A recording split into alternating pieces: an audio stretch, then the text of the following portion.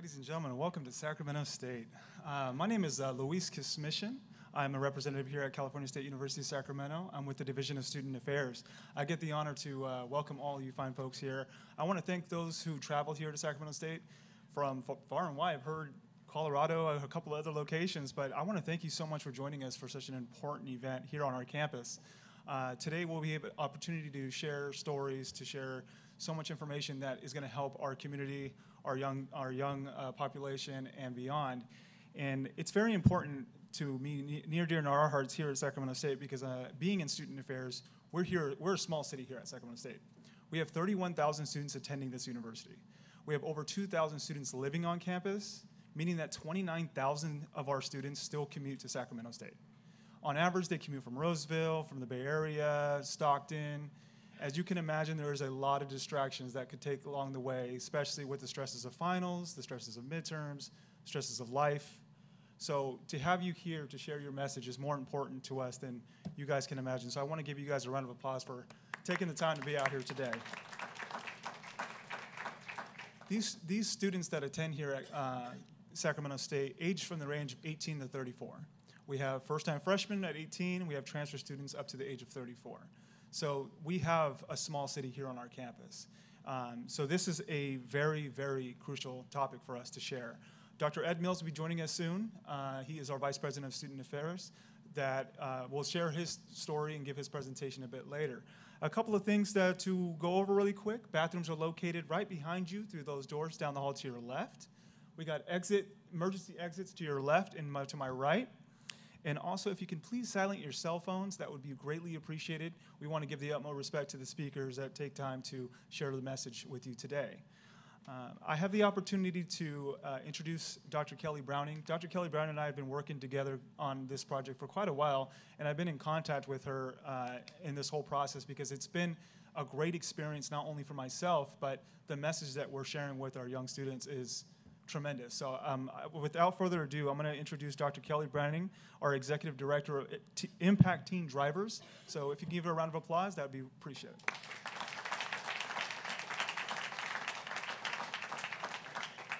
Good morning, everyone. Good morning, everyone.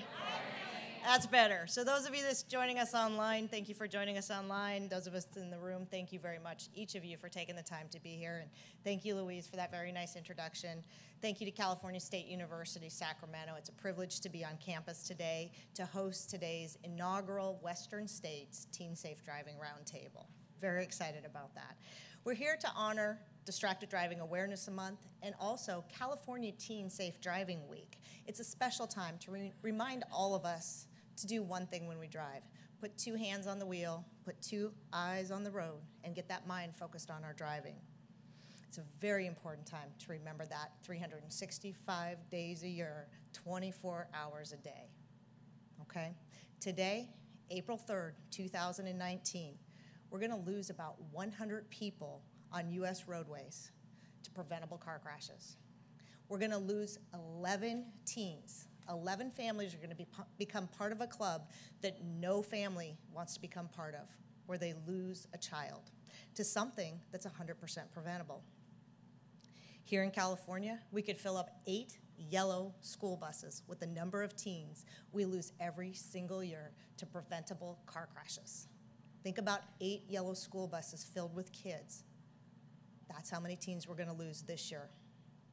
And again, the hardest part to grasp about this is these are preventable. This doesn't have to happen.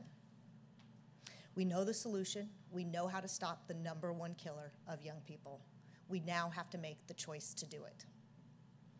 Remember, these are not simply accidents, sad accidents. Please work with me to change the language. Part of changing a culture is changing our language. These are preventable crashes, collisions, wrecks, but they are not accidents.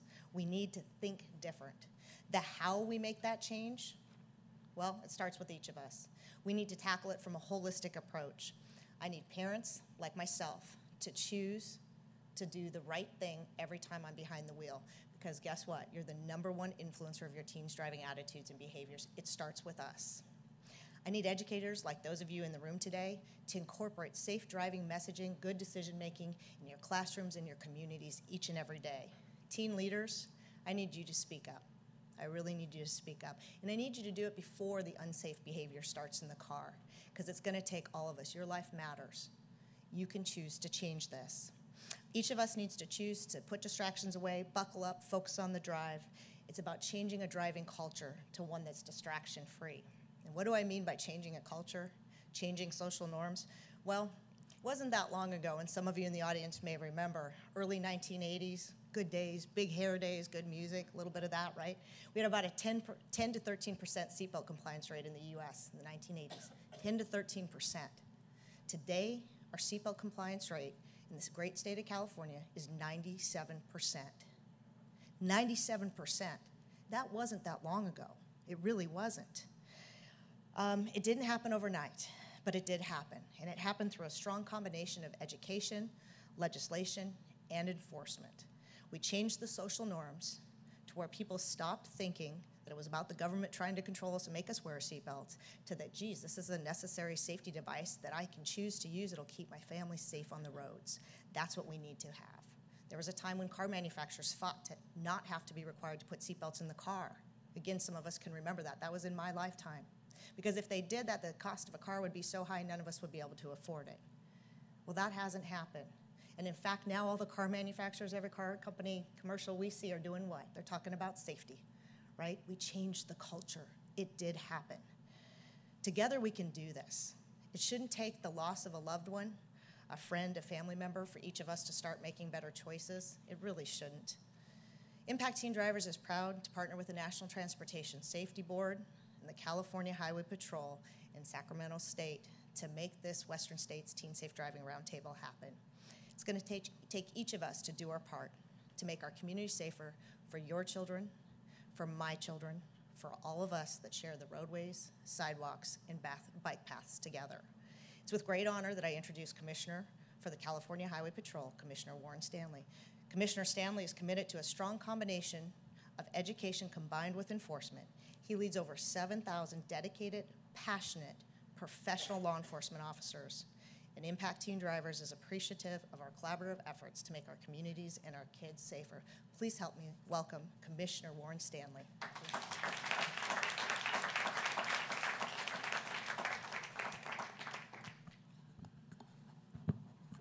Thanks, Kelly, for that introduction, but that big hair comment, was that kind of thrown my way? I mean, that was a long time ago. Well, good morning, everyone, and thank you for being here, and thank you for giving me an opportunity to say a few words. And on behalf of the 11,000 men and women, and we have some of them here today from the California Highway Patrol, distracted driving and teen safe driving is something that's very important to all of us at the CHP. And speaking of all of us, we've all come here today, and we play different roles in regards to the issue of distracted driving and teen safe driving. But we have the common goal of wanting to make our community safer and keep our teens safe. The programs and community events and conversations that I've had the privilege of being a part of are the result of hard work of groups like the NTSB, Impact Teen Drivers, and all of you sitting here. And every one of us here can make a difference to make our roads safer, to save lives, and I'm forever grateful for your contributions. It's my hope that this roundtable and the events that follow will give everybody more knowledge, more skills, and more tools to affect change in their communities. The California Highway Patrol and our allied agencies across the country are serious about distracted driving and teen safe driving. And we all know that drivers not only put their own lives at danger when they're driving distracted, but they increase the risk of injuring and killing themselves, the passengers, motorists, bicyclists, pedestrians, and innocent bystanders. And as has been stated many times before, driving is a complex task requiring a motorist's full attention. And we all know that any deviation, like Kelly said a few moments ago, taking your eyes off the roadway for even a second can lead to a tragedy. And our mission of the California Highway Patrol is to provide the highest level of safety, service, and security to people of this state, and we continue on that mission. Our department, as you can see, is passionate in our belief that a strong combination of enforcement and education can help reduce the number of people killed by distracted driving and keep our teens safe. But we all know we have to work together. We're stronger when we work together, and by working with one another, we can have a positive impact on this issue. So let us all collaborate and empower the public with the knowledge and skills to make our communities, and more importantly, our roadways and our teens safer. So right now, it's my pleasure to introduce Tareen Kreppe. She's the president of Safe Kids Worldwide.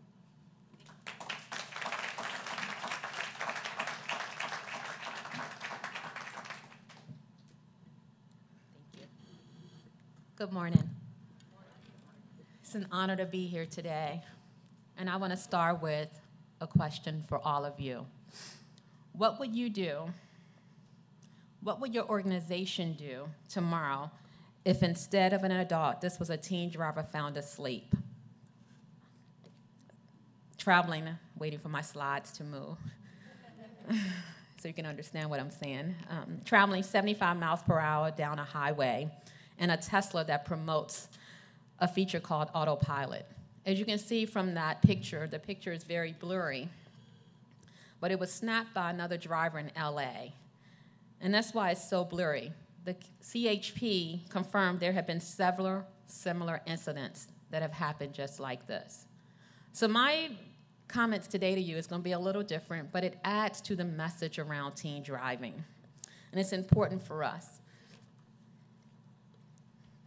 For the past year, Safe Kids Worldwide has been igniting conversations just like this one with the traffic safety community, specifically with child passenger safety advocates. We're not just asking advocates to imagine a future 10 plus years from now when we talk about driving cars maybe roaming the streets like Ubers and ride shares. How many of you are using them today? We're asking all of you to consider what AVs mean for our future with teens on the road. How many of you are actively working on AVs now in your teen driver programs or even talking about autonomous vehicles? Great. In my message yesterday at Lifesavers, many people hadn't even begun to talk about this. Did you know today that nearly 24 cities are testing AVs on the road? If you look at those dots up there, those are the cities where many of these tests are happening right here in California. Phantom Auto recently announced that they will launch test AVs with no occupants on Sacramento's public streets this year. Did many of you know about that? Laws are changing so quickly for cities to welcome these tests, but we haven't been hearing discussions of what this means for our kids that are going to be on the roads. While self-driving vehicles taking over our streets just yet, there are precursors, as you can see, that are being built into a lot of the vehicles. Nearly 90% of new cars sold in 2016 had some kind of driver's assistance systems. What does it mean for novice drivers that are going to get into these new vehicles that are going to have these technologies that can do a lot of things that we're taught, many of us have been taught to use, our rear view mirrors, our side view mirrors, lane departure warnings, lane changing alerts, and blind zone alerts, just to name a few of those. I was just recently with my son and a family on a play date, and I watched this mom that I was in a car with actually use the technology to park her car. And it just tells us that we need to be teaching our kids that although we have these technologies, there are things that we still want them to do that are done by us as we drive. What does it mean for a teen to start learning how to drive when her car might offer a feature called autopilot? We know that this message, autopilot, sent to a teen who is just learning how to drive, that autopilot is a feature, but it should not be used to just be driving the car for them down the road. We already know anecdotally that adults are feeling more comfortable driving under the influence when their vehicles take over some of the driving duties. What does it mean to teen driver education and graduated driver licensing as a whole if we're moving toward automation? It's the way of the world. Technology is going to change a lot of how we're messaging to our families and to children.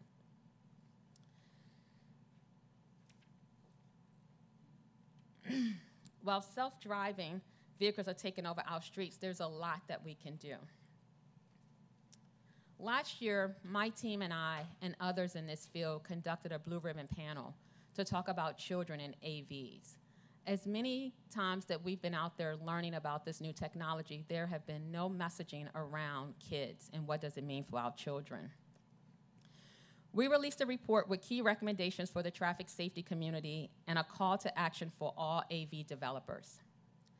This month, we're launching an autonomous vehicle consortium that will help implement those policy and public information recommendations.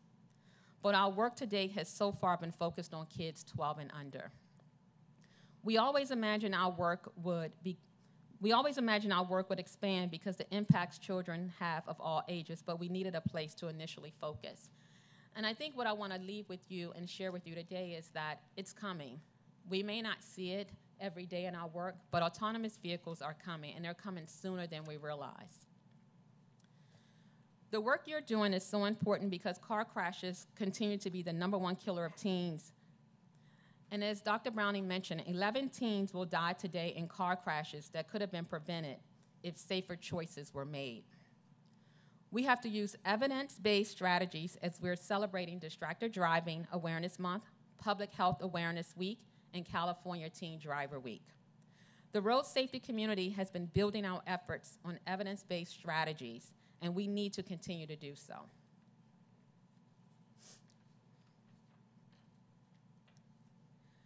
I'm asking advocates like you to join Safe Kids in urging attention to be paid to children of all ages. This focus on kids should be a coordinated effort.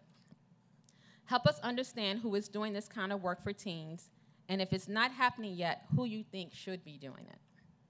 While much of Safe Kids work focuses on kids under 15, we know that teen driver safety starts in the child safety seat. When they're watching us, they're role modeling our behavior, now, today, and in long term. Some days when you read the news, it feels like developers are racing to bring this technology to the market. AVs have the potential to significantly reduce the senseless deaths on our roads today and enhance mobility. But just as we learned with airbags in the early 90s, when consumers aren't properly considering all of us, things happen, and many of you remember what happened during that time. Together, we have the power to stop the #1 killer of young people, but it would take all of us. So I'm asking all of you today, as you spend time in your roundtables, to think about all the different facets that we will need to make a difference in teen driving. We want to hear your ideas. We want you to share them. We want you to learn more about what's happening with children in AVs, because teens will be on the road and they will have experiences in these vehicles. We have created a website called Children in AVs where you can share your information with Safe Kids. We have a Safe Kids here in Sacramento, Jennifer. Please get to know her and share your ideas with her as well. Thank you.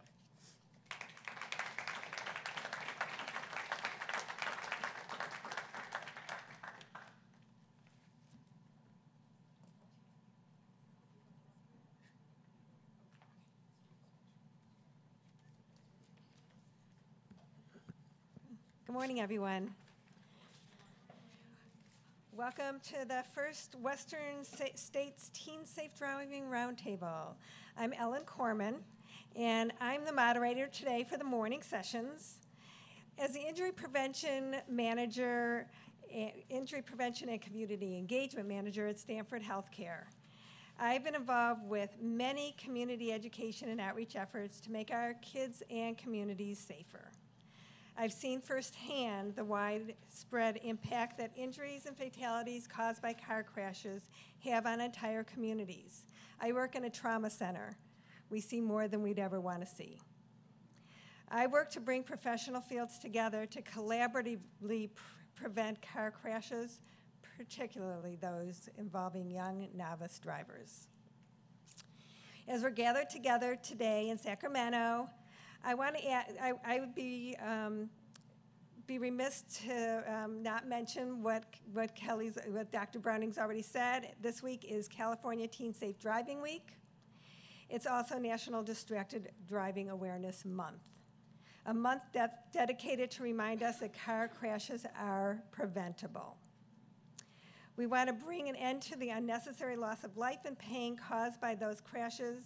Our driving culture needs to evolve to one that is 100% distraction-free and sees reckless and distracted driving as absolutely socially unacceptable. Before we can begin a conversation on solutions and strategies to evolving our driving culture, we must understand the problem of distracted driving in its entirety and why car crashes caused by distracted drivers has persisted as a leading cause of death for young people. To have these crucial conversations today, we have a group of esteemed traffic safety experts who are going to share their knowledge with us. Our first panel, do we have our names on here? We do, okay. Our first panel is called The State of Novice Driver Safety, and that will introduce the concepts of reckless and distracted driving and discuss how this public health crisis impacts the young novice driver population. First, we have Stephanie Shaw.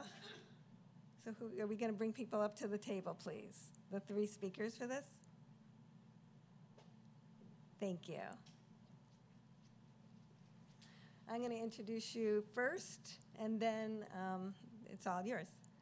So first we have Stephanie Shaw. She's a transportation safety advocate for the National Transportation Safety Board's Office of Safety Recommendations and Communications. Within her position at NTSB, she promotes the NTSB's most wanted list and safety recommendations issued to the states. Thank you, Stephanie. Dr. Rebecca Wiest is a research scientist at the Insurance Institute for Highway Safety. Dr. Wiest joined the Institute in 2016 and conducts research on issues related to teen drivers and drowsy drivers. And then lastly, we'll have Tara Gill, the Senior Director of Advocacy and State Legislation for Advocates for Highway and Auto Safety. Tara leads state legislative policy development, testifies before state legislatures on numerous traffic safety issues, develops strategy with state legislatures and state officials, and collaborates with state and national public health and safety organizations and insurance representatives on state legislation. So thank you, all three of you. We'll start with Stephanie.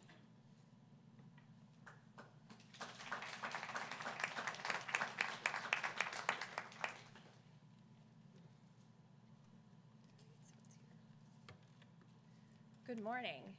On behalf of the National Transportation Safety Board, I want to thank Impact Teen Drivers, the California Highway Patrol, Cal State Sacramento, and all of the presenters that are here today to talk about this important topic.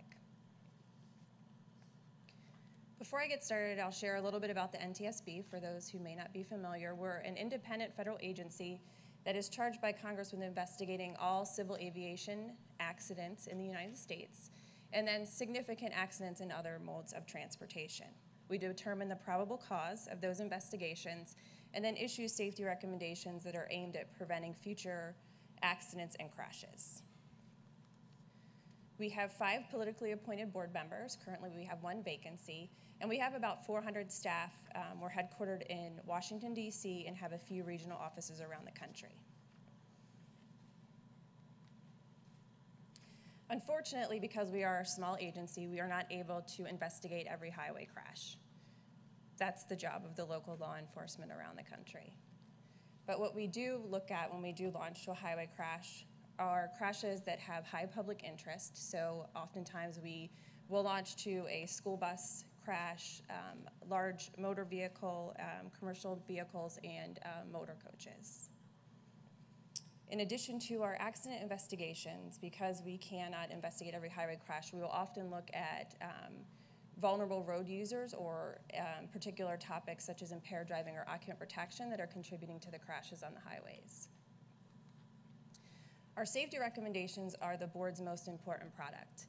We issue them to a diverse group of recipients, so looking at the causes of the crashes, if we find vehicle issues, behavioral issues, system issues within a company, we will make recommendations to the entities that we think can really address the problems that we've identified. So why are we here talking about teen drivers? Motor vehicle crashes are the leading cause of death in the United States. Highway fatalities account for about 95% of all transportation fatalities, and most of those are caused by human error. In 2017, 37,133 people were killed on U.S. roadways. For teens, motor vehicle crashes are the leading cause of unintentional injury. The NTSB has looked at various issues affecting teen drivers and their crashes. We've made recommendations related to occupant protection, impaired driving, distracted driving by both passengers and cell phones, drowsy driving, and speed. In fact, one of the first safety studies that the NTSB released was in 1971, looking at teen drivers.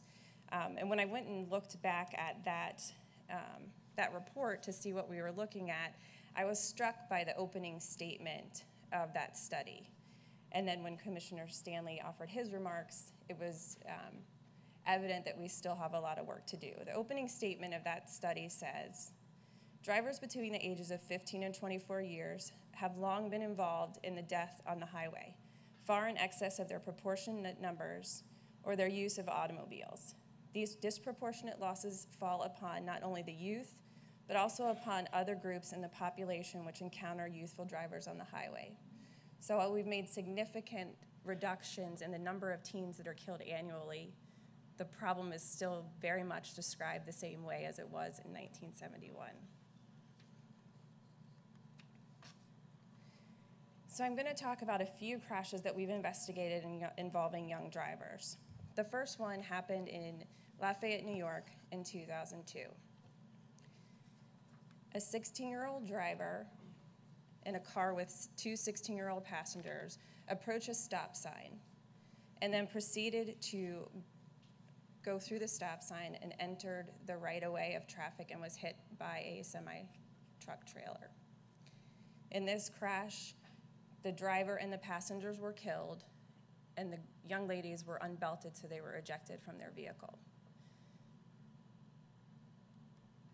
The next crash happened in February of 2002 in Largo, Maryland.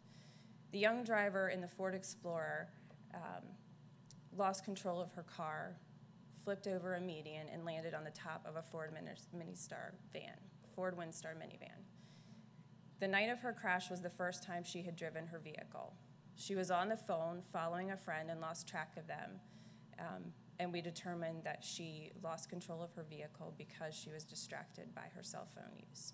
This was the first time that we determined that cell phone use was a probable cause in a crash, and as a result of this crash, because it involved a teen driver, we made recommendations specific to teen driver cell phone use, and that it be a component of a GDL system, so to prohibit young drivers from being allowed to use the cell phone while driving. In 2010, we investigated another crash. So what you can't see from this image is that there is a 19-year-old young man in a pickup truck that is underneath of the top school bus and on top of the bed of that truck tractor. He received and sent 11 text messages in 11 seconds leading up to that crash. The truck tractor was stopped in a work zone queue and for slow traffic. The pickup truck driver rode into the back of that and then was hit by a school bus that was traveling at about 52 miles per hour, and then that school bus was struck by another school bus from behind. The pickup truck driver and then one of the passengers in the back of the first school bus were fatally injured. As a result of this crash, the NTSB made a recommendation to the states to enact laws that would prohibit the cell phone use by all drivers, so then prohibiting the non-emergency use of portable electronic devices by all drivers. This crash happened in March 2016. It was the first time that we looked at a crash involving a drowsy teen driver. The driver survived the crash, but unfortunately her 3 friends were killed. They had been in Texas for a spring break trip, and when looking back at how they spent their time over that weekend, they had little opportunity for sleep, and the day of the crash, that they only had the driver only had a few hours in the early morning that she would have been able to get sleep. As a result of this crash, we issued a safety alert that identified ways that young drivers and then also parents and caregivers can help teens to make sleep a priority. The solution for drowsy driving is getting the right amount of sleep. So making sleep a priority means helping them to adjust their schedules so they can get that recommended 8 to 10 hours of sleep. And then when they have that, making sure that they're doing that in a good sleep environment, so free of their cell phones, TVs, and the other things that they might bring in. So what do we see as a solution to reducing teen driver-related crashes? Graduated driver's licensing that includes elements of restricted nighttime driving, so during the hours when they should be sleeping, restricting their use of wireless communication devices, and then the graduated system, the tiered system of learner intermediate stages of licensing, and that that those holding periods be a minimum of 6 months. A year would be ideal, and that they limit the passengers to only one passenger under age 21. So while we're here talking about teen driver safety, the NTSB issues a most wanted list of transportation safety improvements each year, every 2 years now. Most of the issues that we're talking about related to teens, unfortunately, affect all road users. All drivers drive distracted, drive fatigued, choose to drive impaired. And while we were celebrating the 97% seatbelt use a few minutes ago here in California, we know that still, when we look at the fatally injured people every year, nearly half of them are unbelted. So we have a long way to go still with backseat seatbelt use, and then just ensuring that we don't see seatbelt use as a solved problem, that we still have a lot of work to do there. So what can we do? Obviously, having meetings and events like we are doing here today, where we're all coming together and sharing what we're doing around the country, and finding other ways to work together and reach teens themselves, their caregivers, their parents, and schools. So obviously, working with lawmakers to strengthen your state's GDL law. While there are states that have, well, every state has a GDL system, no state has what we would consider a model program. So there's still a lot of room for improvement as it relates to teen driver laws. You can look at your school policies. So your school start times is something we recommend that communities look at for reducing teen drowsy driving. The practice times for sporting and other extracurricular activity events, student driving and parking. Is there an element of parent involvement when you're issuing a parking pass if you allow students to park on campus? Simply modeling safe driving behavior for our children. Children start learning how to drive long before they turn 16 or 15 and get their learner's permit. The minute we turn them around to face forward, they're learning how to drive. If you'd like to connect with us and learn more about the work we're doing, or would like us to come and support something that you're doing, you can find us across all our social media channels. And I thank you for the time to talk this morning.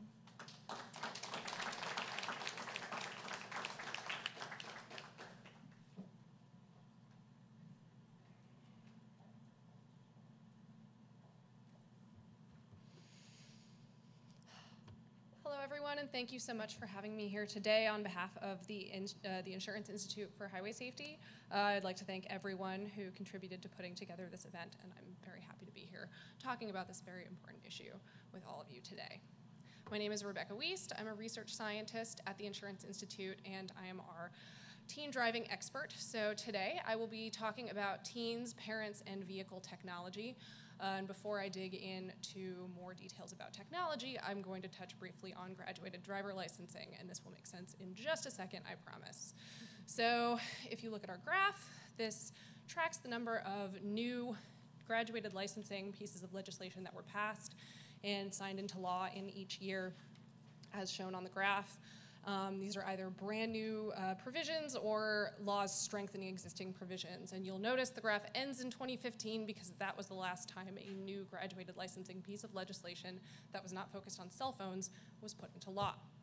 Now, there are 5 states, including the state of California, that actively are working on pieces of legislation and winding them through the legislative process. but the path to legislative progress is long. So we need to look to other avenues for making progress towards teen driving safety. And one of these is advancing vehicle technology. And there are a lot of different ways that this can impact the safety of teen drivers, whether it's advanced driver safety technology, automation, advanced crash avoidance technologies, or parent monitoring systems that are built into some models of vehicles, or if it's just the fact that as we make a safer fleet of vehicles, the older vehicles that teenagers usually wind up driving continue to get safer and safer as time goes by. So on that last point, the Insurance Institute publishes on our website and updates about once a year our list of recommended vehicles for teen drivers. Now we put this list together keeping in mind a few key points that address specific issues related to teen drivers. So we recommend vehicles with lower horsepower so they can't drive very fast. We recommend larger and heavier vehicles in case, in the event they are in a crash, they are protected within their vehicle. We recommend things that have electronic stability control, which is most of the fleet that's on the road right now. And we also recommend vehicles with their highest crash test rating. And last year we modified our inclusion criteria to also keep in mind the cost of insurance claims and maintaining a vehicle over time. We have two lists, the best vehicles, and then we have a list of good vehicles. The list of best vehicles starts at about $20,000 and goes down, and it's also kind of a curated list, keeping in mind the fact that budget is really a significant and often the most significant contributing factor to the choices that parents make putting their teen in a vehicle. And here we need to keep in mind that, yes, budget is very important, and it's never not going to be an issue, but we need to continue to stress the fact that these are the safety issues that are important. You're not going to make your kids safer by putting them in a vehicle with autopilot, but you are going to make them safer by putting them in a vehicle with electronic stability control that doesn't go very fast.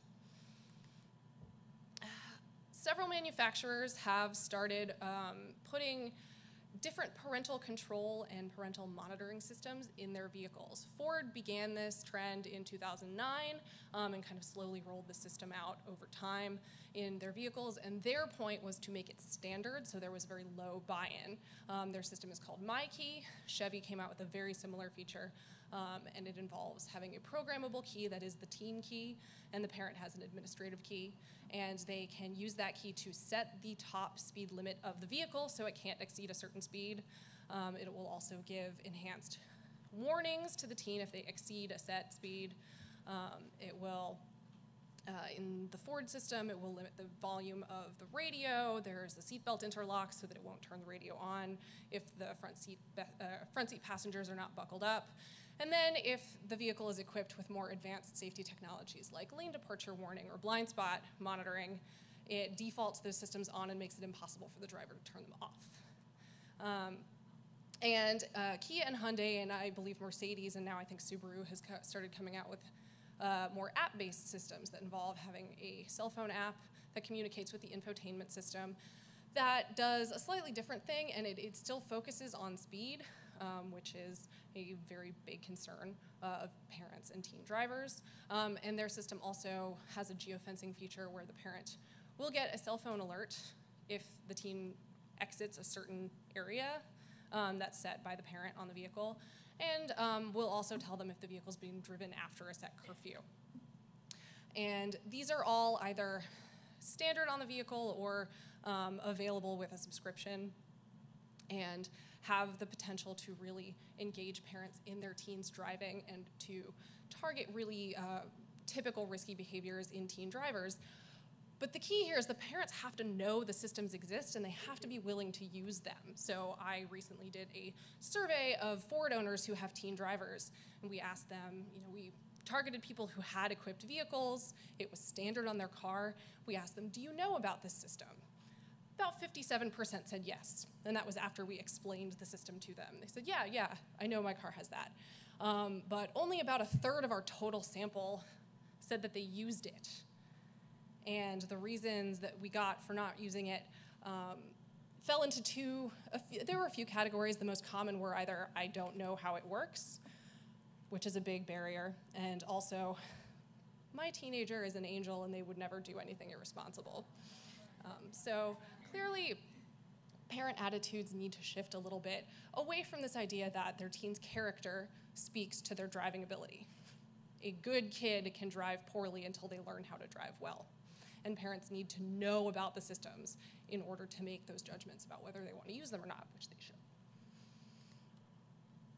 When we get into the land of advancing vehicle automation technology, the advancements are happening every year. And even the systems, they change names from manufacturer to manufacturer, and the features will change, and the functionality will change a little bit, and the limitations change as well. And as adult drivers, it's difficult to keep track of what your vehicle does. That's why there's a website called myvehicledoeswhat.com.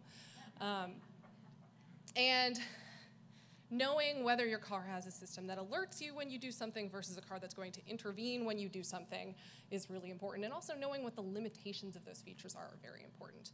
And as a parent of a teen driver, you need to know, like, it is your responsibility to know what your vehicle does so that you can clearly communicate to your teen driver what the car does, what it can do and what it can't do, and how they can not only use those systems and interact with them, but use them to drive more safely. And we don't yet really know how teenagers interact with these systems because these systems are still very new. They're all at the forefront of our attention right now because they're so new and so little is known about how people drive with them. But it's going to take a while for them to penetrate the fleet. So this is an analysis. This is the result of an analysis that was done at the Institute a little while ago. The blue bar shows prevalence of a set of features in vehicles as found from insurance data in 2016. And the orange bars project what it'll look like in 2021. And rear-facing cameras, which kind of feel like they're everywhere now, are still just barely going to be in half the fleet in 3 years, 2 years. And then we get to something as advanced and as kind of nifty as automatic emergency braking, where the car brakes for you, and it's only going to be in 5% of the fleet, maybe 10. And I see this as a positive because we don't know, we're starting to understand how these impact adult safety behaviors.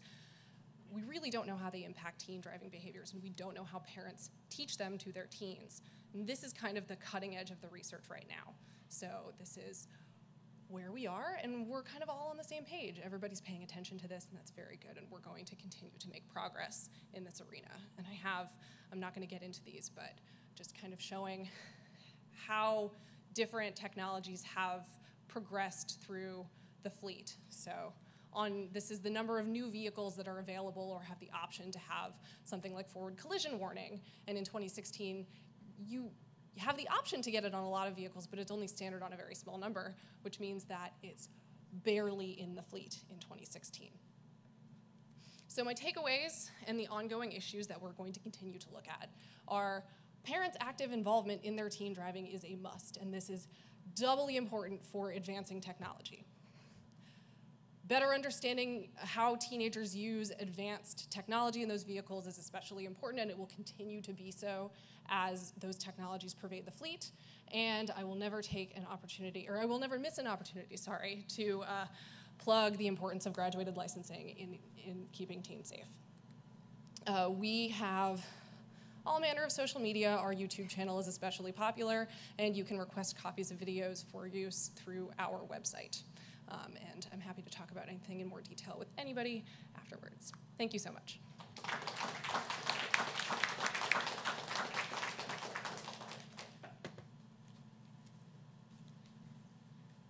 Well, good morning, everybody. I'm really pleased to be here today. I should start by saying that I have 2 novice teen drivers at home right now, so their safety in GDL is near and dear to my heart. So today, here's what I'm going to talk about. First, I'm going to give you a little bit of information about Advocates for Highway and Auto Safety and the work that we do. Then I'll discuss teen driver safety and graduated driver licensing, or GDL, programs. And then I'll share some information on the efforts and actions that we've taken to promote safer novice teen drivers. So Advocates is a nonprofit traffic safety lobbying organization located in Washington, D.C. We work in all 50 states and D.C. to advance effective measures to prevent roadway crashes, deaths, and injuries, and to curb the related costs. This year, we'll celebrate our 30th anniversary. We're unique in our board membership. Half of our board is made up of consumer public health and safety organizations, and the other half includes the country's leading insurers. Our mission is simple. We work to advance safer drivers, passengers, and road users, safer vehicles, and safer roads. And we accomplish this through 3 program areas. We have a state legislative, a federal legislative, and a federal regulatory program. All of the policy positions we take are research-based. We don't perform our own research, but we use the best available data and research, and our success is built out of collaborations with other groups and local advocates. So over the 30 years of since Advocates was created, we've been fortunate to be a part of some major safety successes, including airbags and other vehicle safety technologies, numerous state traffic safety laws, including GDL, improved consumer information, and many others. So these wins were realized through collaborations between many partners, including victim advocates, the public health and safety communities, other traffic safety organizations, state legislators, congressional representatives, agencies, law enforcement. It takes everybody's energy, expertise, and specific point of view to be able to get these measures advanced. So each year, Advocates releases our Roadmap of State Highway Safety Laws report, which rates the states on adoption of 16 optimal traffic safety laws, including 7 that are focused on GDL. The report's released at a press event. We have a dynamic lineup of speakers. We get a lot of media coverage. And more than anything else, it's a great opportunity to focus attention on traffic safety and also to give a boost to pending bill efforts in the states. So we encourage states to adopt a traffic safety program that focuses on 5 issue areas and proven laws that target distracted and impaired driving, occupant protection, seatbelt and motorcycle helmet laws, GDL, and child passenger safety. So according to the Roadmap report, we've made some really good progress. Since our first edition, over 250 laws have been passed, but there's still a lot of work for us to do together because more than 400 laws are still needed. So this is just a little bit of information on the history of GDL. Studies dating back to the 1990s attributed significant reductions in teen crash deaths to GDL laws in New Zealand, Australia, and Canada, where versions of the systems already existed. So the promising findings of these studies and the urgent need to make meaningful reductions in the high number of teen driver fatal crashes spurred Advocates and many other safety groups to adopt policy in the early 90s for establishing a 3-tier system for young drivers, including a learner's permit with supervised driving by an adult, an intermediate license for independent driving with restrictions on the highest risk situations, nighttime driving and passengers, and then on to a full license stage.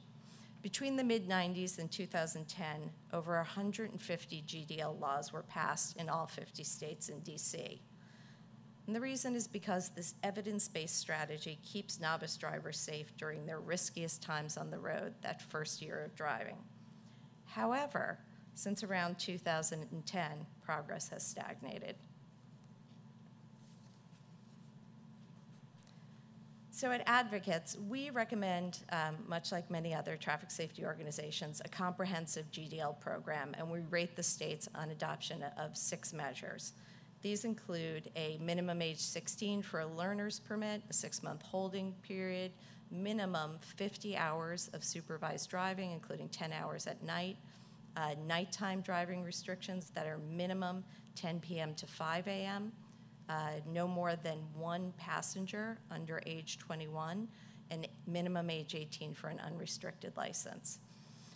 The effectiveness of a GDL program is a result of both the comprehensiveness of its provisions and the strength of those provisions. And as such, we recommend comprehensive programs with optimal provisions because they ensure the best possible outcome. And while we continue our efforts in the states to upgrade GDL, a new issue has developed. Teens are delaying getting licensed. So a recent study found that only 54% reported that they obtained a license before their 18th birthday. Age 18, 19, and 20-year-old new drivers still have a high crash risk due to inexperience and brain development. And these older teen novice drivers also need the safety benefits of GDL. One of my teens, in fact, is an older novice driver who waited until he was 18 to get his learner's permit. But fortunately, we live in Washington, D.C., which requires participation in their GDL program for older novices.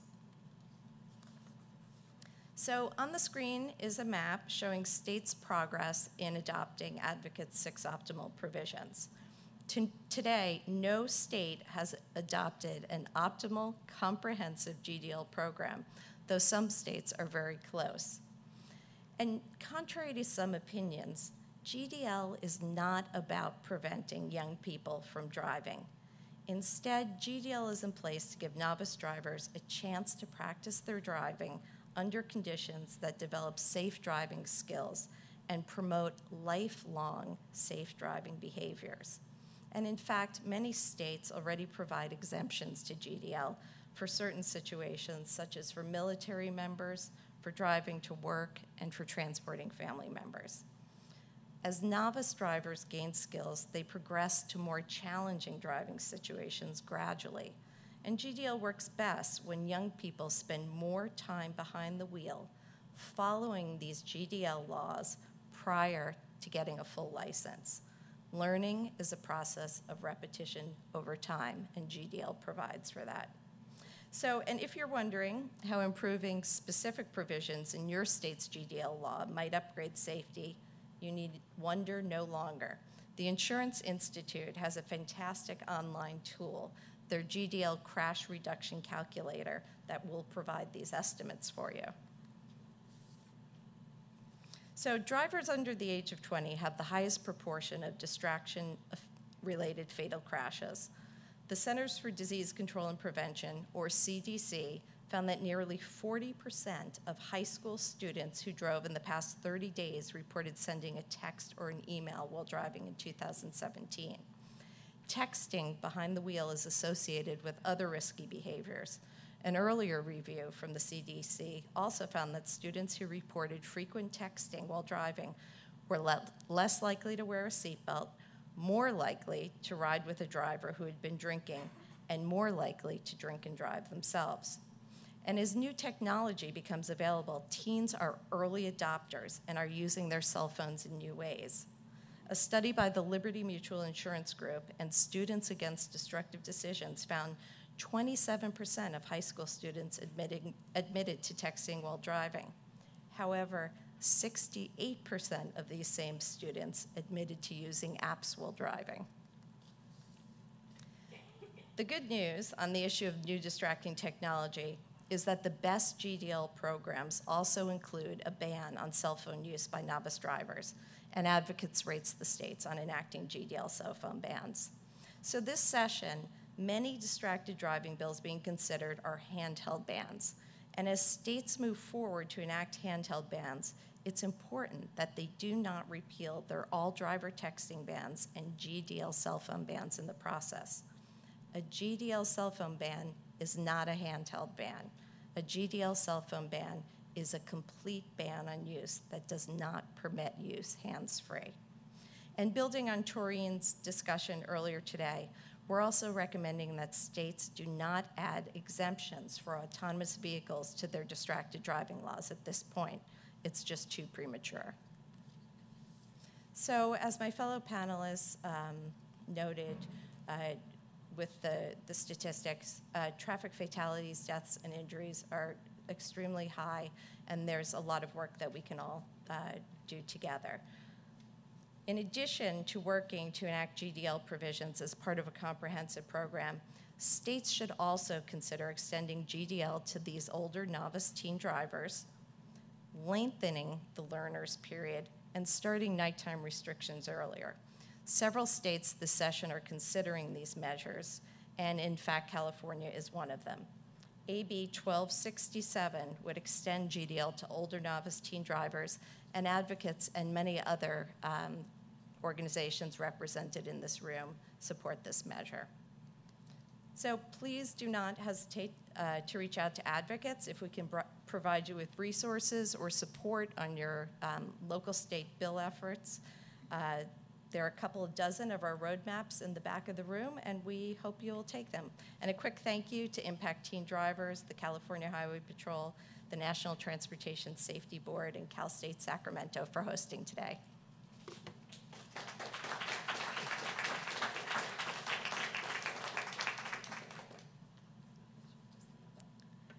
Well, thank you for your insightful presentations on the state of novice driver safety. Understanding the extent to which distracted drivers impact young novice driver population is critical to thoughtfully developing effective strategies for the problem of distracted driving. However, we must also understand why the problem exists and why it has persisted over generations. According to data from CDC's National Vital Statistics System, unintentional death rates for young people, that's 10 to 19 years of age, declined 49% between 1999 and 2013. But then it increased by 13% between 2013 and 2016. Car crashes accounted for 62% of that increase in fatalities. To truly understand the problem of distracted driving, we need to understand these statistical trends in fatal car crashes caused by distracted driving.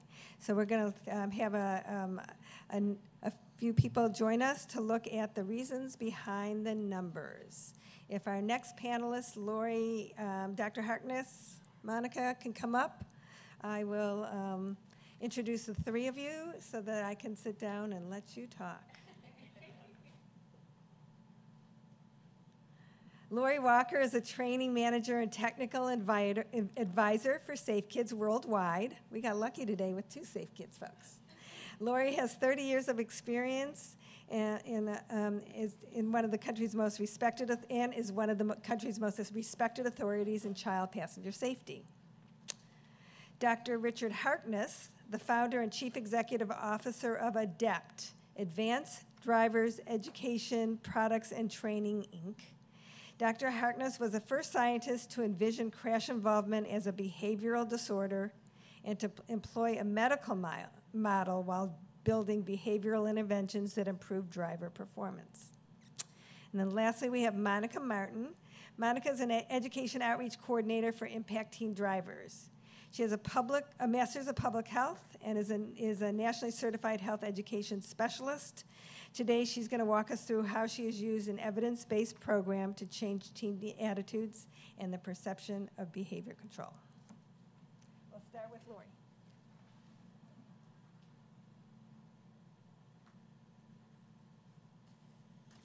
So we're going to do something a little different here today. I don't know about you, but I do a lot of PowerPoints, and I sit through a lot of PowerPoints, and I often think about Abraham Lincoln and how he wrote that Gettysburg Address on the back of an envelope.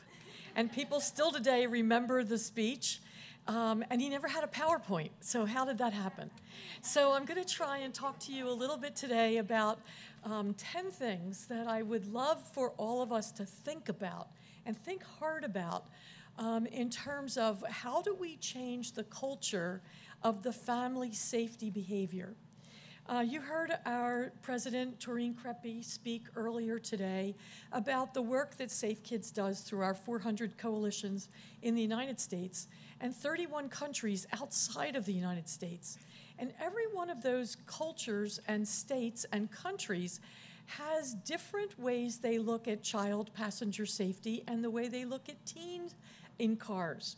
And so What I'd like to introduce today is the concept of looking at and educating parents the minute they become pregnant, that this is a long-term institution that they're getting involved in order to get their child from the nursery all the way through, and I'll say, let's say college. If we can get them all the way up to college, where they've now embraced the idea of injury prevention, protecting themselves, taking accountability for their own behavior, and even at very young ages, figuring out how they can be safe in the environment that they're in at that moment in time. So we look at kids who are 0 to 19, and we look at each one in a different way. We want parents to look at their kids and know from the very beginning they're going to need to buy at least 3 different types of car seats. So it's not just the stroller and does the color match the nursery. And I like Winnie the Pooh, but I think we'll go with Frozen this year. We don't want to do that. We want parents thinking long term. And they don't have to learn everything at the nursery. We don't need the NICU nurse telling the mom of the preemie that you will have to use first a rear-facing seat and then a forward-facing seat and then a booster seat, and then we'll do the seatbelt fit test to see when your child. No. Right then and there with a newborn, they can only handle so much. And we want to do is feed it to them in small bites so they go home and they feel competent and comfortable taking care of their child, not just today, but they know how to move through the progression of infancy all the way up to college. So, and Tara, I hope your kids are not cutting school today and out driving around because you're here and they're there. So. Yeah. So those are the things that, when you're the parent of a teen and you're leaving them to their devices, you want to make sure that they're making good decisions and based on information that's solid. So we've learned at Safe Kids through consumer testing, which we do a fair amount of, and focus group testing, that parents and caregivers are still role models to their children, even into the teen years. Even when they act like they hate you, they're still watching you and learning from you. And what we want parents to understand is you want to be the good role model. And we had talked earlier about kids that are forward-facing, and we always say when you turn the car seat forward at 2, that's when driver education begins. Well, let's hope that the driver has good education to impart, because we don't want them teaching bad information to their kids as they're guzzling a beer, smoking a cigarette, talking on the phone, and maybe doing a pedicure at the same time because they're so active in the car.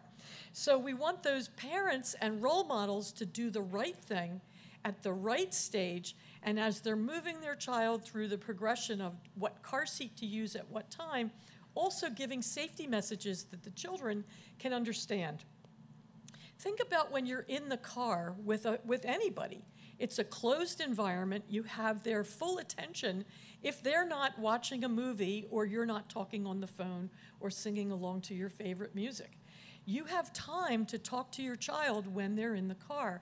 And we want to make parents understand that this is a great opportunity to begin doing that driver education from the very beginning. So when your child is 2, maybe the only message you're giving is that everybody in our car is buckled.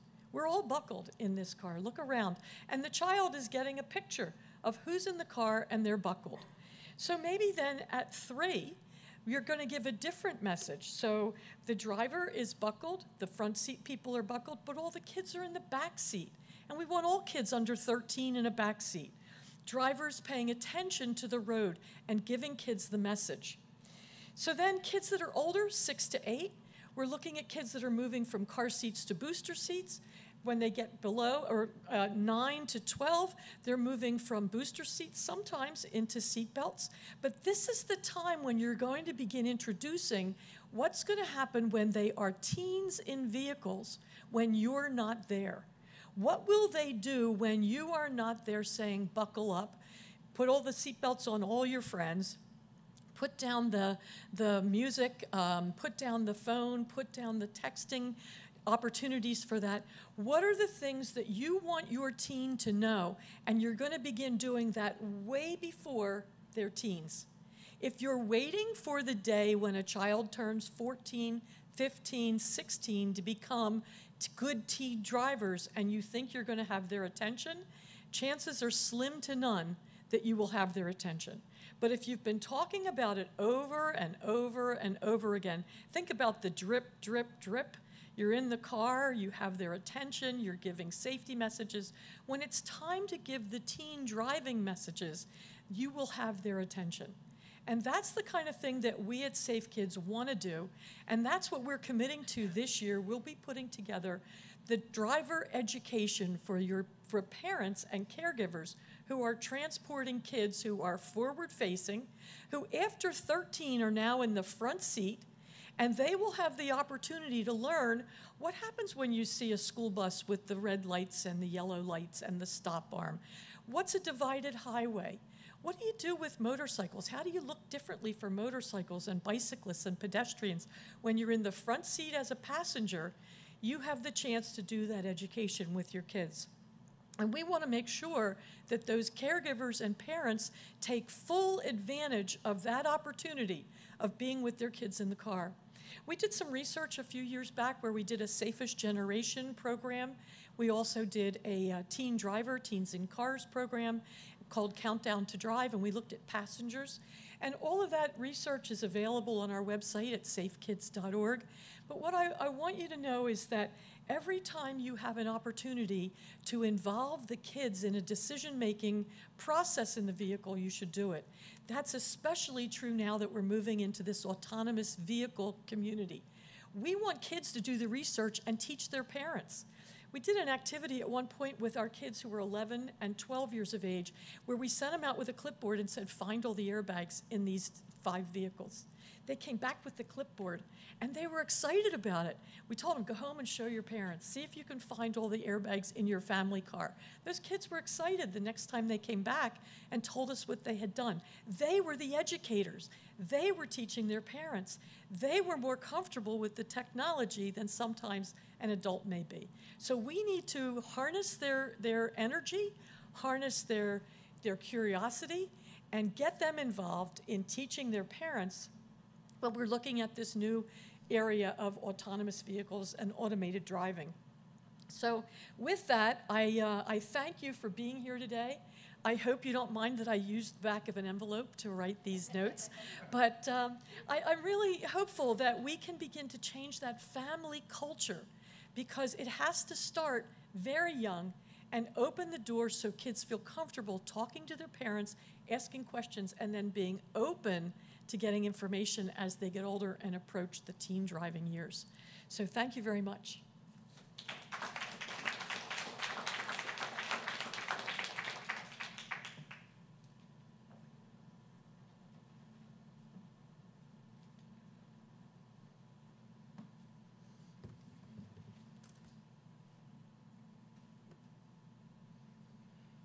I'm technology challenged already. So I just, perfect. I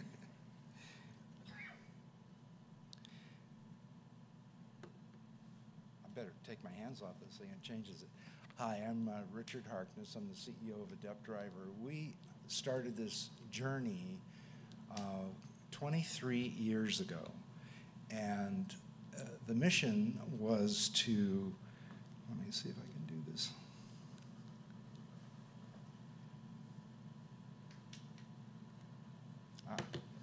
The mission was to significantly make measurable differences in crashes by improving skills, behaviors, and perceptions that result in fewer and less severe outcomes. And we did this by basically throwing driver education away and starting off like you would expect a team of doctors, and I mean 12 of us, that work together on this, physicians, scientists, to build a work based on epidemiology studies that identified the causes and then developing empirically based treatments to address those causes. And today, we continue to be one of the few, if not the only, training programs out there that actually do address the causes and not the symptoms of crashes.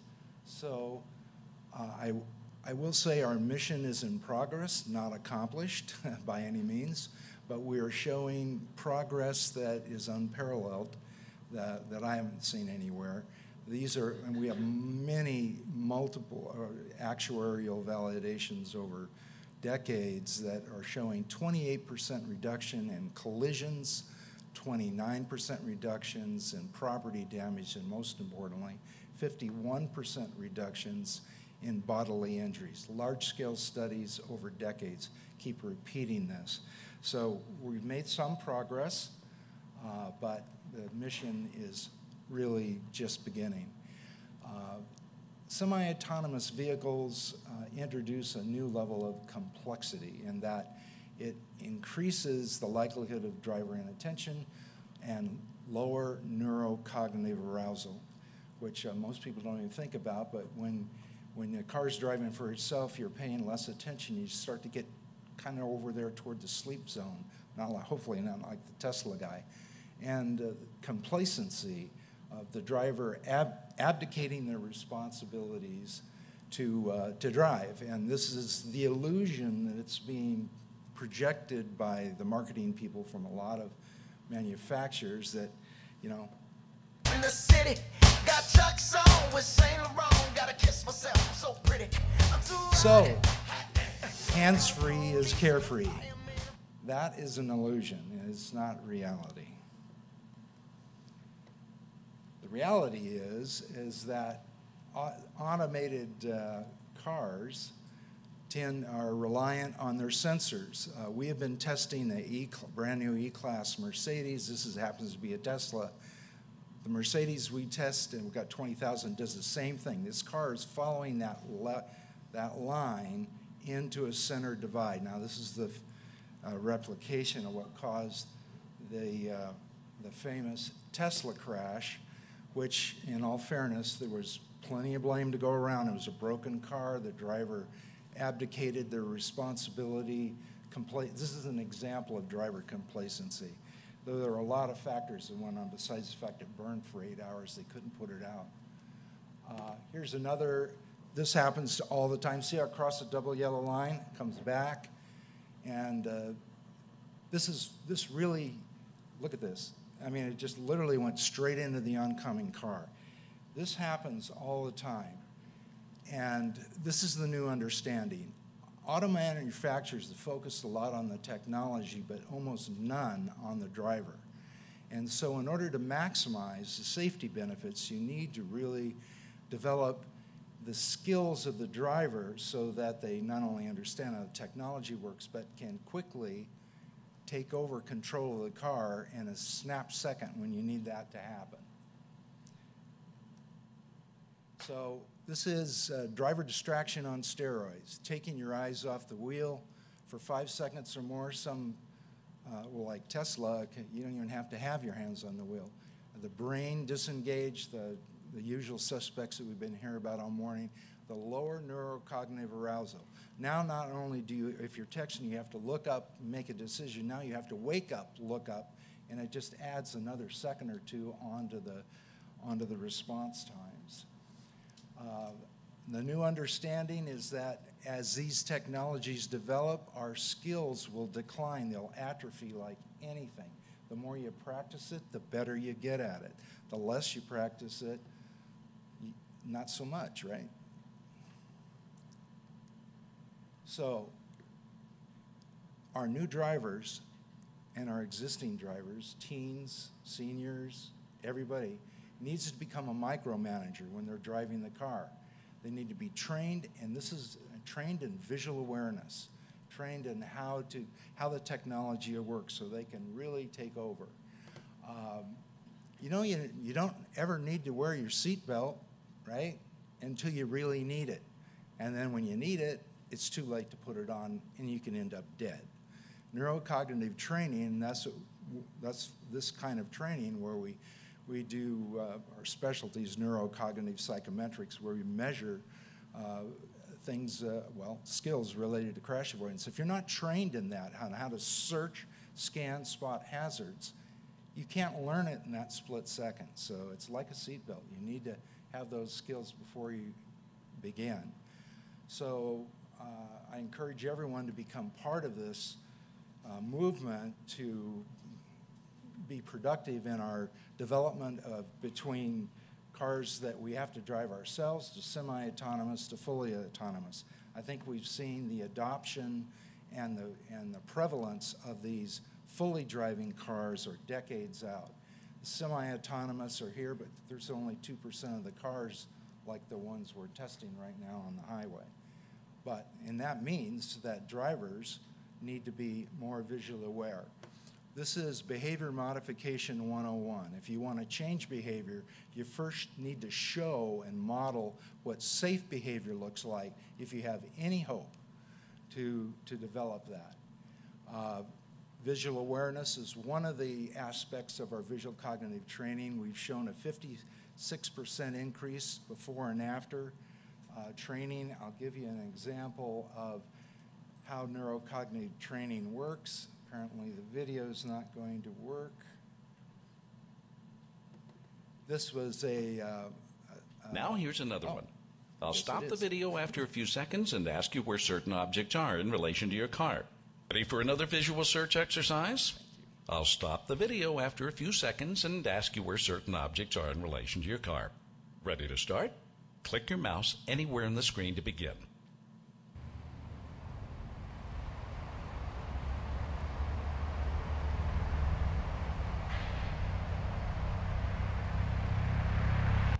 Where is the closest motorcycle? Where is the dark SUV now? You didn't quite find both objects. Click "What did I miss?" to review the objects before your next attempt. Now here's another. I'm going to go on to the next one because I'm mindful of my time.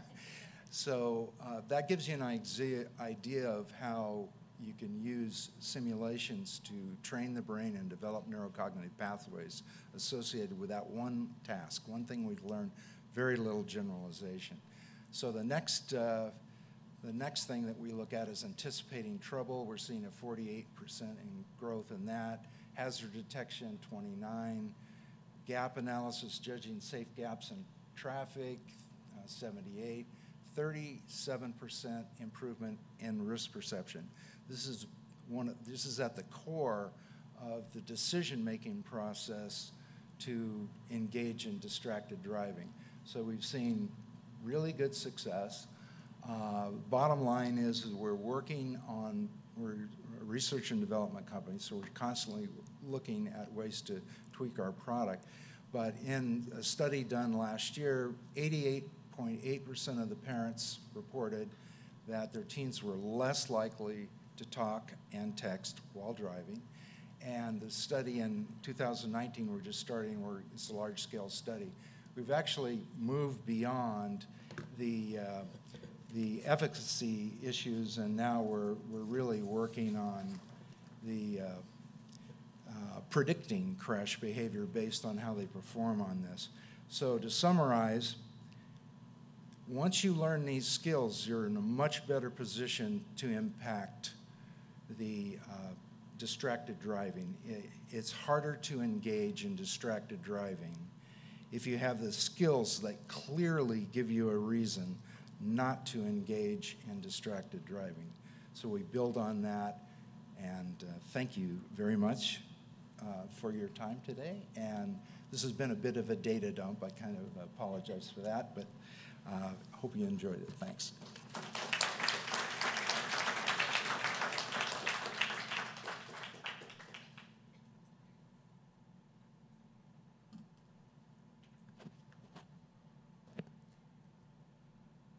Good morning, everybody.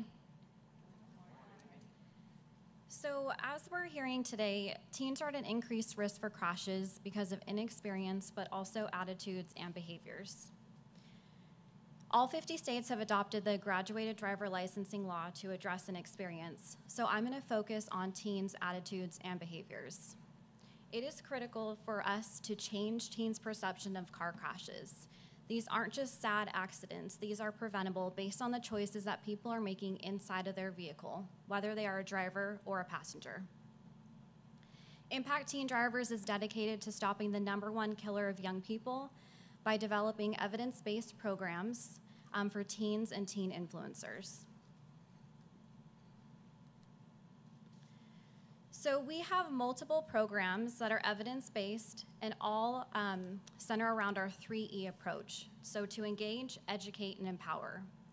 So first, we engage young people by asking open-ended questions. We use word puzzles, interactive tools, and we also share personal stories.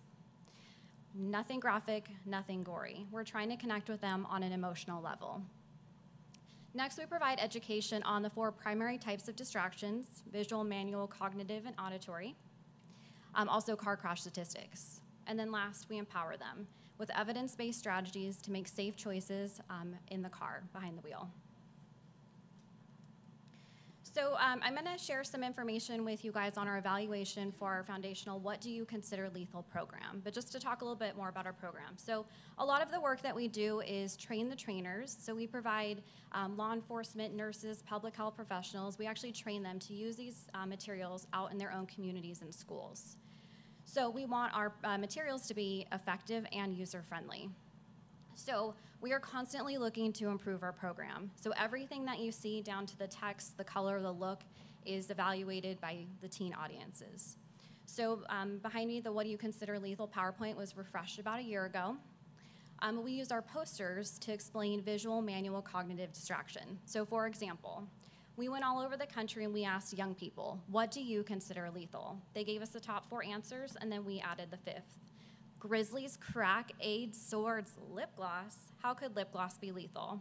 So if you're driving along and you're putting on your lip gloss, your hands are off the wheel. If you want to make sure you look cute, take a look in the mirror. You're no longer looking at the roadway. The skull poster behind us is Centers for Disease Control data, and that skull image that you actually see is the 4,000 young lives that we lose every year in these preventable crashes. The wheel of death, super dramatic, is a probability wheel. It shows increased risk of getting into a crash based on choices that people are making inside of their vehicle.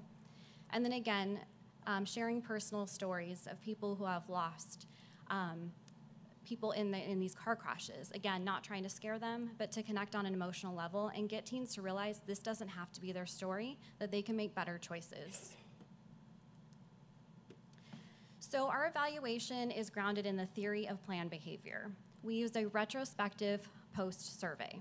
So the theory of planned behavior takes into account a person's attitude, their social norms, their perception of behavioral control, and then it can predict behavioral intention, which can relate to real-world behavior. Our evaluation seeks to address 5 primary questions. So 1, did teens' perceptions of their ability to control their driving and passenger behavior change? Number 2, did teens' driving and passenger behavior intentions change? 3, did teens' perceptions of their safety knowledge change? 4, did teens' perceptions of their safety skills change? And then last, what were teens' opinions regarding the program? So I'm gonna share some survey results with you of about 10,000 teen surveys.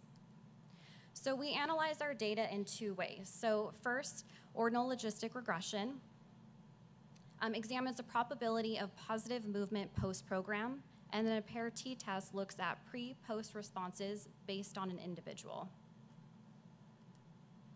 Okay, so the way the chart looks, pre-program, red bars on the, your left, did I get that right? Okay, thank you, left, blue, right. And so ideally we're looking for a shift and positive from left to right. So what we're looking at and is the first variable is knowledge, so lethal passenger behaviors. Most teens are not going to think about their best friend as lethal, but after the program, they can identify what types of passenger distractions can be dangerous in that car ride home. On the right side, the perception of behavioral control passengers. This means that post-program, teens are able to identify the situation, speak up and do something different about it, or avoid the situation altogether. So for perception of behavioral control, it's made up of 9 questions. Each of these questions is statistically significant on its own, but I want to point out a couple to you. So take a look at the simple lethal behaviors. So teens have been dying in car crashes long before cell phones even existed. So it's important that we continue talking about everyday distractions that they can make that can change the ride for them. I also want to point out to you nighttime driving and too many passengers. So this is the provisions for a graduated driver licensing law. Okay, so behavioral intentions is made up of 2 survey questions. Most people report that they will be a safe driver in the car, but take a look at speak up as passenger.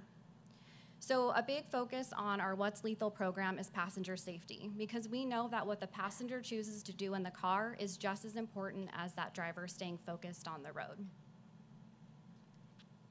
Okay, so for knowledge, it's made up of 4 questions. I just want to point out to you the graduated driver licensing law. So look at the big improvement there. So if we can get teens to realize that these laws aren't in place to take away their fun, but if they have friends in the car, if they're driving at night, they can really increase their chance of getting into a crash. So they can avoid these situations and make better choices. For safety skills, it's made up of 3 questions. I just want to point out to you their ability to talk to their friends post-program. Right? So having that conversation, that's a huge empowerment piece. Okay, so we've just discussed so far that teens have increased their knowledge, their skills, and behavioral intention, but did they actually like the program? So yes, which is amazing. So 95% found the overall program to be great or good, and 93% found the information on distracted driving to be great or good.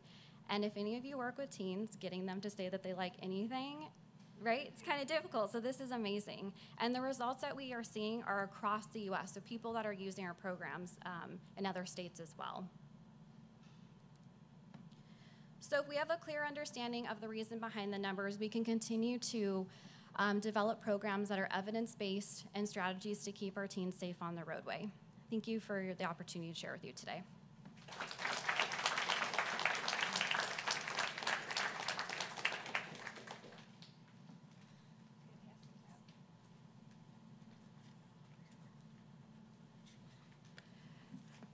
I know that as all of the speakers are speaking, you may have a bunch of questions. This next will be a roundtable. So think at that point about how you may be able to start to engage in a conversation. We didn't have time to do that for all the presentations today, but our next session will be able to do that. So for our next group of speakers, want to come up? So in our first panel today, Improving Traffic Safety Through Innovative and Thoughtful Community Approaches, Learning Through Collaboration. We're going to hear about thoughtful approaches our local champions are pioneering in their communities to address traffic safety.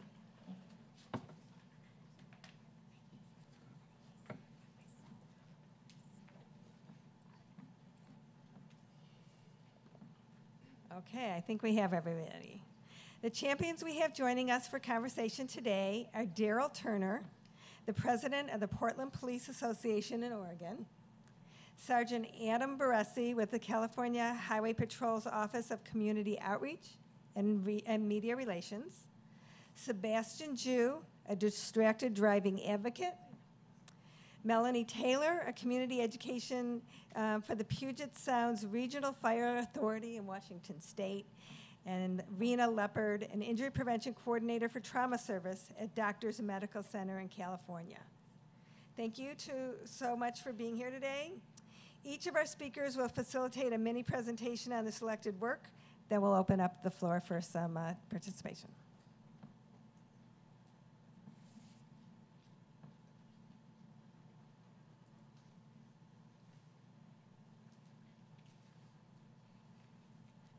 Good morning. Wow, that picture me with a suit on. I'm Officer Daryl Turner. I'm a 28-year veteran of the Portland Police Bureau, but I'm here today on behalf of the union because we understand the impact of accidents, distracted driving, and teen deaths. So we wanted to do something different, and my presentation and a PowerPoint will show that, and hopefully you'll be able to follow it, and this will take on and go nationwide and be able to be a learning tool for many as we go through the future. Rarely do traffic stops lead to tragedy. However, When a traffic officer stops a vehicle and approaches the vehicle, both the officer and the driver are vulnerable. Traffic stops, and domestic violence calls are high-risk encounters. As an officer, we have no idea what we're going into when we walk into one of those. About a year and a half ago, we started talking about what we could do to mitigate the danger of traffic stops and change the narrative to promote a culture of trust between law enforcement and our community. And I hope this works. As you can see, the risks are real. Traffic stops and car crash-related incidents are high risk for officers and in these encounters. Traffic stops are the most common interaction between officers and the community.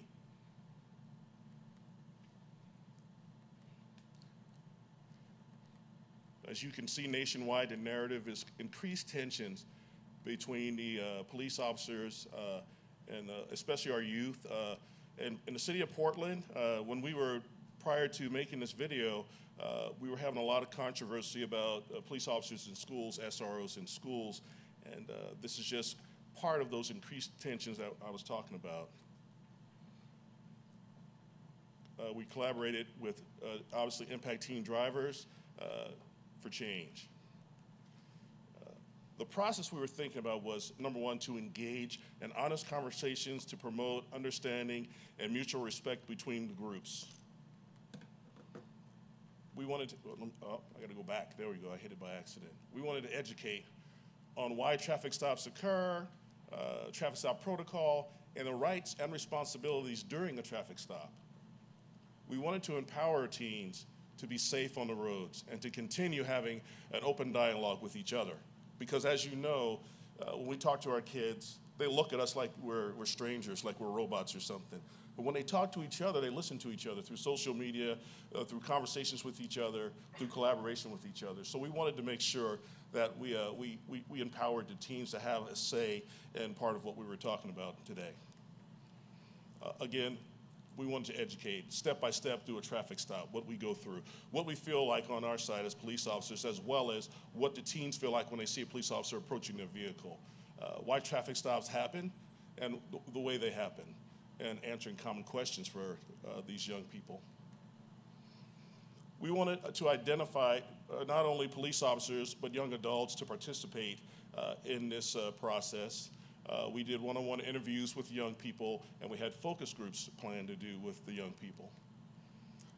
We wanted to hear about their personal experiences, feelings, and perceptions, promote a dialogue between both groups, the officers and the young people. Let's see the parallels between what we believe, what we feel, and what they feel during our interactions and our encounters. And we were looking forward to making a change. Me, the first thing I'd be thinking is, oh my gosh, what did I do? Get pretty nervous. Just very scared of what could happen. Oh, like I'm that hard breathing, just trying to make sure the cop sees both of my hands. It makes me feel like I have to get away from them or something, but realistically, I'll have to pull over. The first interaction I've ever had with a cop was when my party got shut down. A police officer came to us and he asked my brother specifically to get out his ID. And I remember staying there for 5 hours in the cold, just waiting for this cop who was in his car, in a heated car. They stopped me and a group of my friends, which were African Americans, and they arrested one of my friends and said that they sprayed mace, but she had nothing to do with it. On movies that we see and stuff like that, there's like police brutality, and it's happening in real life. Those numbers actually very low. Like, as you said, like there are very low numbers of discrimination, prejudice in the police force, and it's really good. But the numbers that are there, those are against real people. So then when there's a cop behind you, like you just get nervous, and like, even if you're not doing anything wrong, and I think that's. I don't mean to interrupt you, but Yeah. I'll say too, when I'm not working and there's a cop behind me, I get nervous. And so I get nervous. I have a 13-year-old and I just don't want to leave too early. I want to see him grow up, graduate, and all that. So that is my biggest fear, to get killed. But like hearing you guys talk and how you also have families and like how you're also scared, I think that for us, we do have to put ourselves on the same level. How do you think that as a police bureau we can do to kind of help? Education is like the core of like fixing this problem. Like you said, like going together, having those communications, like having something like this in the communities that need it the most. The attitude towards one another. If we don't respect the authority, and if the authority doesn't respect us, there's never going to be any peace. I'm gonna put my pride aside, and I'm gonna listen. And so I think that's a very important thing to preach to everyone, regardless of, you know, profession, regardless of age.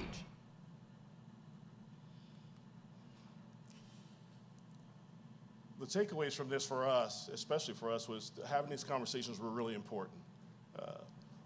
The evolution of emotions, the change in, from the beginning of the focus groups and the conversations and the one-on-ones of, I'm scared of the police, I fear the police brutality, to the end of the conversations and the end of the focus group where they saw the similarities between us as human beings and them as young people too. The same fears, the same questions, things like that. So both sides want the same thing, promoting safety for all.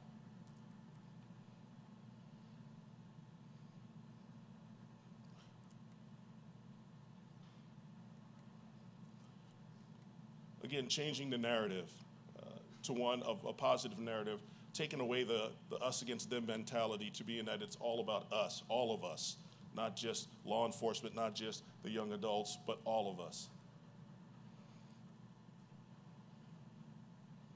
Seeing the collaboration at the end of this focus group, these are real smiles.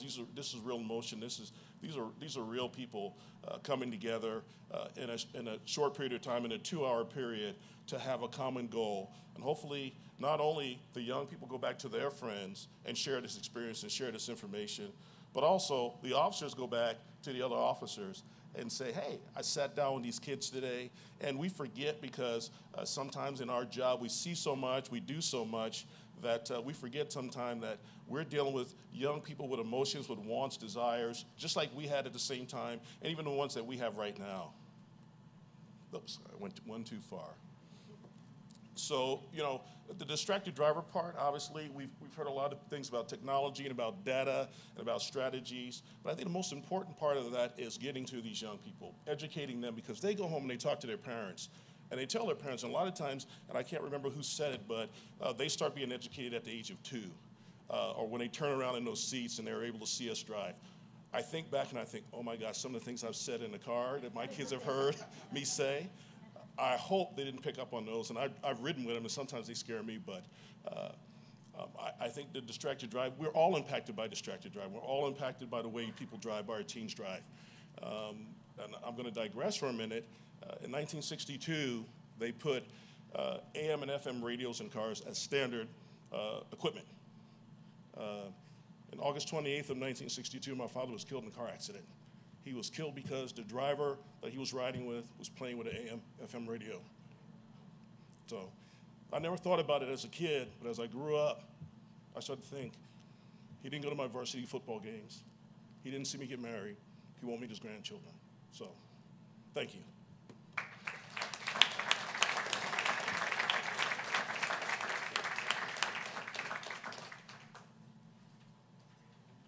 Hey, good morning, everyone.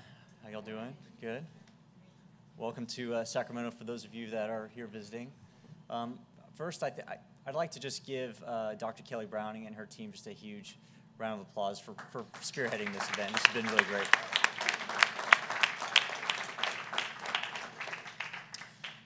My name is Adam Bresci. I'm a sergeant. I work in the Office of Community Outreach and Media Relations. I've been a member of that California Highway Patrol for 13 years. During my time as a member of this organization, I've had the great opportunity to work road patrol, to be a public information officer. I was a background investigator for a short time, and then promoted into the Office of Community Outreach Media Relations here at headquarters. So as a PIO almost to my core, it's really great to be able to circle back and come to headquarters and in an event to help affect change with curriculum programming for our PIOs all throughout the state. The Office of Community Outreach and Media Relations it's it's basically built in 3 separate units. So you have the community outreach side, which is my shop. You have the marketing side, and then you have the media side. So we handle statewide social media. We handle large-scale press events, and then we handle all of the traffic safety curricula that comes through our shop and all OTS-funded programming. You heard Commissioner Stanley mention that our mission is to provide the highest level of safety, service, and security for the people of California. And we do that through education and enforcement. We do that in a number of ways. It's a support statewide outreach. We have PIOs all throughout the state that help promulgate the message of our organization. We facilitate and promote community partnerships. The California Highway Patrol has a really great relationship with our community members. We've developed a lot of coalitions to insert ourselves within our community to help make our own communities a lot better. I think we do a really great job in handpicking our PIOs, and it's those PIOs that are truly passionate about the messaging that they're pushing out. Like I mentioned, we have PIOs all throughout the state. They're represented in every single county within California, over 100 PIOs, to help facilitate traffic safety, education, messages, and outreach. We provide quality communications via social media, and as the statewide social media coordinator, we have a really large voice here at headquarters. But then every single office, there's over 100 of them, is basically individually owned and operated, and those commands are allowed to address the local issues at hand, utilizing social media, utilizing the resources that they have locally. And then naturally, we collaborate with our local news stations to provide safety updates and to bring messaging to the forefront of those listening. The California Highway Patrol has a multi-pronged approach to teen safe driving. It's a 3-tiered response, in essence, with the Every 15 Minutes program, which is focused on impaired driving. The Start Smart program, which focuses on new teen drivers and their parents. I'm really proud of the fact that I think Start Smart for the California Highway Patrol is kind of our bedrock program. I like to think that it is. I've taught many Start Smart classes. I really enjoy the program. And getting out in front to empower our teens and sitting down with our kids and having that conversation openly with them, as well as their parents, to help reinforce the teachings and the messaging, I think is huge and is absolutely needed. What I think I'm most proud about the Start Smart program is that we have worked really hard to try to infiltrate our county court systems. And by doing so, using the Start Smart program as a diversion program or an alternative to sentencing. So we have a lot of support throughout the state of California, the counties that are allowing us to operate that way and do that, and I think it's fantastic. I personally believe to send a young driver, a 16, 17-year-old, to traditional traffic school like you and I would attend if we received a traffic citation doesn't really get them. But to send them to a program that they get a lot out of, that also provides education and empowerment to the parents, I think help further reinforces that messaging. So I'm a huge fan of getting them early and getting them young, and Start Smart definitely does that. And then, of course, Impact Teen Drivers. The evidence-based program is like nothing else that I've ever worked with. When I was a field PIO, we didn't really have a lot to work with, but when Impact was first introduced to me, it was show-stopping for me, and I truly enjoyed presenting it. I think our PIOs all throughout the state have just a really fantastic relationship with Impact. A lot of the stories within Impact are household names and household brands within their communities. When I was a PIO in Kings County, the story of Donovan Tesmer became a household name within my community. Everybody knew who Donovan Tesmer was, one of the affected family members that was tragically killed in a traffic collision in the Central Valley. So with that, our PIOs are able to latch onto those emotional stories because I truly believe that through behavior change, it's been said many times, not the imagery of blood and guts and all those things is what truly, I think, drives the thought process into a different direction. So we do that through classroom presentations, student assemblies, parenting workshops, peer-to-peer workshops, community events, and then, of course, these are all available in multiple languages. And ultimately, that's the goal with the California Highway Patrol. Again, providing educated enforcement throughout the state. A misconception that, we're just the enforcement arm of the law, and that's truly not the case. I'd like to think that we probably educate more than we enforce. I don't have actual stats on that, but I truly believe that education is the driving force in changing behavior, and then unfortunately enforcement is just down to the nitty-gritty of sometimes what we have to get down to do. So I want to thank you all for your time. It's really been an honor and pleasure for me to be here and to be invited. I'm just truly humbled, so thank you so much.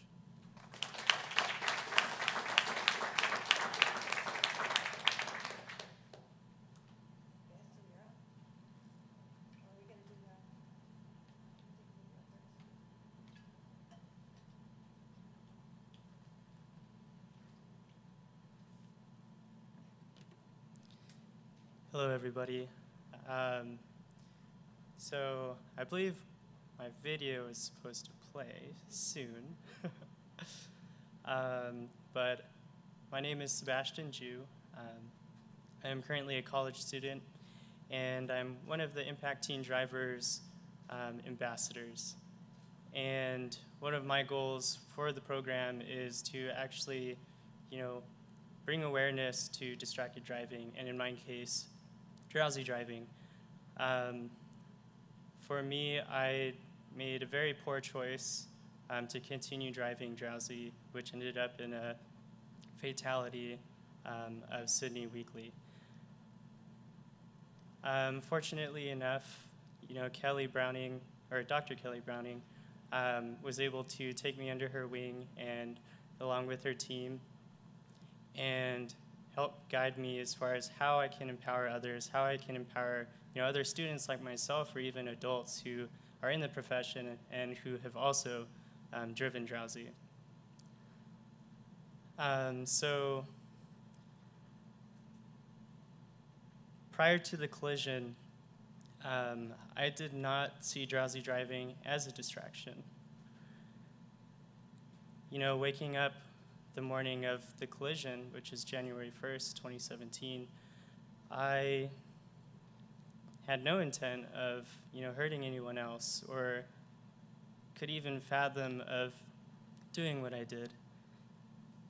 And I share my story, and this story is available through the Impact Teen Drivers website.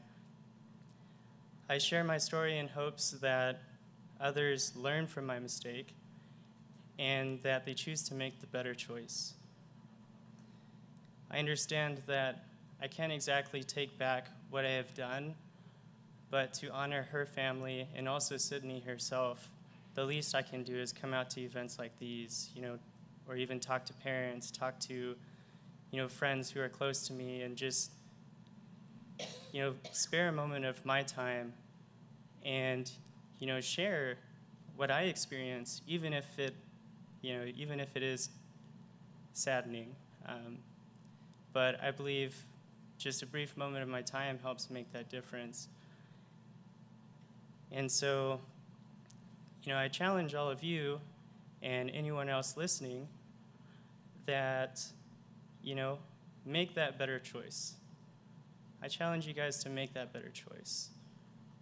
Whether it's drowsy driving, whether it's texting, whether it's pulling your phone, or even like the gentleman said earlier, is playing with the FM radio. Drowsy driving is distracted driving.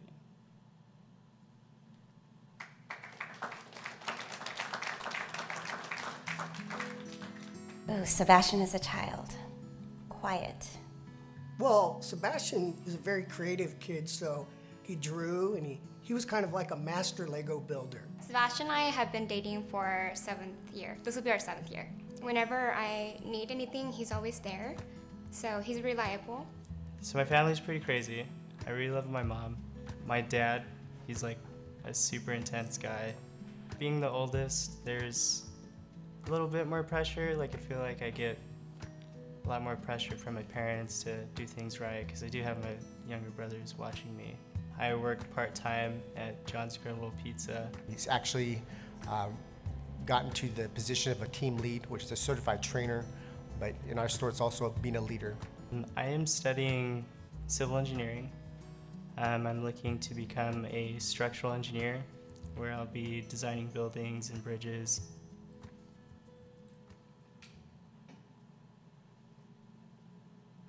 It was New Year's Day. I was really tired, didn't get a lot of sleep that day. Getting ready for work, average day.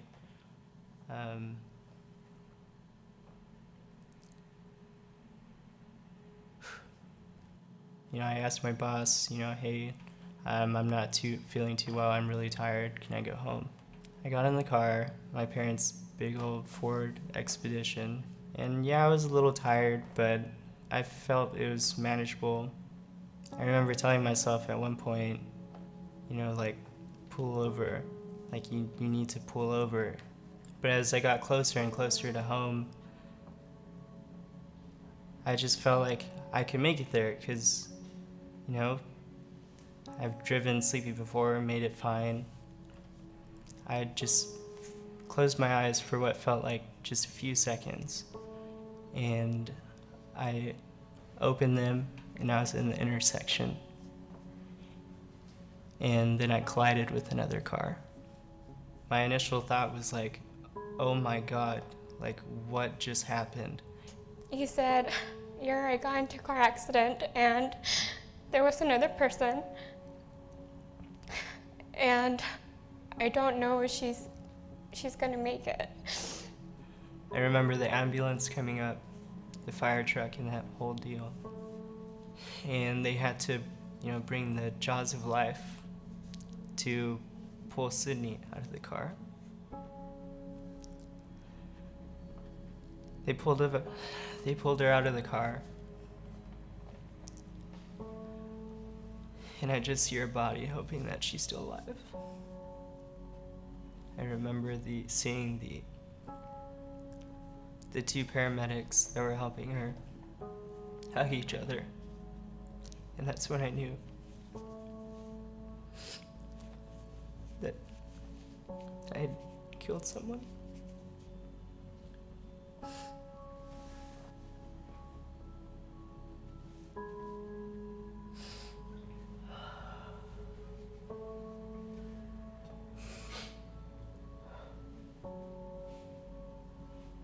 You hear about accidents and emergencies and tragedies on TV, and you say that's not going to happen to me, but here it was happening, and it was real.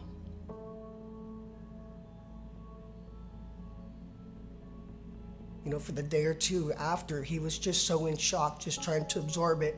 He didn't want to get up. He was kind of laying in his bed like in a fetal position, and he didn't want to make eye contact and definitely didn't want to talk about it. Sometimes there's stuff that he's going through that I know is hard for him to talk to me about, knowing that he'd have to blame himself every day for killing someone. Sebastian is not a bad kid. He is a good kid who made good choices up until the point where he decided to drive drowsy. And that decision cost the life of somebody else, made an incredible loss for another family, and changed Sebastian's life forever. I don't really drive anymore. I pretty much bike wherever I need to go, and my girlfriend helps me out.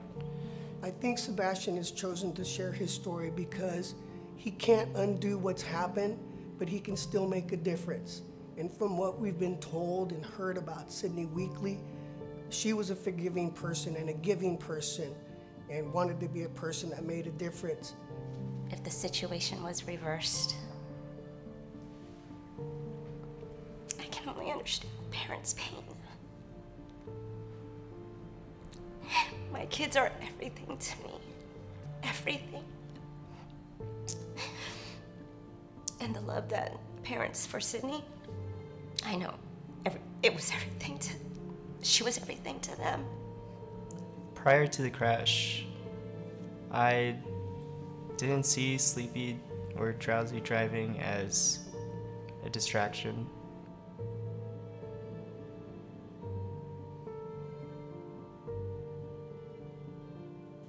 Sydney's death was definitely preventable. I can honor Sydney's parents and their wishes because they had asked me that my message gets across to other people, so the next time that they ever think about just a tiny distraction, whether it's picking up your phone or changing a song, or in my case, if you're feeling just a bit drowsy, to just pull over, stretch, take a breather. It is such a great service that people like Sebastian do to educate us, to warn us. It's important for your family, it's important for my family, it's important for everybody who's out on the roadway. If you need to take a nap, take a short 10-minute nap. That's okay. You're gonna get where you need to go eventually. I'll never forget Sydney. I actually got a tattoo on my arm in a place that I can see it to remind me that I'm not just living for myself, but I'm living in her name too.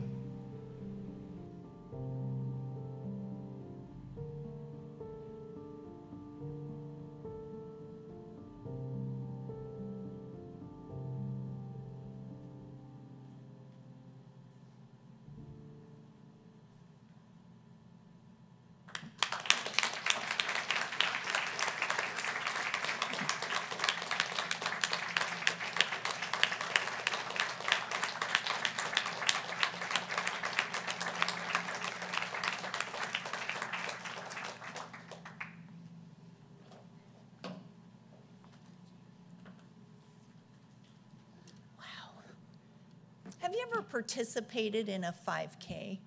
Maybe a half marathon?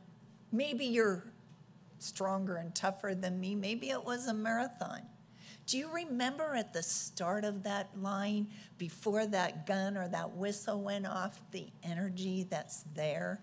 I will never forget that energy. I don't run 5Ks anymore. But I will always remember that energy. And I want you to remember the energy today as we all are collaborating and sharing. What's so important right now is a huge challenge is the distracted driving.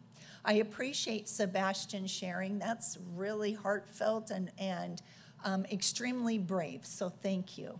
Thank you. So life, passion, and change. Let's go back to running here. We remember the energy and think about that energy that's here right now. Think about starting at that start line, your anticipation. I don't know about you guys, but after hearing several of the presenters today, I'm anticipating a lot of good that I can take home. And then also a little bit of the competition. Am I going to finish that race? Am I going to beat that 70-year-old man that's 20 feet ahead of me? We need to be a little competitive in this and moving things forward. So who am I? My name is Melanie Taylor, and yes, I come from Seattle, Washington, and several people as I talk to on the plane and here, they're like, oh yeah, that's the place that rains all the time. But sometimes it rains, but it's very beautiful, and I'd encourage you to come visit Seattle. With that, I do work for the Puget Sound Fire Department, and why is it that I have this passion and to move forward in distracted driving? Well, let me share with you. Whoops. There we go. It all happened in August of 1989. An incident changed my life forever. Things were never going to be the same. Did we push too many buttons? There. Whoops. Okay, sorry, you guys. All right. My daughter was 6 years old. That's Brittany up there at 6. She's now in her 30s, you guys. And she was going to start a new school in first grade. My son, Chad, there, he was 3 years old, and he was excited because he was going to start preschool. So Mom took him to get their new school clothes. I came home that evening, never to expect my dad standing at the front door of my house. And my dad was taking me to the hospital because the kid's dad was in a serious car crash. On the way up, driving to the hospital, my 3 and 6-year-old are saying, "My daddy's dead, my daddy's dead." It was a very traumatic evening, and I'll never forget how I had to be strong. Well, what happened that evening is Dad was coming home from work, had worked really hard. Someone else was coming home from work, but had stopped at a bar and decided to have 1 drink with his buddies and 2 drinks, and pretty soon had had too many drinks, but decided to get behind the wheel. So the incident happened where the 2 cars collided, a father coming home to his children and a man who had made a very poor decision. That day changed my life forever. So it also drove a passion in me. So working in the fire service, not only am I responsible, which community risk reduction does that, but I'm also responsible to keep our firefighters safe as well. And right now, as many of you already know, and I don't need to remind you, distracted driving is huge. We'll try to be in an 800-gallon fire engine going sirens and lights, and somebody's got their earbuds in, rocking out to their tunes, and finally look in their rearview mirror and see the lights and brake. And you know, with that much weight behind us, it makes it super hard. But also think why we are going sirens and lights is probably because someone needs our life-saving abilities. And those seconds are clicking as we're not able to get to the location that we need to be in. That's one part of my job, is keeping our firefighters safe. My other part is to keep our community safe. Dying people is not what we want. Injured people is not what we want. And those of you who work in emergency services, it plays a toll on us. So what was I going to do? I wanted to plant the seed, especially since in our fire service we had focused so much on drinking and driving, which was my passion, right? Because it had changed my life forever. But we all know that those statistics are changing, that what's killing our teens used to be drinking and driving, but now it's the distracted driving. So we had to look at things differently. So I came up with what we call the Just Drive program, which I was promoting throughout our state of Washington.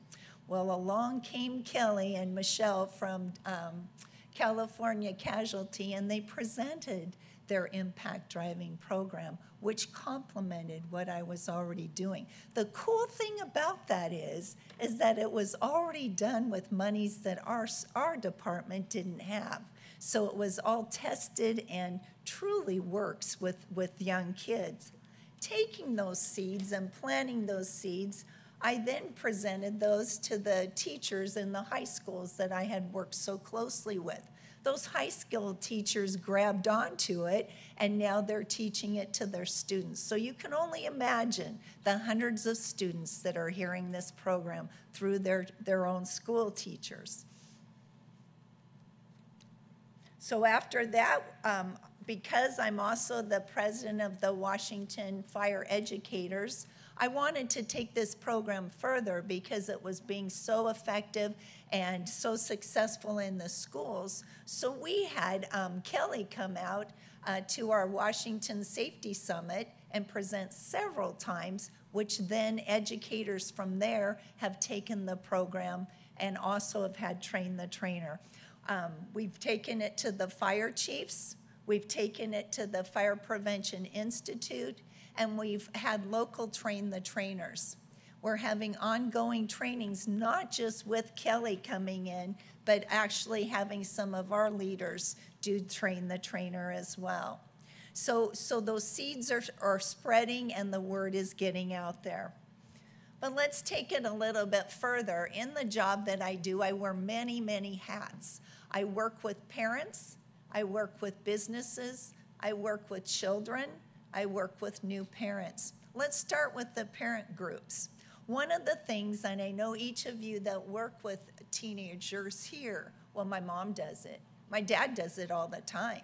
And so where do we need to educate as our parents? Because we've been reminded several times today that these teenagers are doing what their parents are doing, because if my mom can be on the cell phone, why can't I? So I reach out to all kinds of zoo clubs, which are those Kiwanis and Rotary, and have gone there, which has been, the response on that has been amazing as well. PTAs, homeowners associations, and even our senior citizens, which if we think about, a lot of times we get a little lax as we grow older. Our responses aren't as good, so we need to be aware of our distractions too. Thank you. I've been working with children. I appreciate Safe Kids being here because I've worked with children or new parents that are about to have a child working with their car seats. And think about those little mirrors that are sitting in the back seat and how those become distractions too. So I've had many opportunities to reach out to all different age groups in teaching them to not be a distraction or drive distracted. So those seeds are being planted. Now we can compare those seeds to trees or plants, which a lot of us would strap ourselves to a tree to save the trees. But let's put it where it belongs with people, and people are way more valuable than trees. And let's get that message out there that distracted driving isn't okay. So in your chairs today, you have a carabiner, which is what we give all our teenagers in hopes that they can put their car keys on, in hopes that maybe they have a fob instead, and that every time they're using that they remember to get out there and just drive. Thank you for the opportunity. I look forward to meeting all of you, and this energy is amazing. Thank you.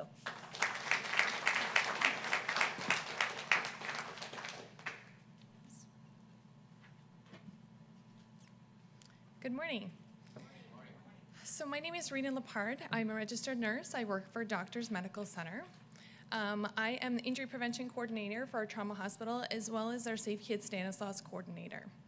I started this job as an injury prevention coordinator about 5 years ago, but prior to that, I was an emergency room nurse. So I'd seen it all through trauma, lots of injuries with adults, but also with kids, unfortunately, that had to come to us. So when I started this injury prevention job, basically, my director showed me my desk, showed me my computer, and said, go for it. What does that mean? So I kind of looked through the desk of the previous person who'd left about 6 months prior to me and was just looking through our files and found something that was kind of blood, guts, and gore, and that was the PowerPoint. It was called Choices. So that's what we do. I don't know anything about this, so away we go, knew about red asphalt, and let's hit the road. So I had been presenting that in schools, and you can see there that we have a terrible femur fracture right there and a pedal stuck into somebody's leg. So I tried to get the least gruesome one to show you, but this is the things that I was showing the students, and I was just looking around, not having a ton of education in this, and just being like, I feel like this isn't working, because these students see this stuff on YouTube all the time, and they're completely desensitized to it. So it was the following summer, I found this little card and it said, Dr. Kelly Browning, Impact Teen Drivers. What is this? No idea. So I cold call her and she says, hey, actually in 4 days up in Lodi, we're having a Train the Trainers. Why don't you come? Sure, that sounds great. So when I went there, I got trained on how to present Impact Teen Drivers presentations, and life was obviously completely changed. So I was always asked, how do you get into the school systems? And so I'm out there and I teach for pretty much every single freshman class in Stanislaus County. And so we have about 13 different schools that we teach for. And then at every school, of course, there's about 7 to 8 periods, class periods, every semester. So there's tons of kids. So I was always asked, well, how do you get into those schools? How does that work? Well, you need to figure out what is going to work within their curriculum so that the teachers will take you in there. So in the health classes, they learn a lot about choices, whether it's about, sexual education or drinking and driving or any of this kind of stuff, and so it fit in there perfectly. As well as they have a lot of first aid topics, so this fits in perfectly as well. Also, teachers love it when guest presenters come in there because they feel like their students are no longer listening to them. So they're super excited to have guest speakers come and talk to the students. So then the next step is I literally went onto Google and I looked up Stanislaus education, and I Googled all of the health teachers. And what I did is I sent them an introductory letter of who I am and this amazing program that was Impact Teen Drivers that we partner with CHP, and told them about it. And so then my email box was flooded with teachers that were like, absolutely, we would love to have you come here. There was only a couple of schools that I needed to be extremely persistent with, where I had to follow up with a phone call, or then I kind of like cold called them and walked up to their door and been like, hi, this is the face, this is Rena, this is who's emailing you. Because I felt really passionate about this subject, and I wanted to share it with as many people as I possibly could. So some other helpful hints that I have is just be super flexible. Some schools were more open to having assemblies, which is fantastic. You can just get a whole bunch of kids all in one presentation, which is great. Some schools don't want to interfere with the curriculum so much, and so they would rather you come into each individual classroom, which is really time consuming, but again, because I believe in this, I'm willing to do that. And with the great partnership that I have with Impact Teen Drivers and their educators coming to assist me, as well as CHP presenting as well, that's easily done. Also, if you're ever having troubles getting into the schools, you can also just promote all the other schools that you're already teaching for. It's a little peer pressure goes a long ways, right? Like, you're the only school in this county that's not getting these presentations, you should probably get on board. So that works really great as well. As well, throughout the semester, I continue to advocate for the cause, and I send them either news clips that may have come out in our area or surrounding areas, and just reinforcing the importance of that, because I know that they also share that throughout the year, just to kind of reinforce the information with our students. And then another big portion that I do is just really establishing those relationships. And you can see up there that I've taken some selfies with some of the teachers that I teach for every single semester, so it's twice a year, every single school year. And so it's developing those relationships with them, where if they have questions, new research coming out, I'm kind of their go-to person that they come and ask those questions to. And it's just really, it's super fun to work and partner with them every year. So then I also believe that, yeah, we want to get those kids as young as we can to create that new culture. And so then it's a matter of getting that into the elementary schools and also into the middle schools. So I reached out to some of our after-school programs that was easy to connect with those kids. So our Police Activities League of Stanislaus County and also the Boys and Girls Club have a lot of after-school programs.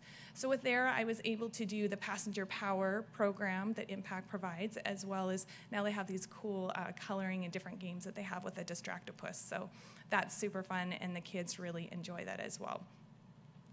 Other venues, because I wanted to go and tell every single person that I knew of, so our local police department, the Modesto Police Department, I go out and I teach for their Wake Up, which is kind of like a diversion class where they learn about all kinds of scary things that can happen based on choices, gangs, drugs, and then we talk about distracted, reckless drivings there.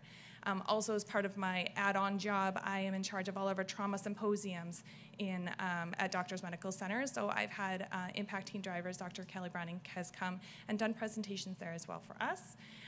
Community events, getting out there and doing the booths, having it there so that you can talk to a variety of people, whether it's kids, talking to them about being good passengers and not distracting their parents, all the way up to teenagers, talking about all the, graduated driver's licensing, what the laws are related to that, and then just all of the choices and distractions during the cars.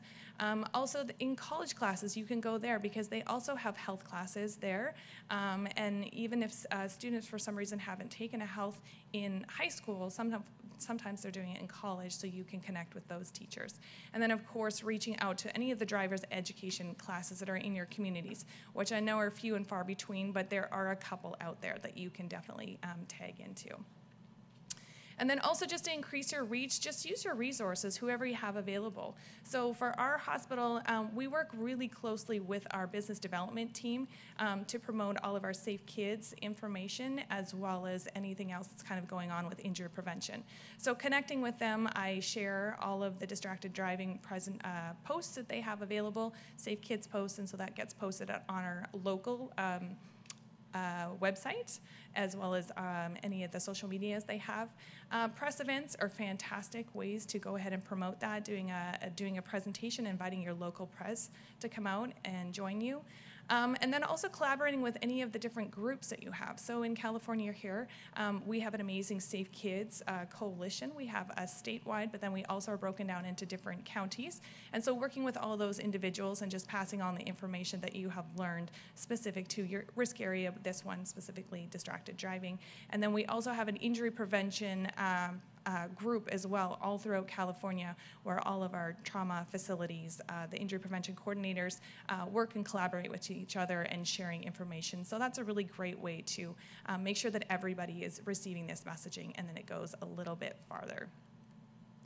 So doing all of this, I always would love to do it all of myself. However, I haven't quite figured out how to clone myself and go everywhere and do all of this stuff.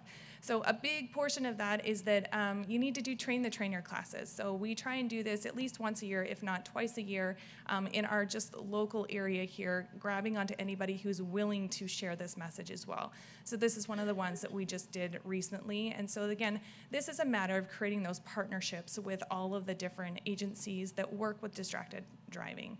So Impact Teen Drivers, of course, is kind of my hail all. They're fantastic there. California Highway Patrol, we have our PIO come out and do the presentations with us. We work completely side by side and are extremely appreciative for all of their support in this program and actually us supporting them through their efforts so that we realize they are the first people on scene that are seeing the tragedies, and so trying to support them. As well as students, I reach out to all of our university students, nursing students specifically, as a part of their curriculum when it comes to community health. I'm able to bring them in and create them as trainers so they go out into the communities and also help with presentations.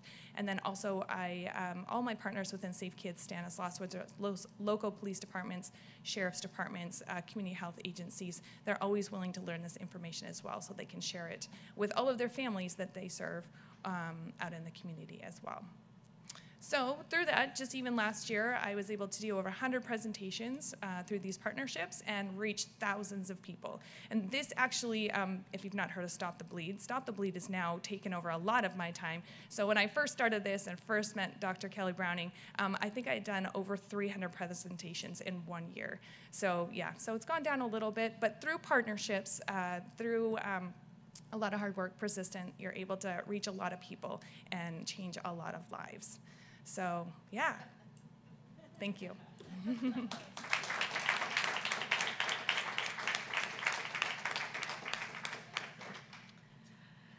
Wow, I'm overwhelmed. Maybe some of you are as well. I've been involved with Impact Teen Drivers almost since the beginning of the California Teen Safe Driving Coalition got together. And every time I'm surrounded by people who are willing to share their personal stories, people who work hard with each other, I realize just how much more, how much is being done, but just how much more we need to do. So it's the good and the bad with me as it's pulling. We now have some time for some questions and answers.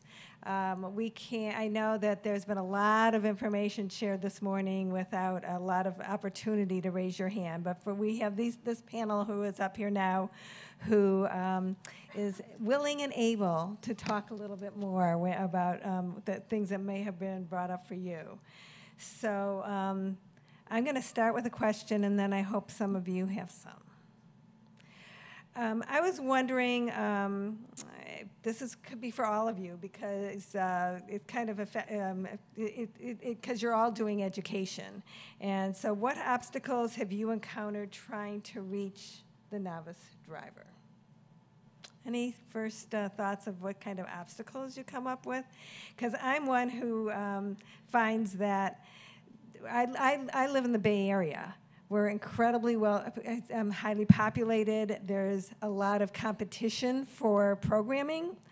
The Palo Alto schools are spending a lot of energy trying to get people, guest speakers, out of their schools because of the reading, writing, and arithmetic. And we're going to be the #1 academic school in the state. And so there's a lot of. It's not always easy to be able to, I think it's just like a given. We got something to say. Your teens have something to be able to learn. Let's talk. But it doesn't just happen that way. Sometimes it's much more difficult. And then when we do get to talk to those teens, are they all listening to us? So does anybody want to share anything here? Please. I know that the schools have standards, but what you have to do is take an extra effort. And like for us, it works with the health classes, like in the high school. And so if you can tie it in with their health classes and you get the buy-in with the teachers, they're going to make it happen. They are. Does that kind of answer your question? Yeah. And you're doing the same, aren't you, Rena? Yeah, I'm in the health classes as well, but then it's also creating other partnerships. So for example, this next Friday is a big fast, so that's the anti-tobacco use. There's a big event in Modesto, and so we just partnered with them. We said, hey, you have a bunch of teenagers there, and this is actually Distracted Driving Month, so can we partner with you? And so even though they're related to tobacco there, we went ahead and created partnerships of having other people come to bring simulators for distracted driving and have an Impact Teen Drivers table there so that you can just grab those kids wherever they are and give them dual messaging whenever you can. Yeah, fantastic. Do we have any questions from the audience? Yes. Okay, we have a microphone being brought. Thank you. Hi. I'm going to direct this to CHP. What can the public do to help CHP get the funds necessary to enforce the distracted driving laws?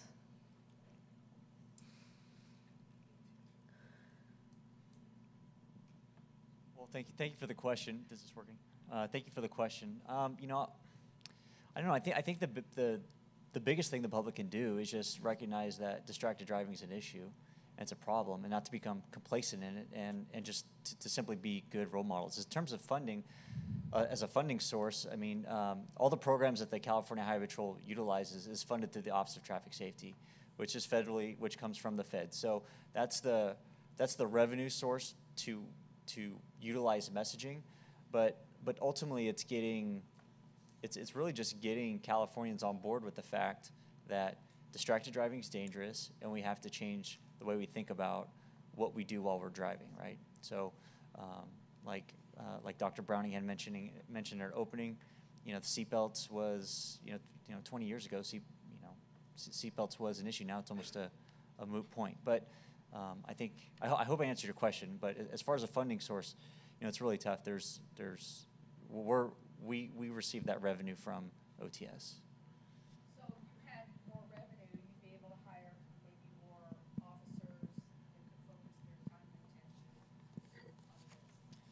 So the California Highway Patrol is funded through the motor vehicle account, and the way that is funded is through vehicle registration. So I guess the short answer of it is that our department is allocated so many uniformed bodies under a blanketed budget, which is far above my head to probably even really delve into really intelligently. But what I can tell you is that, I think getting more at a recruitment effort, our department is striving very, very hard every single day to try to recruit more and more people to law enforcement. Officer Turner had mentioned that a lot of young people aren't necessarily fond of law enforcement. It's very difficult to get, I think, people to subscribe to the idea that they want to make law enforcement a career. So I think that's probably the bulk of the issue. It's not necessarily the funding. I would say the funding's probably there to hire more officers. It's just getting people to the profession. There's a question back. Oh, hold on a minute. We're going to get a microphone to you. So Thank you. I just wanted to add to the conversation by saying that California's current GDL cell phone ban is secondary enforcement. So there's an opportunity to upgrade it to primary enforcement. And what that does is it gives us all another chance to message the importance of the issue And it also gives the public the perception that they're going to be stopped and ticketed for this law. And when they think they're going to be stopped and ticketed, it works as a deterrence. So it's not about, you know, ticketing more people, but it's about getting them to stop the behavior. So that's another opportunity too, legislatively. So thank you. Is there? I know there's a number of we're looking at the GDL and raising that age.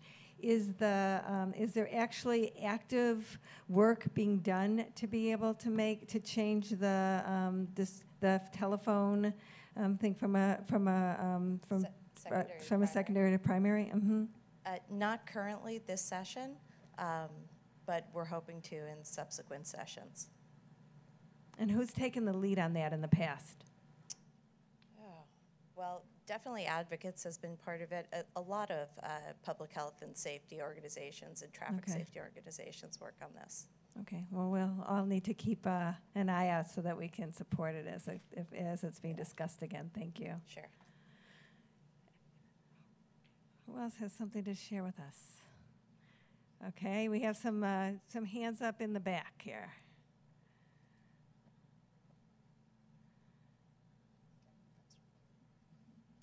So I know we often focus on, we've talked a lot about awareness and increased education. Have you looked at, and Rena, maybe this is a question for you and the panel as a whole, but I'm thinking about how long you've been doing the program in Stanislaus County. Have you seen or looked at any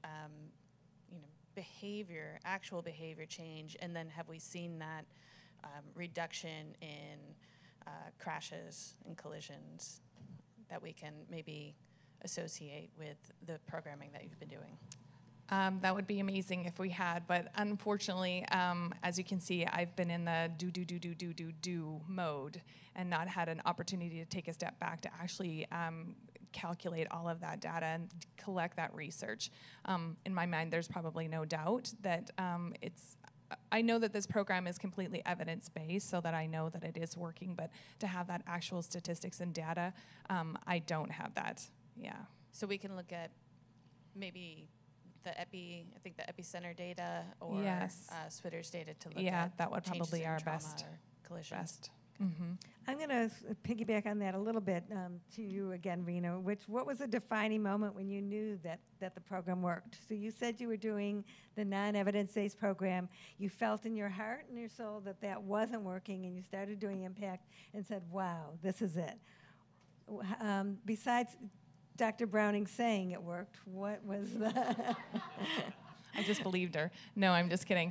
I think from the moment when you stand up there, when you first do your first presentation, and I think Monica showed the slide where you said, hey, what do you consider lethal? And it's like grizzly, crack, AIDS, and then it's like lip gloss. And they sit there and they stare at you, and they're so confused, like, what is she talking about?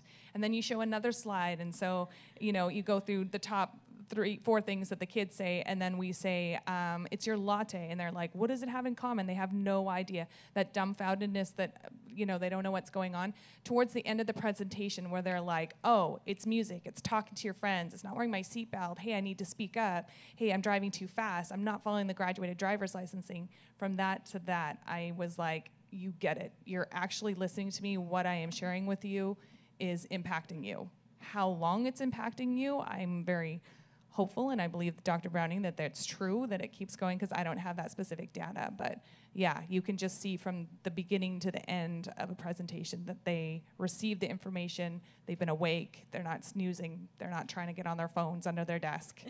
They get it, yeah. Melanie, you're nodding your head. Did you have anything you wanted to add with that? I would just mirror what she said. Okay. It's that aha moment, yeah. Dr. Browning, would you like to say something? I would. I'd just like to add for Rena and Sergeant Baresi and Sebastian up there. So in the state of California, we collected over 10,000 teen surveys that show pre-post perception of behavior control data in 2018. And that's been true between 10 to 15,000 a year for the past 6 years, I believe. And there is a statistically significant increase post-program in every aspect of how we survey our instruments under the grounded theory of planned behavior, which is what Monica Martin was showing. Those were survey results out of California, many of them from the presentations that either Sergeant Bressie and his team do or Rena and her team do. But yes, we do survey. It is statistically significant. It is all data that anyone can do from any state. So if Melanie doing it up in her area or any other state in Oregon, we've got some officers now that are going to start doing the program. So we really like to look at the comparison between state data and see how others are championing it and make sure it's as effective in those states as it is here. In Ohio, I collect about 3,000 surveys a year pre-post for students and about 1,000 for parents. So yes, we're evaluating it every single day. But have we ever had the opportunity to look at those students a year later? Yeah. We collect that data, as you know, in the presentations that are done locally, and it's very impressive. It does say, when I was sitting there, I heard it, I learned it, I understand it. But what happens later? That's a great question. So in 2000, and I believe it was last time we did that was 2013, it was actually with the Insurance Institute for Highway Safety. And we did a pre-post program. We included and partnered with the California Highway Patrol on enforcement, targeted enforcement areas, high visibility enforcement areas outside of high schools.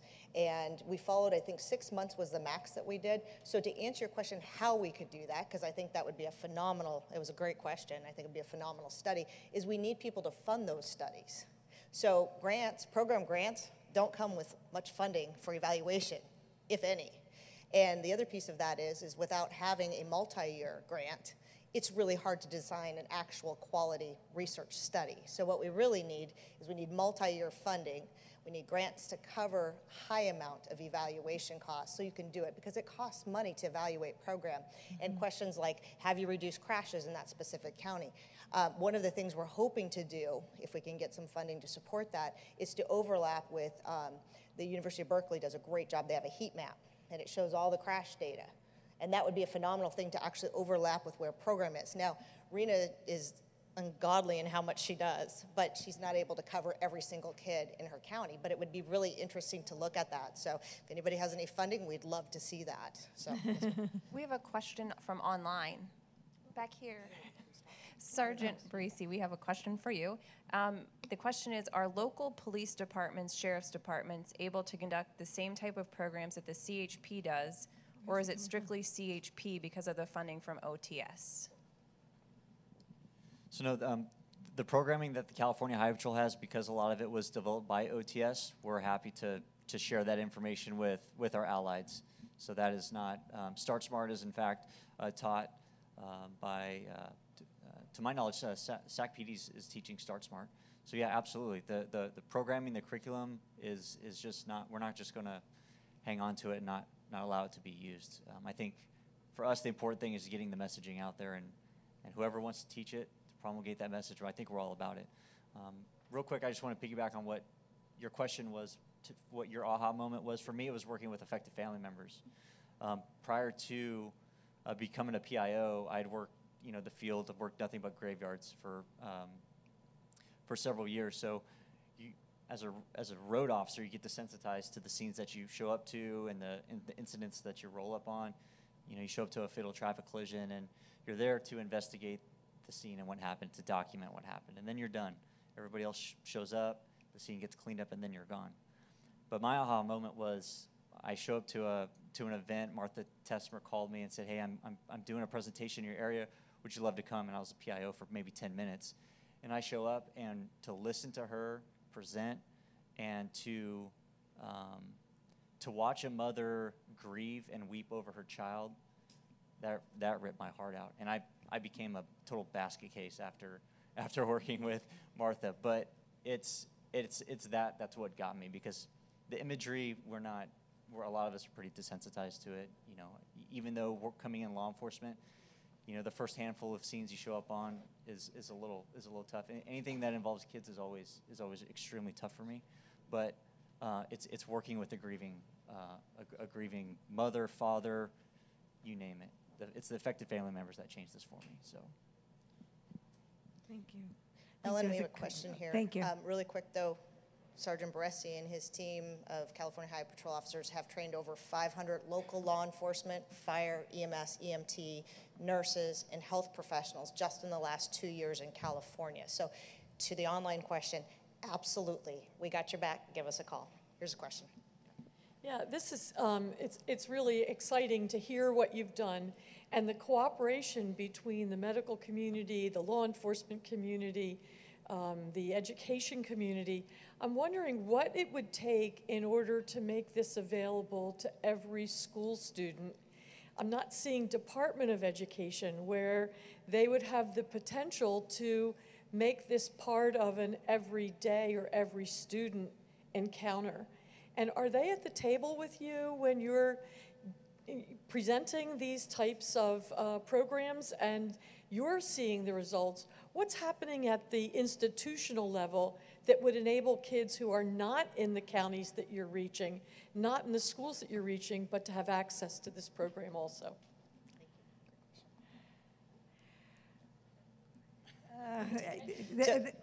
I would just say that I work in injury prevention, and we have that question for many, many things. We talk about it in terms of bicycle safety and kids out on the road on bikes.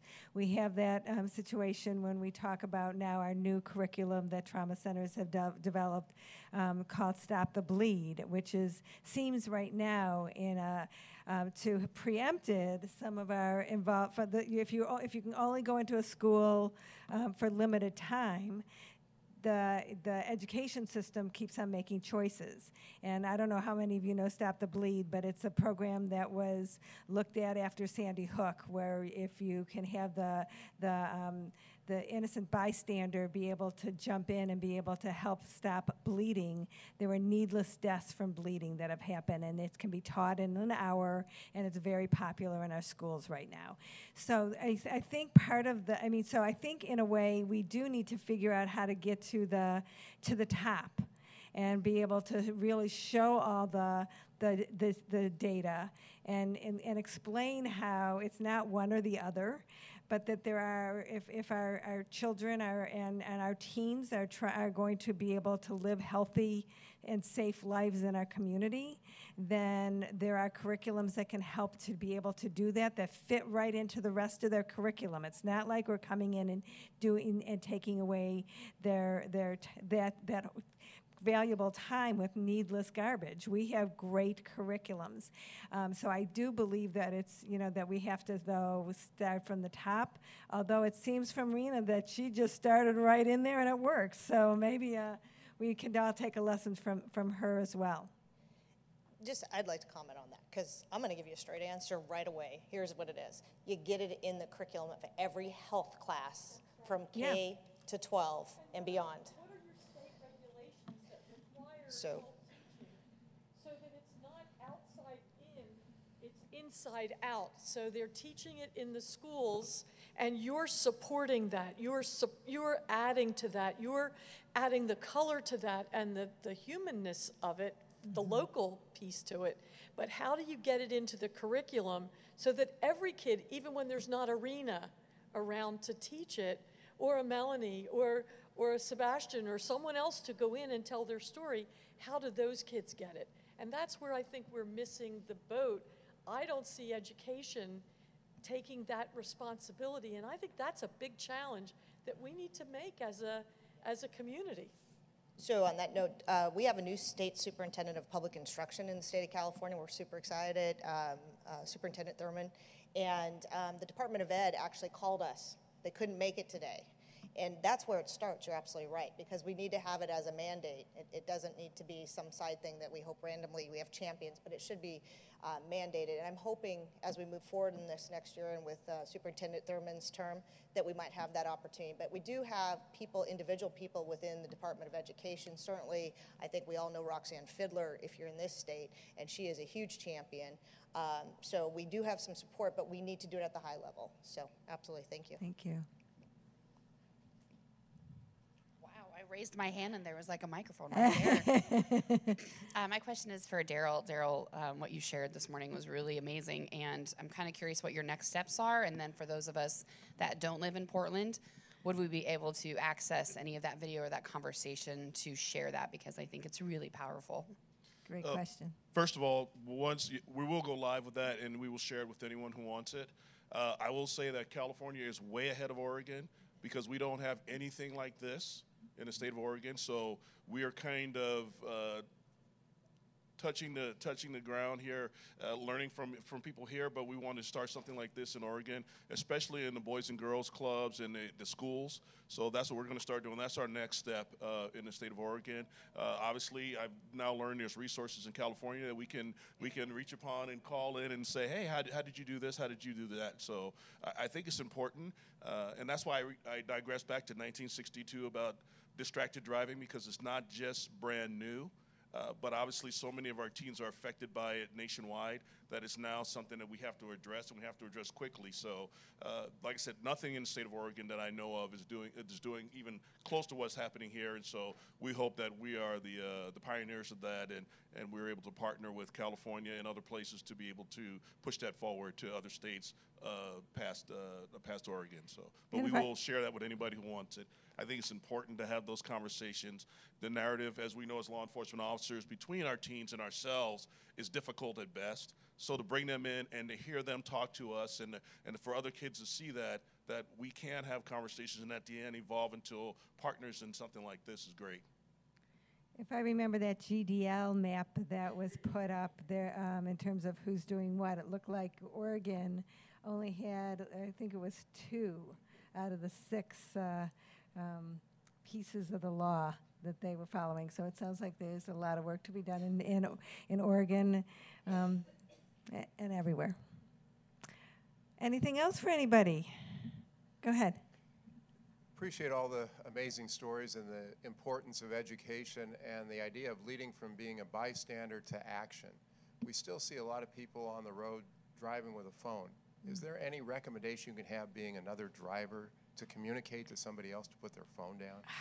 I love that question. Does anybody have a good answer?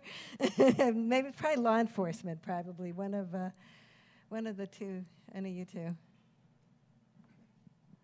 I think that's difficult because obviously there's a thing called road rage, so you have to be real careful. The first time you look, I stare at people all the time. I give them the stare, and of course they give you the what look, but I think that's really the best thing you can do is just stare and say, you give them the stare of, you're making it dangerous for me. And I've had people put their stuff down and they go, oh, excuse me.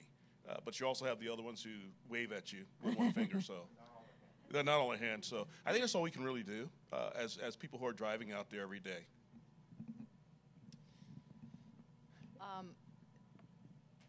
This only works on a one-on-one basis, but having been an avid recreational road cyclist, when I would see somebody on the phone, I'd wait till they pulled up to a stop sign, and I'd knock on their window with a friendly face, not road rage, and I'd say, there's a cop down the street who's writing tickets. You might want to put your phone down. And they'd be very grateful, and they'd thank me.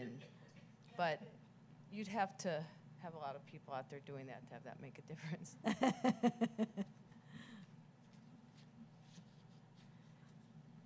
Do we have any last words of wisdoms before we break for lunch? Okay.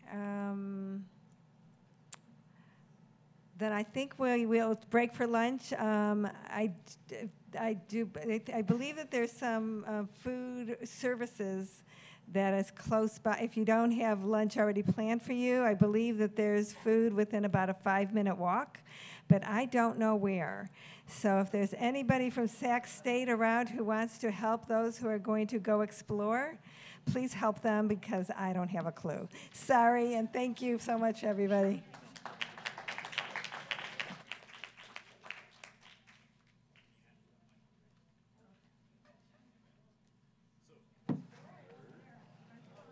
So for those of you who are trying to find food, the food is located at the river, at the Union, located like only 5 minutes south of here. So if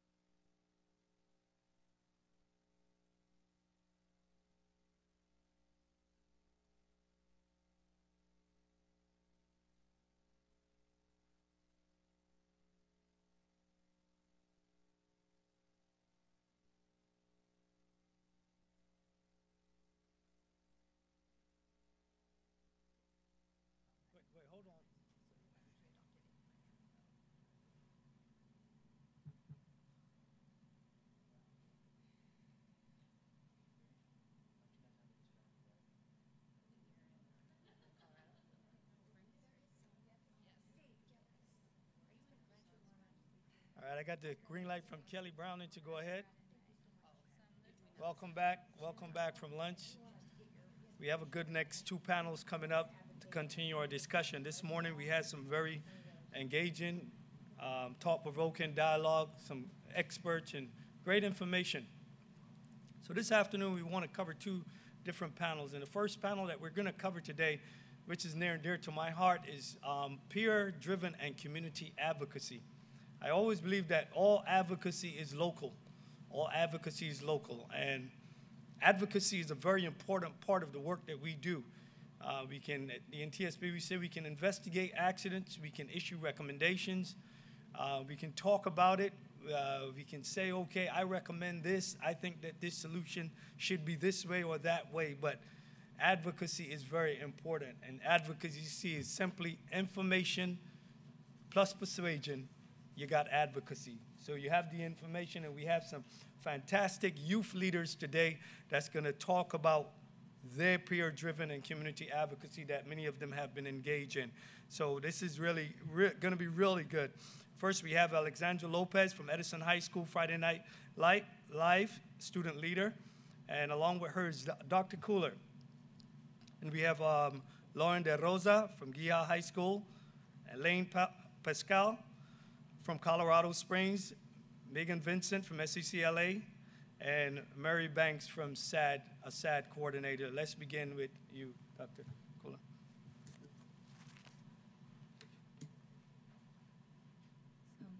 Hola, soy Alejandra Lopez y vengo de Fresno, California, y estoy representando Fresno Friday Night Live. Hi, I'm Alejandra Lopez. I come from Fresno, California, and I'm here representing Friday Night Live. And good afternoon. I'm Dr. Jim Cooler, Administrator for the California Friday Night Live Partnership. We have the pleasure of working in 50 of the 58 counties, serving more than 600 schools. And want to say hi to everybody out there and maybe start with just a quick picture. Ready? Count of 3. 1, 2, and 3. Perfect. Okay. So we know that we were actually here. Friday Night Live was born here in California 35 years ago as an effort to address the #1 killer of our teens at that time, which was the combination of alcohol and automobiles.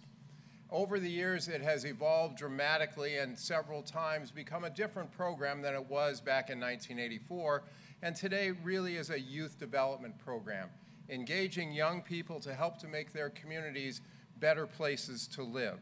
And the skills and the things that we have done with Friday Night Live are really transferable to lots of other programs that we're engaged in. So in engaging young people to help them become healthy, contributing partners of our community, we focus on a number of things, and some of those are our standards of practice, that every young person in our program experiences a safe environment.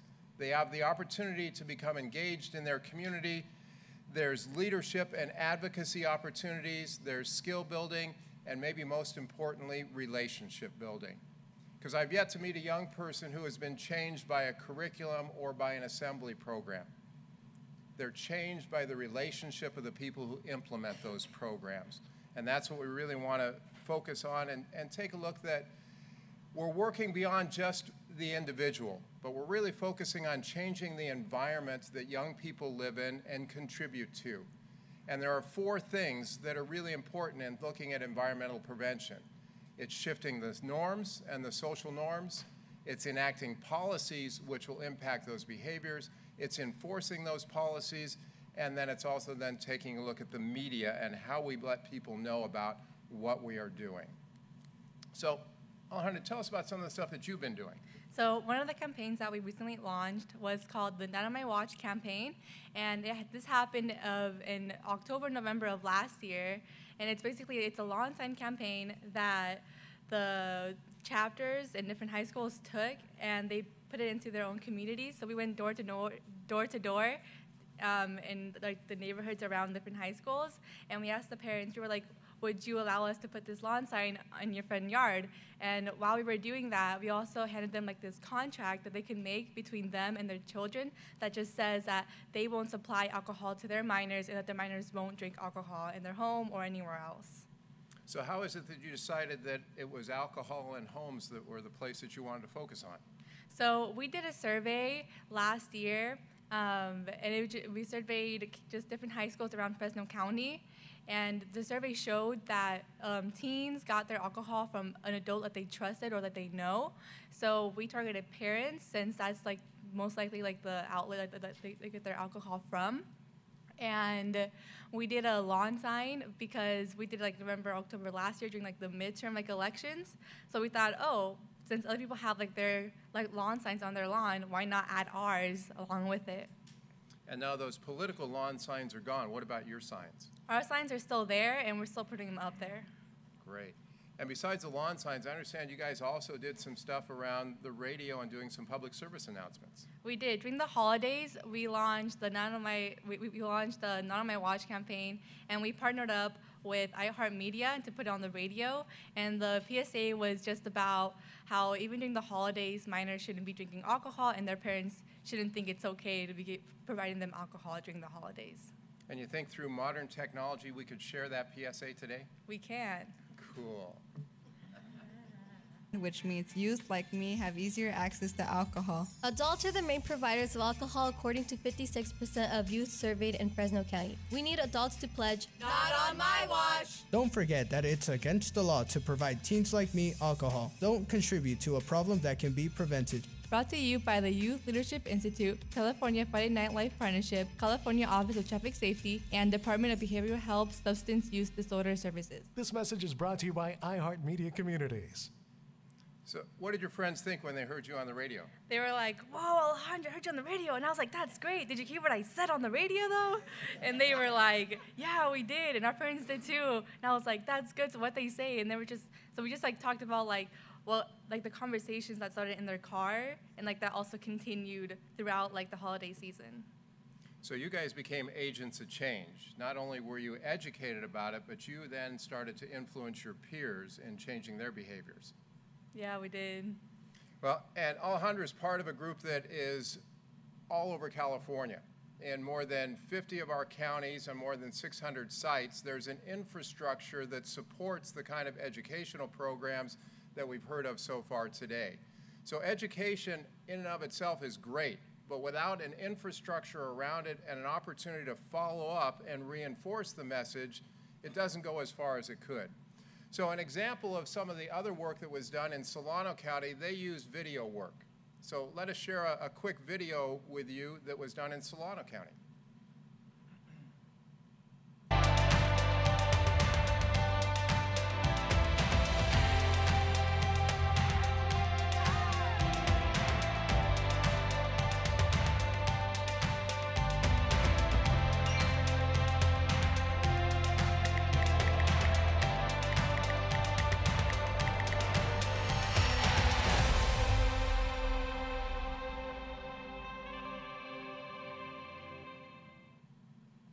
So don't drive intoxicated. What do you think? I think that's a really powerful message, especially for teens, since like it's just really like normal to see teenagers on the phone or with their friends just eating and talking, and they don't realize like the dangers of like doing that, and even being a passenger, like the dangers of like distracting the driver while they're driving.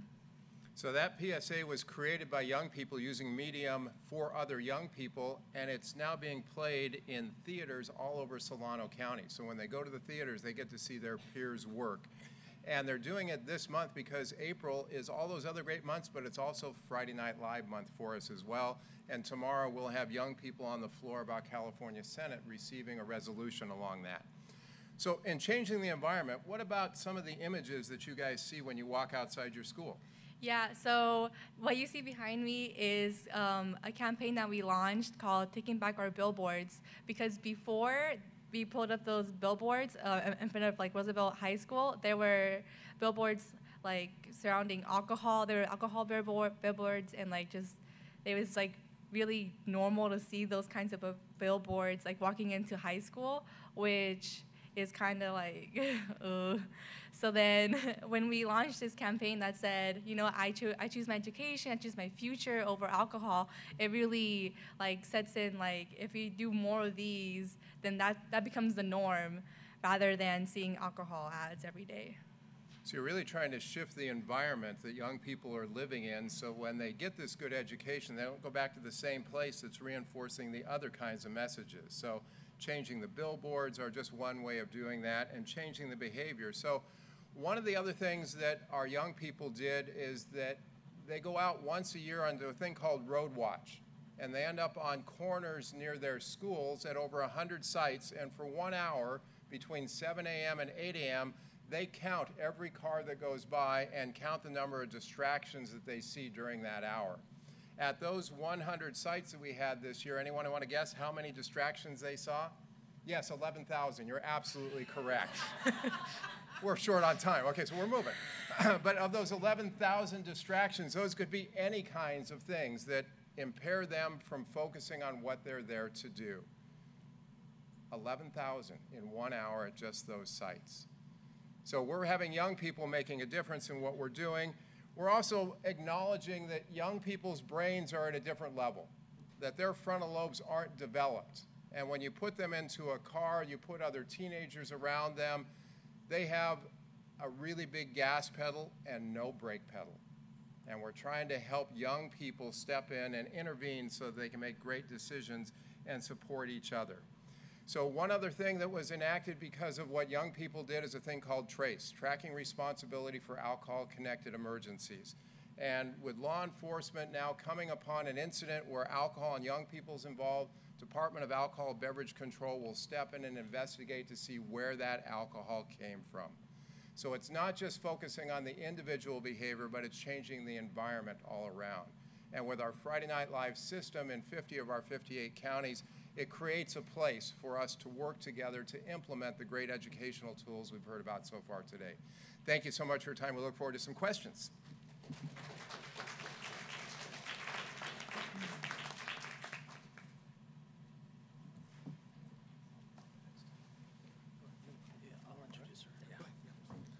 A little shuffle there. That was, oh, there I am. I was going to say, look a little different.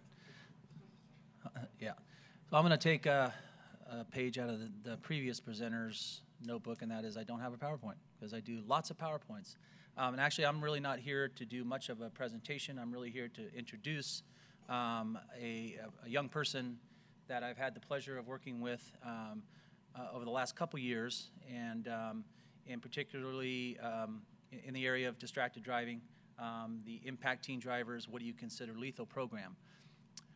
So just a quick note about myself. I am a California Highway Patrol officer. I'm the Public Information Officer for the Hollister-Gilroy area office of the CHP. If you, I'm sure a lot of you don't know where Hollister or Gilroy is. That is, the Gilroy community is about 30 minutes south of San Jose. Highway 101 runs right through our area, and then Hollister is about 20 minutes east of us, out in the valley there. And a couple of years ago, I approached the Dr. T.J. Owens Early College Academy, which is a high school in Gilroy, about the possibility of the school providing me with a student leader or two that I could train to deliver the middle school curriculum presentations to, of course, the middle schools in our Gilroy area. And immediately, actually, I think the principal paused and picked up the phone and rung whatever class Miss Lauren DeRosa was in, and she came hustling in, and I was introduced to her then. And we've had the pleasure of working together for the last couple years, and so she's going to follow me, or this introduction, and explain to you exactly what she's been doing in our community from her perspective, peer-to-peer. And I think after you all meet her, you'll come away just as impressed as I have been, and everyone else in our community has been with Lauren's work. So without further ado, Ms. DeRosa.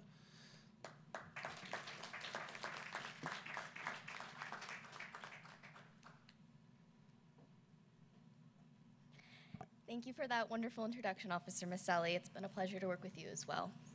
Hi, thank you for having me here at the Western States Roundtable. I'm very excited to be here and share with you all a little bit about my mission while I've been helping with Impact Teen Drivers.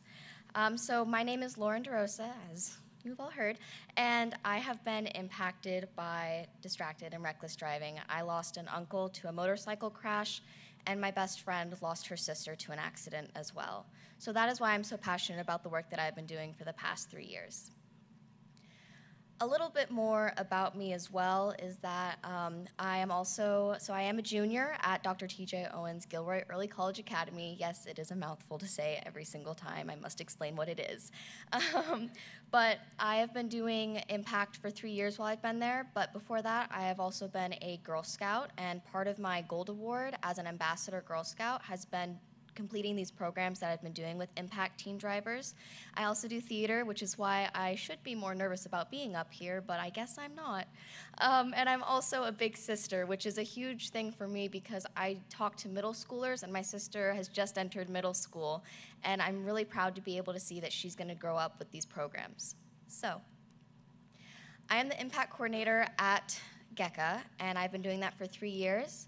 I was first introduced when I entered freshman year, just as Officer Misselli said, and I did not know that this was an opportunity that was going to arise for me, but I am so grateful that I had it. Be the change you wish to see in the world. This quote was on the back of a bracelet that I received 4 years ago to commemorate the passing of Natalia Salcido. Natalia was a cheerleader, she was a high schooler, and she was a friend of mine. She was the older sister to my friend Noelle. She was a victim and a passenger in a car crash back in 2015. There was a provisional licensed driver with 3 other passengers, including herself. There was speeding. There was a cell phone involved that the passenger was using and called out to the driver to turn around. And there was also loud music playing. She left behind her sister, who I knew for only a year, and we've been close friends ever since. But watching her and her family grieve has been an experience that I never wanted to see another family go through, and I realized that I wanted to do something more. So when this first occurred, they had the Natalia Salcido Legacy Foundation, and I've been working with that since it first occurred back in 2015, but I realized that I still wanted to do more to have this be preventative. I didn't want people to just hear these stories and think that's not going to happen to me. I wanted these people to know these stories and say, that is not going to happen to me because I prevented it. So my first year, I was introduced to senior Mackenzie Brown, who was actually the one that was also impacted. We lost a student a year prior to me arriving at GECA. His name was Alex Armlin, and he was also a victim to a reckless crash.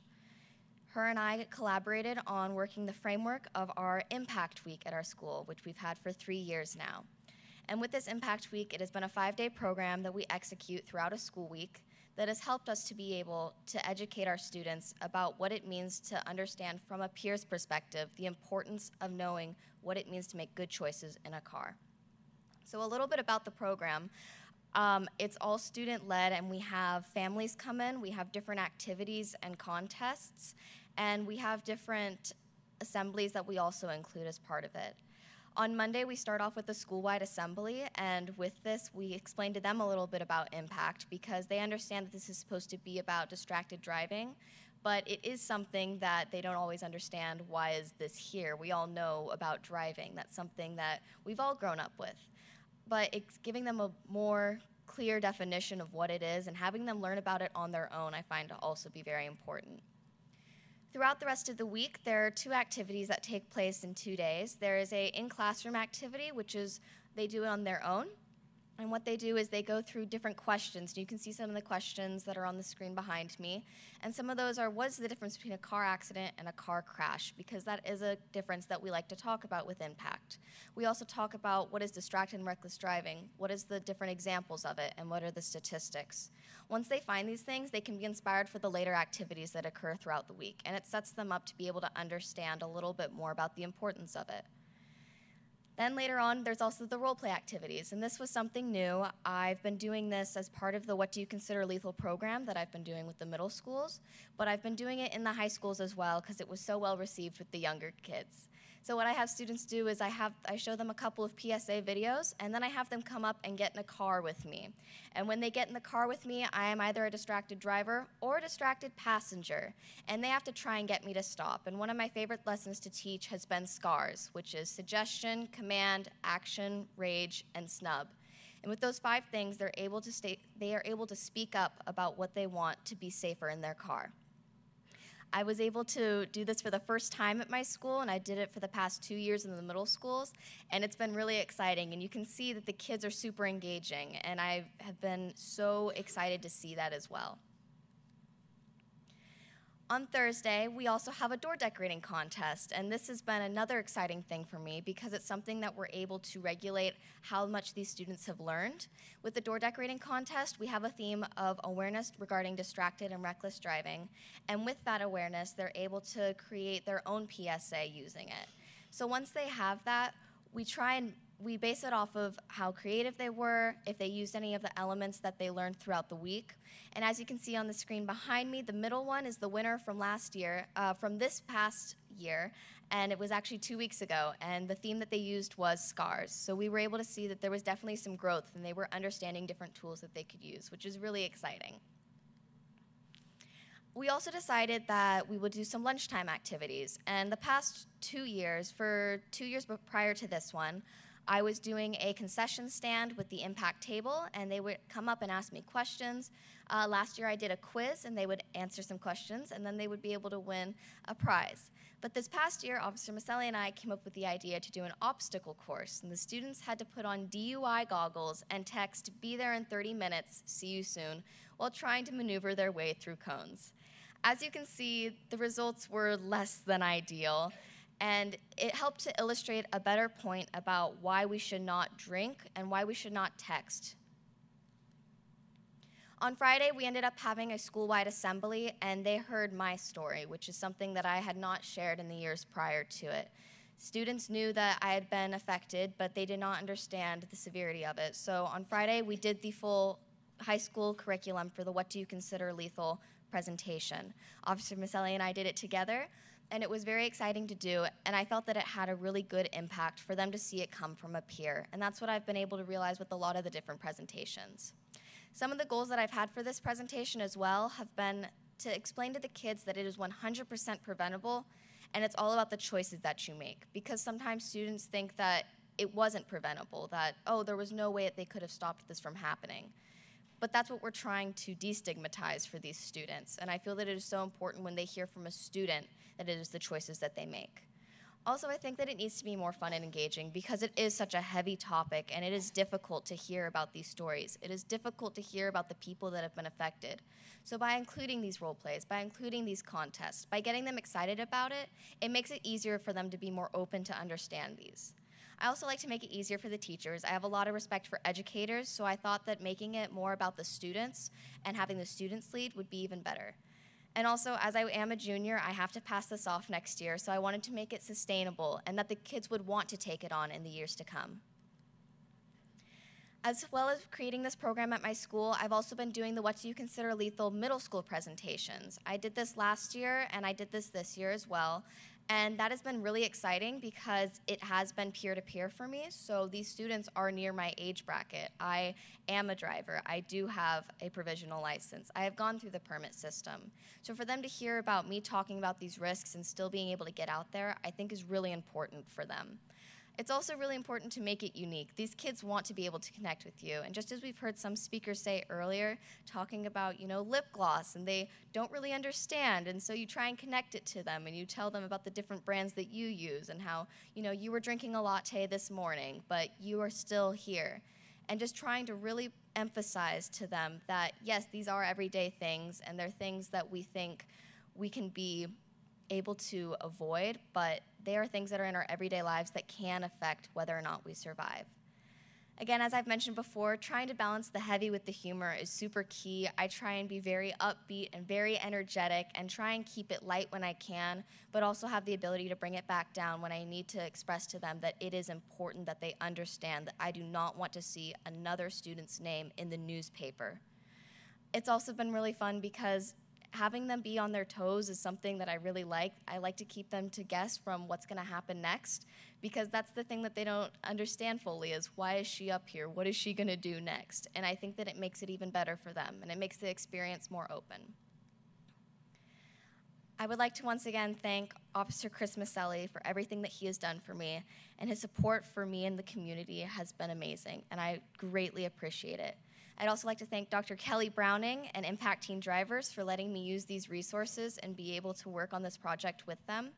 And I'd like to thank all my loved ones, as their support has been able to get me through this. Thank you.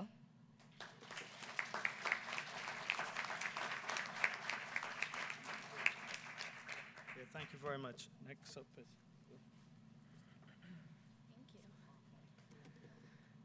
You are an amazing speaker. Just want you to know that. Hi, my name is Lane Pockle, and I am engaging special populations in the conversation about reckless and distracted driving. So besides being a full-time college student, I work directly on implementing behavior programs with kids diagnosed with autism as a registered behavior technician, and I love them. They are like little sponges, like all young kids, and hopefully one day they'll be able to say, Miss Lane taught me that. So from my understanding, there is no education on distracted driving that addresses this population because it's probably very uncomfortable and not a main point of focus. So I thought that it would be important to have this conversation, and I have a direct connection with Impact Teen Drivers through my mom, and am so excited to continue advocating for it. Impact Teen Drivers engages, educates, and empowers its participants into changing their behaviors behind the wheel. I attended a Train the Trainers workshop in March in Denver, Colorado, where I was able to see the What Do You Consider Lethal program and meet the people behind it, and fell in love with the idea behind it and the people, and decided that I wanted to do that program as my senior capstone project. And the reason behind me taking it into my company is because the parents are the #1 influencers in these kids' lives, and us as registered behavior technicians, we're in home a lot and we have to travel with these families everywhere, so we see the parents driving distracted. For example, one family that I work with, there's 3 boys on the spectrum, and I work with the youngest, but the oldest is very fixated on fast cars right now. So we'll be driving in Dad's little 1990s car, and we're like this close together, and the boys are screaming, turn on turbo, turn it on turbo, let's go, Dad. And so he pushes the AC button and then speeds up the car, and you obviously can tell that those types of habits are going to be with those kids in the future. Yes. So I fell in love with the parent-teen workshop and want to incorporate that within my company. So it's going to be for the families and the clients, and give the parents the comfort in knowing that there are resources that they can turn to when they need to think about drivers in the family. It would go over the graduated driver's licensing laws, which are complicated. And then it would also go over practicing safe driving skills. In the state of Colorado, it takes a licensed hairstylist 1,500 hours of practice to become licensed, where it only takes 50 hours of practice to become a licensed driver. Looking forward, my goal for this project is for the audience to understand the importance of the conversation and hopefully implement this type of program every year. It would give the parents, again, resources and confidence when they do have to think about their soon-to-be drivers, and not only that, but reevaluating their behaviors behind the wheel already.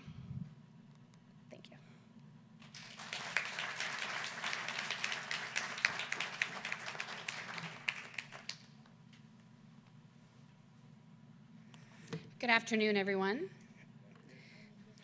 Everybody awake after lunch? My name is Megan Vincent, and I am from the Montana Office of Public Instruction, so I'm an educator in the room. Working for state government, Office of Public Instruction oversees our public school system in Montana, the K-12 system. And I also serve as our Montana FCCLA State Advisor. I have been in this role for over 10 and a half years, and I was invited today by Dr. Browning because of my work with FCCLA.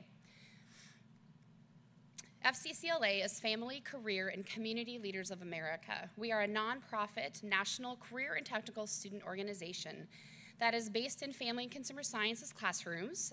You will find us in middle schools and high schools all across the United States. Our mission is to promote personal growth and leadership development through our family and consumer sciences education. And we focus on that through 4 different career pathways: human services, hospitality and tourism, education and training, and visual arts and design. Across the nation, we have over 160,000 members, more than 5,300 chapters in schools, and we are active in 49 states, Virgin Islands, and Puerto Rico. We have been around since 1945, and we are excited to be celebrating our 75th anniversary next summer in Washington, D.C. In terms of Montana FCCLA, just to give you a little perspective, Montana, of course, is the 4th largest state land-wise, but we have just over 1 million people. You know, we just crossed that threshold a few years ago.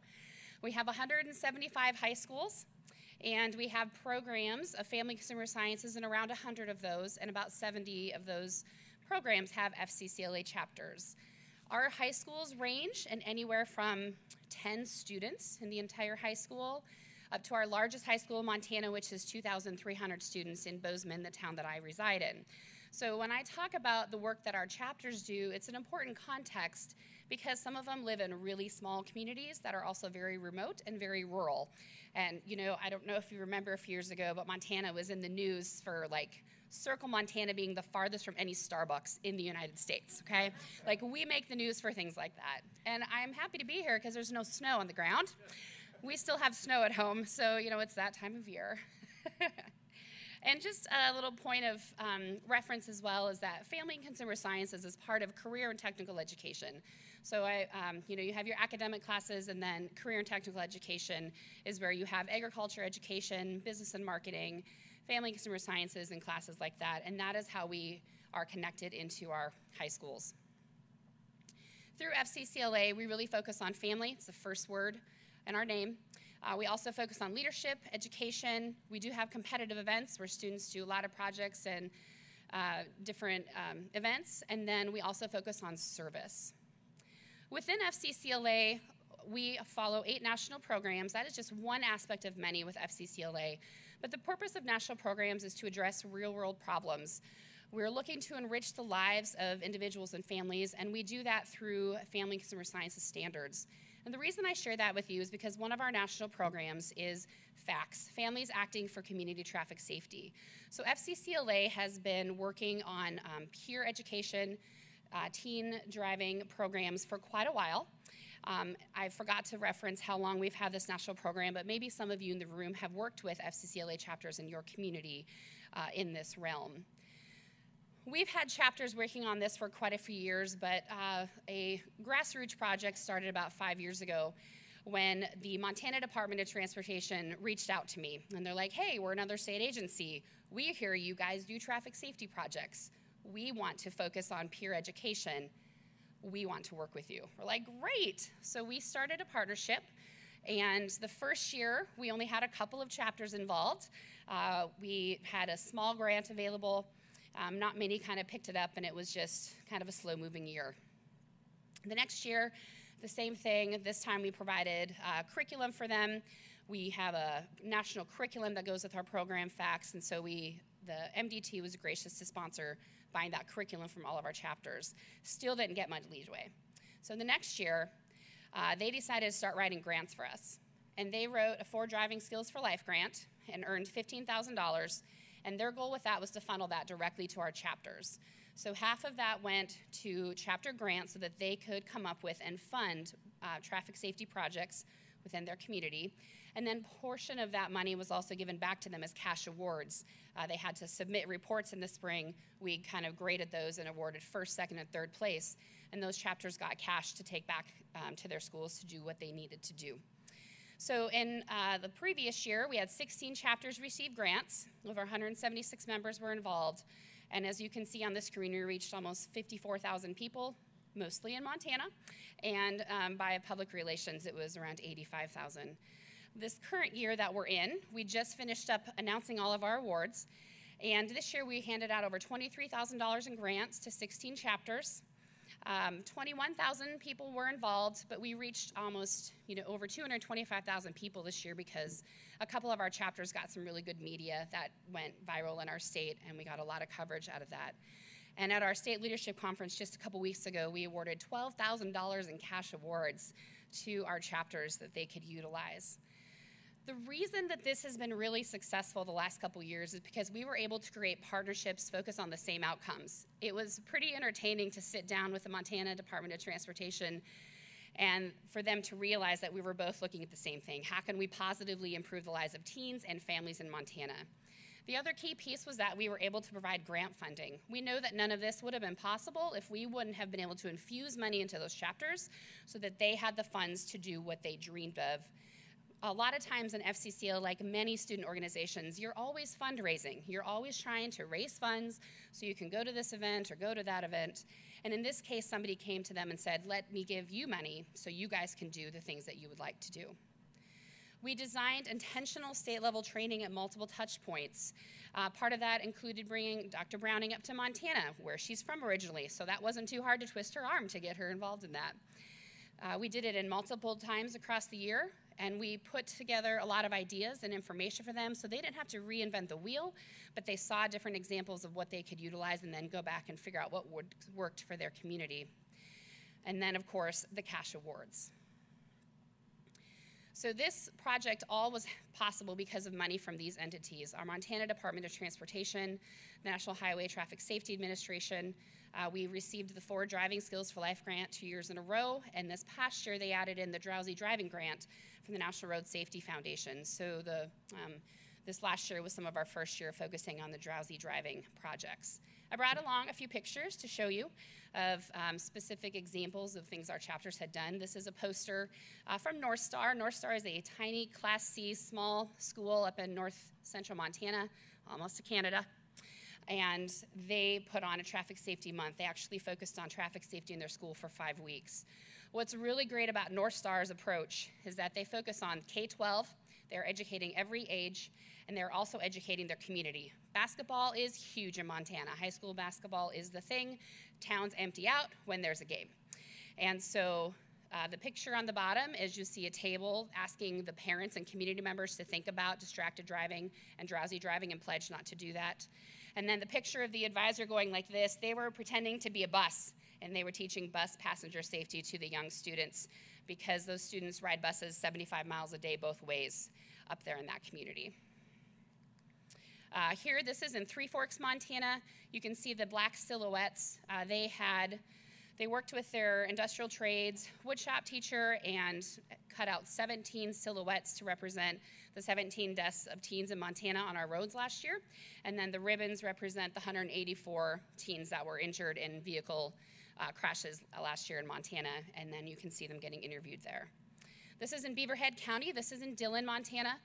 They focused on a week-long activities. One of the things that we have our chapters or suggested that they do is what we call a Vision Zero fair, and they have lots of different stages, which includes using the drunk goggles obstacle courses, designing license plates, using the impact teen driving resources, a variety of things, and then they did seatbelt checks later that week. This is in Shepherd, right outside of Billings. They focused on a week-long event in December. They brought in 2 speakers from Montana, and then they worked with the phone box movement and got phone boxes at cost to distribute to their high school students to put their phone in the box away from them when they're driving down the road. Plentywood, tiny town almost again in Canada, but northeastern corner. They focused on drowsy driving, and they did Traffic Tuesdays for 10 weeks, and every Tuesday at lunchtime they had programming that they did. And they also partnered with their English teacher, and every student had to write an essay about drowsy driving, and then they awarded the top essay. And our last picture is out of Bridger, Montana. What would you do if your dog didn't come home? They have a really dangerous highway in Bridger, and they wanted to work with their local law enforcement to put up signs to remind people to drive smart and to pay a little bit more attention on the roads down there. They've had a couple of pretty awful crashes this last year. So FCCLA, of course, is a national organization. I'm speaking from the Montana examples, but we are all over the United States. And this summer, we have our National Leadership Conference here in Anaheim, or not here, but in California, in Anaheim. And if any of you want to get connected with FCCLA and you're not already, you have a great opportunity this summer. So I put the information up there for you. And then, of course, you can go to either of our websites. This is a picture of the finished product out of North Star with all the pledges from the community members. To not pledge to drive drowsy, or to pledge to not drive drowsy, and to increase the safety on the roads in that area. Thank you.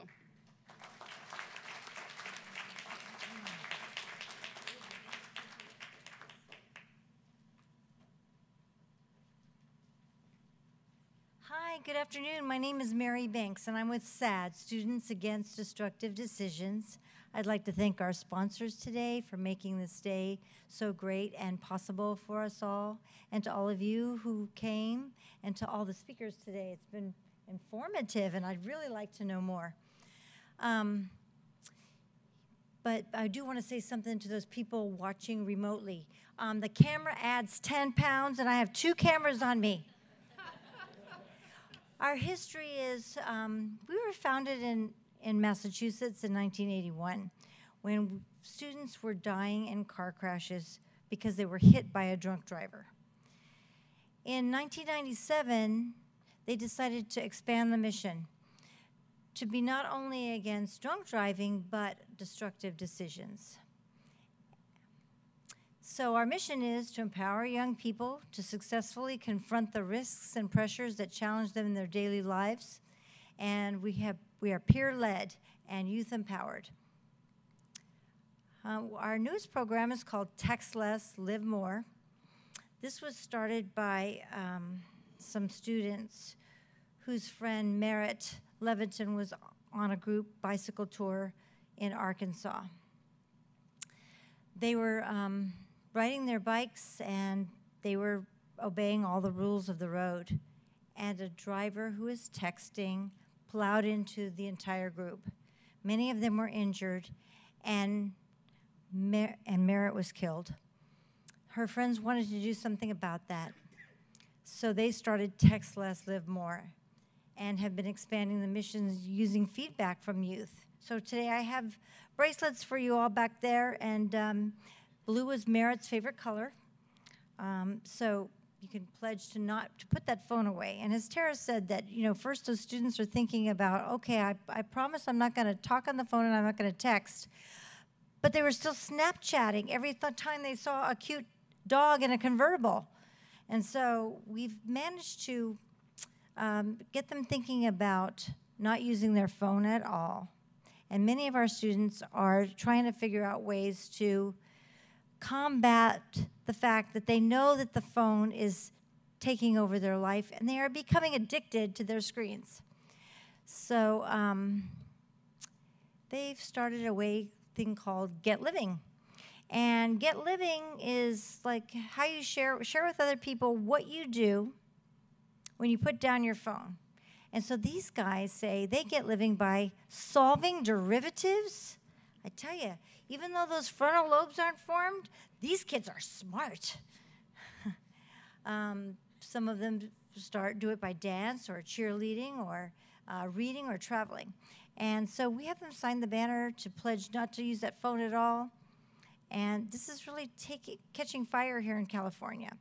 I had students tell me last week that they realized that when they go out to lunch, people are on their phones talking to someone else, and they're not talking to the people who are in the room with them. And so they started a thing where you go out to lunch with your friends, everybody lays their phones down on the center of the table. And the first person who gets a text message pays. We have a program called Rock the Bell. Oh, I should tell you all that, like your programs being evidence-based, ours are science-based also. And this involves a number of things. First of all, the pre- and post-observational surveys, so you can measure the effectiveness of the campaign. and doing different things like having a seatbelt fashion show with duct tape, having the quick click challenge where students run, put on the seatbelts, and get timed for how long they takes them to run and do all of the outboard seats and get fastened in and rotate to the positions. And the winners get T-shirts that say the Quick Click Challenge. That's hard to say, Quick Click Challenge. They also share statistics during the morning announcements, and they love the pavement messages. So the Rock the Belt kit has chalk in it so that they can write messages to their friends throughout the school on pavement and sidewalks. Here's someone doing the Quick Click Challenge. So in this group, instead of just timing them, they had to run in, buckle up in all the outboard positions, come back, sit on the balloon. And the first one to pop it was the winner. First team to pop it was the winner. I do want to say we love that GDL brochure, GDL Made Easier, by the Impact Team drivers. And we wrap it into everything that we do. And so we've been using your GDL brochure with our Rock the Belt challenge. We've been doing a little project to see how many students, number one, understand the law, and number two, what percentage of them are compliant with the law. One of our newest things that we're doing is a project that's actually an OTS project, but we're running it for them, called California Reduced Teen Crashes.info. At this website, it's the clearinghouse of all the Office of Traffic Safety programs that are available, and schools can participate in those programs, whether they are a SAD chapter or not, because it's not truly our program, and enter what they've done and earn points. And at the end of the school year, there will be awards for the schools who have done the most traffic safety in their school. It's just now kicking off, and so we hope that you all might be wanting to participate in that. We think it's going to be, it'll probably hit the ground running in the fall because it's still very new right now. It's based on something that's been successful in Tennessee. Let's see. Oh, and you can also add other activities that maybe they aren't an OTS activity, but something that someone else has to offer, and so you can submit that for points too. During the school year, SAD Shines is a chance for the students to show off what they're doing in their SAD chapters. And they sure do love those Fatal Vision goggles. So in many of these activities, they're using the goggles, both the DUI goggles and the marijuana simulation goggles. Some of these are stay away from the dark side, using the goggles to try to knock down the cans. Ain't No Surviving, Texting and Driving, where they try to text and ride the tricycles. All these different activities that the students have come up with, which are very creative and very impactful for their students.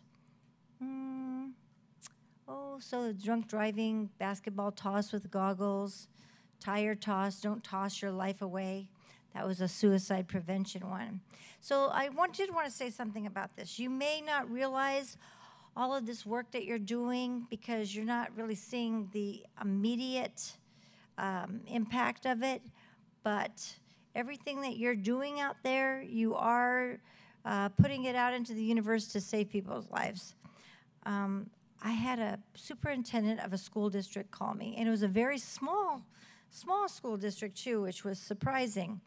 And he said, our students went to your annual conference. They attended the sessions. Now, 90% of those were traffic safety, and some of them were about other destructive decisions, like suicide prevention. He said, after that conference, individually and privately and confidentially, 3 different students went to counselors saying they had contemplated suicide, and one had even tried it. And they realized after they went to the session that they needed help. So things that you're doing out there, it's making a difference. Oh, Our students are very much into advocacy. We had students work to get flavored tobacco products banned from their town. We have students in Torrance who met with refinery officials to voice their safety concerns about the additive used to process the petroleum. And their school, which is highly explosive, and their school is within a 3-mile radius, and they all live within a 3-mile radius of the refinery. We also have a chance for the students to go to Washington, D.C. and advocate with their legislators. Here they are meeting Dianne Feinstein's staff.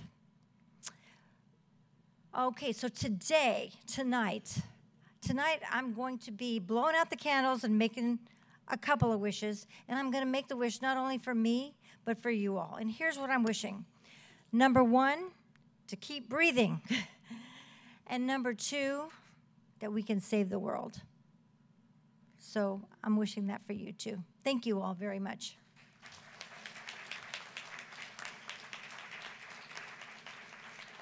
Yeah, thank you all. Let's give them another round of applause. It's, you know, it's important to have youth and young leaders in the fight. And Mary, you're absolutely right. We're making a difference. We're making a difference. We may not have 5,000 people in this room. We may not have 10. But the life, you may save one life today, and that's a life, and it's important. You never know who you're reaching. You may say, okay, I do believe sincerely that the folks that we are reaching are here or online. We know exactly there's someone out there that need to hear this message, to need to hear your story, that need to hear your voice today, that you're going to make a difference as a result of what they say. You never know the life that you may change. And I am the chief of the Office of Safety Advocacy at NTSB. And advocacy for us, and I always tell my team again, and I'll reiterate it, all advocacy is local. It's local. When we disperse from this room, wherever you go, whether it's Oregon, whether it's your locale, that's where the effective advocacy is taking place. You're reaching. You're doing that, what we call in advocacy that we're reaching. You're doing that research to find out the audience you need to get to. You're engaging, finding that engaging content to make sure that your audience is reached, that you impact them, that you get to them. You're activating them. You're using all this right here that you're doing to activate and convert your audience. And you're taking all of them in terms of what we are doing today, being online or whatever those means is, and you're harnessing them to help drive your message out there. So this work is necessary. It is necessary. So they say, you know, a journey of 1,000 miles begin with a single step. And, you know, the race is not to the swift or the battle to the strong, but he that endures to the end. This is a battle of endurance, and we got to keep on going. We got to keep fighting. So with that said, I want to open it up for a couple questions to the panelists, if you have any. And if you don't, I will ask them questions myself.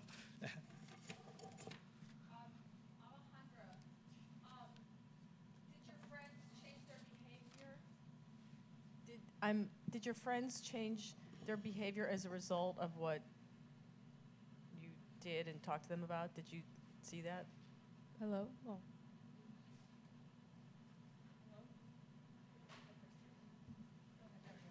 Okay.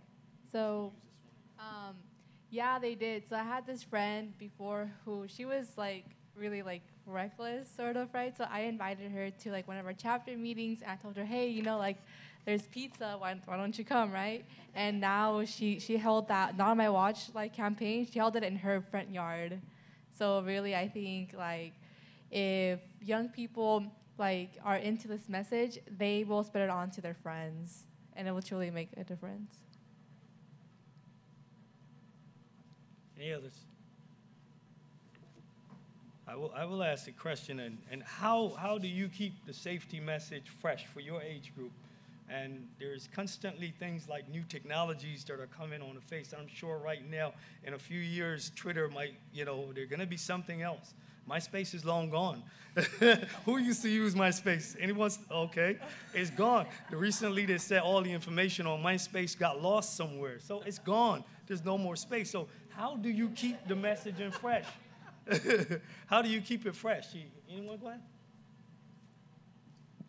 Go ahead, anyone. I was just saying that you have to be able to move with the times because, yes, MySpace did age out, but now we have Facebook, and now Facebook is starting to age out, and we have Twitter, and we have Instagram, and we have Snapchat. And as we were talking about earlier, Snapchat is one of the big contenders. If they're not texting, they're Snapchatting. They're trying to video themselves, trying to rap along to some really hard song while driving. So it's all about trying to relate to them and explain to them that it's not any different from how it was before. It is still a distraction, no matter what it looks like. And being able to provide them with examples of it and trying to express to the students that it is the same no matter what it looks like is something that I think is important and will help for them to be able to remember that it's all about their safety. If that answers your question. I'll follow up with another one. I'll go ahead. We have a question here. What groups within high schools or middle schools would you recommend reaching out to that would have leaders such as you yourselves? Who could we reach? Who could we talk to find you guys? So there is, along with the Rotary Club, there's Interact that I know is at the high schools. At the middle school levels, there's also a college preparation class that also extends into the high schools, and it's a partnership between the middle schools and the high schoolers. I do not remember what that program is called. I think it's California. It's something California. But there's also, as I said before, there's Rotary and Interact. Even creating their own programs and encouraging that they have a couple of students that represent their school to be able to do these presentations. This was something that I volunteered to do, and I'm trying to encourage other students to volunteer for. There's no group at my school that has taken this on. It's been a sole project. But I would like to see that Interact takes it on and it becomes part of their responsibility, or a club does form from this. So reaching out to those kinds of groups I think would be helpful, but also encouraging students to do it on their own, because if they're really passionate about it, it really does show in the work. Well, of course, I'm going to say FCCLA, which you have here in California, so that's one option. But another career and technical student organization is HOSA, which is Future Health Professionals. So if you're looking at it from the medical perspective, HOSA, H-O-S-A, you could also reach out to that career and technical student organization, because they would be another area along with FCCLA that might be interested in having those discussions or working on that as a peer education project.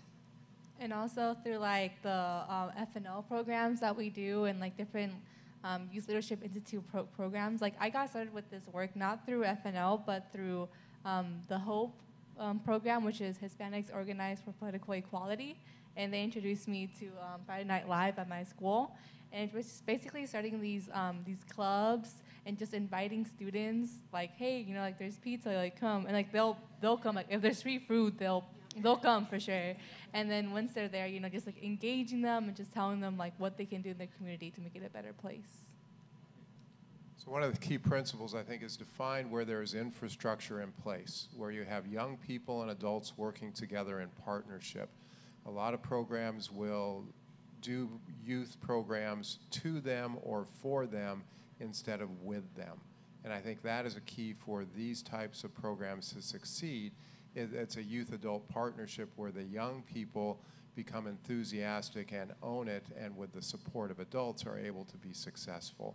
And there are lots of infrastructures out there where you can find that kind of matching, as you've heard here so far. Thank you.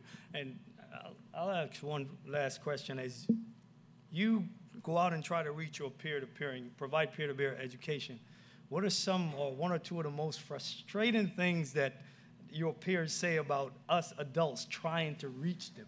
And be honest with us now. We can take it. We love feedback. Anyone? You can tell us. Don't be afraid. So working with the middle schools and the high schools has been interesting, because they don't even want to listen to me sometimes. And it's been frustrating because it's such a hard topic to talk about, and it is a hard topic to tell the kids that they're responsible for what happens, because it is the choices that they make. They're responsible for whether or not they live or die. And that is something that I think is the pushback there, is that they don't want to accept it. So when adults are telling them that, they want to be able to blow it off, but when a student is saying that, it still is frustrating, because your own peer is telling you that you have to make a change, but it also does impact them to realize, oh, they recognize that. Maybe it's something that I should. So that's what I've seen that's been frustrating, is that they struggle with taking the responsibility because they know it's such a devastating thing. So yeah. You guys see that we have all work cut out for us. We've got a lot of work to do, and that's why we're in this fight, because as it says, change is the only thing constant, and it's going to be constant. It's going to be another generation to come behind the millennials or the Gen Xs, or there's going to be a next generation that we're going to have to reach. That's why we have to continue this fight. So thank you all so very much. I appreciate your information, and we're going to transition over to the next panel. Appreciate it.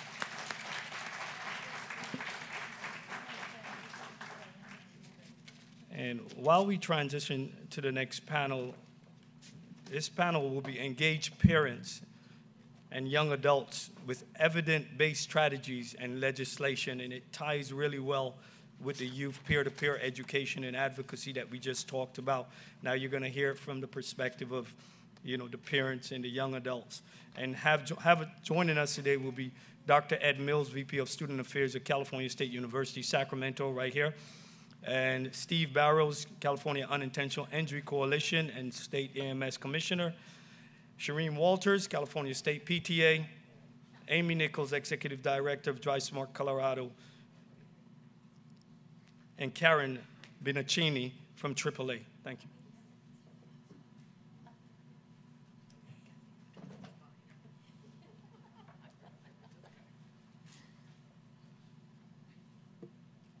Dr. Mills, I'm going to go ahead and kick it off with you.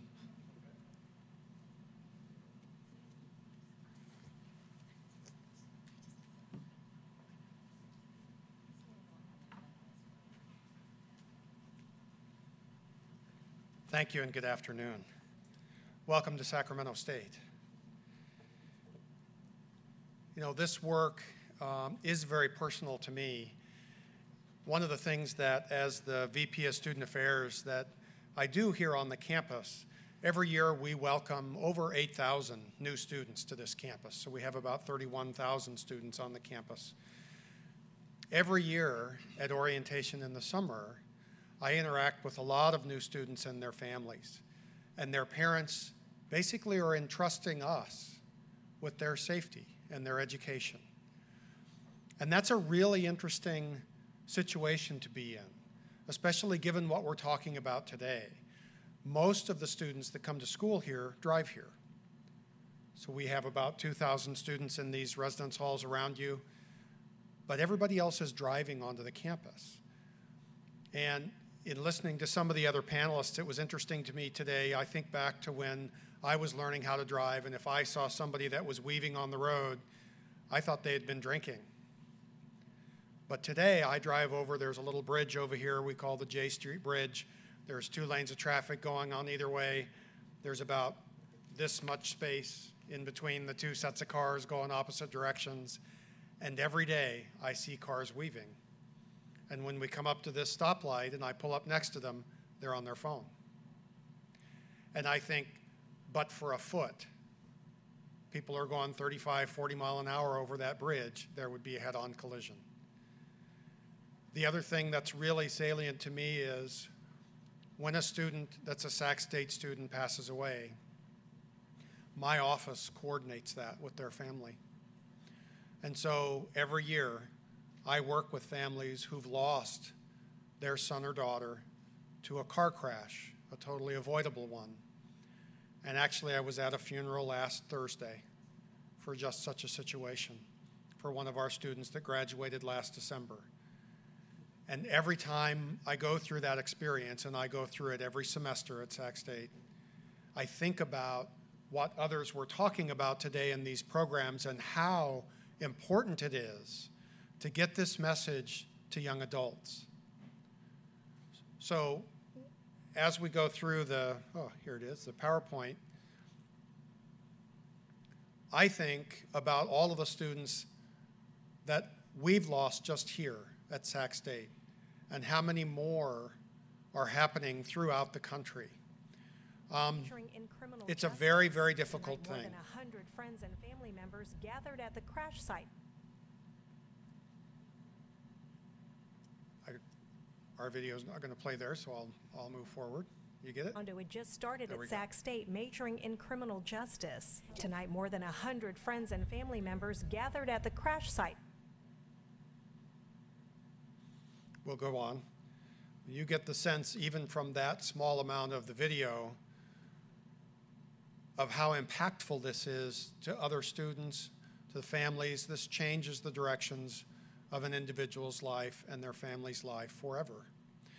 On the slide behind me, what you can see is that experience makes a difference. One of the things that's really interesting to me, that's a phenomenon, again, that's happening to our students today that really wasn't happening when I was this age, are how many students wait to get their driver's license. And they don't go through the education and training, the graduated driver's license training that's available that many of their peers go through. So they start at 18 as a novice driver, or 19, or 20. And if you look at this graph behind me, you can see that that really raises the likelihood that they will be involved in a fatal or serious injury car crash.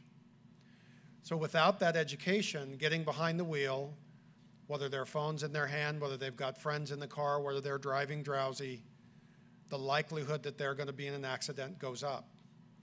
And so this continued education is really critically important. When you look at these different groups, you can see how many more students that were licensed at 18 were involved in a fatal car crash. And so I think it's really important for us to think about not only how our students are coming toward us in middle school and high school, but when they're in college age, because this phenomenon continues on. One of the things that we did in partnering with Impact Teen Drivers is we started having presentations come in to first-year seminars. I teach a first-year seminar class. In fact, I teach it right here. And so every year, I have a whole group of 17, 18, 19-year-olds that are reteaching me what it means to be that age. And one of the things that's really common for them to do and that they don't like, that I enforce in my class, is I don't let them get out their cell phone. They can't be on it. It's really, really hard for them. But think about then when they get into a car. Our first-year students this year were all born after the year 2000. They've lived their entire lives with cell phones. Maybe it was a flip phone when they were little and don't remember, but it is a cellular device. And they have been watching their older siblings, their parents, aunts and uncles drive with these phones in their hands. And so I talk to our parents at orientation about that too, in reminding them we're all setting an example for those students as they come through. So we started having the what do you consider lethal presentations in those first-year seminar classes. Jacob in the back, Gonzalez, who was in my first-year seminar class when he was a freshman, came and did that with my class. It was very impactful to the group. They really engaged with the material. It made a huge difference. And so we also partnered in putting together an online module, about a 25-minute interactive module that we can have all of our students take. Because not everybody's going to be in my class, but all of our students can take this interactive module and be exposed to the information about distracted driving and the critical impact that happens when these car crashes occur. And that's something that I want to make mandatory here at Sac State, but my goal is to make that mandatory throughout the CSU. That's 450,000 students. And to work with my partners in the UC, the University of California system, and the community college system the same way. Community colleges in California are 2.1 million students. The UC is 90,000 students. If we can get that message out to that many college-age students just in California, what a difference that can make in reducing the number of students that are in serious injuries or killed in these car crashes. And I would love to see that in every state in this country. So we want to engage the students through different statistics that are meaningful to them, through a real story of loss that they have to watch, and through really looking at the different types of distracted driving, which most students don't consider. They might realize their phone is. They don't think about when they're eating, when they're tired, all of those sorts of things. Turning up the radio too loud, having people around them that are creating a lot of distractions. So it's really helping them understand that that choice is theirs. Their parents may have entrusted me with their safety. I'm entrusting them with their safety. And the choices that they make will impact their lives and the lives of those around them for the rest of their lives. So what I really want to do is make sure that we share this with everybody. We're going to evaluate the program. Impact Teen Drivers does a lot of stuff to make sure that we're very data-driven. We're thinking about a parent module that we can work with as well. And then we've talked about international student needs. Not only do our novice drivers need that help, but think of an international student who's here, who's learning not only our rules, but our culture, and may not think, if they're a passenger, that they have the ability to speak up in a car. So we have to consider all of those things when we're working with students this age. Thank you very much.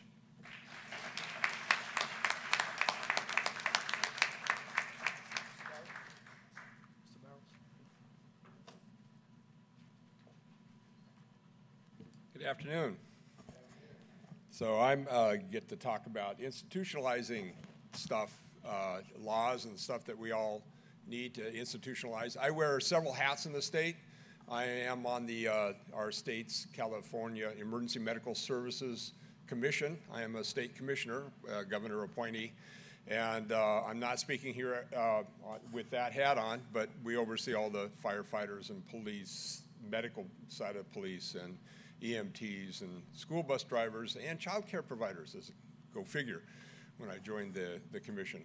I also, though, am the program director statewide for the California Coalition for Children's Safety and Health, which is the home to, and I am also the co-chair of, the California Unintentional Injury Strategic Plan Project, which is looking at and working with experts across 120 different disciplines through 8 subcommittees to try to understand what can we do to institutionalize some of the safety stuff that then we can practice at the local level, and we want people to work on at the local level.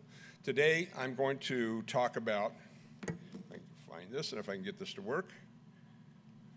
I'm going to talk about, I just want to tell you a little more about the project, because if you want to get involved statewide, even locally and statewide, this is a good project to get involved with. But I'm going to talk a bit about why that institutionalization is really important.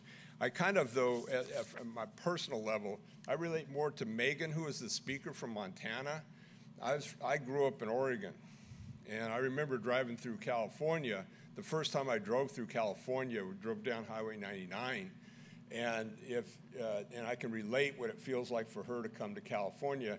And we'd pass Modesto, and I go, my God, look at these big cities. And Merced, another big city. Stockton, another big city. Fresno, my God, all of them. And then you can imagine a kid, I was in high school then, never been out of Oregon, and we crested over the Grapevine and came down and saw Los Angeles.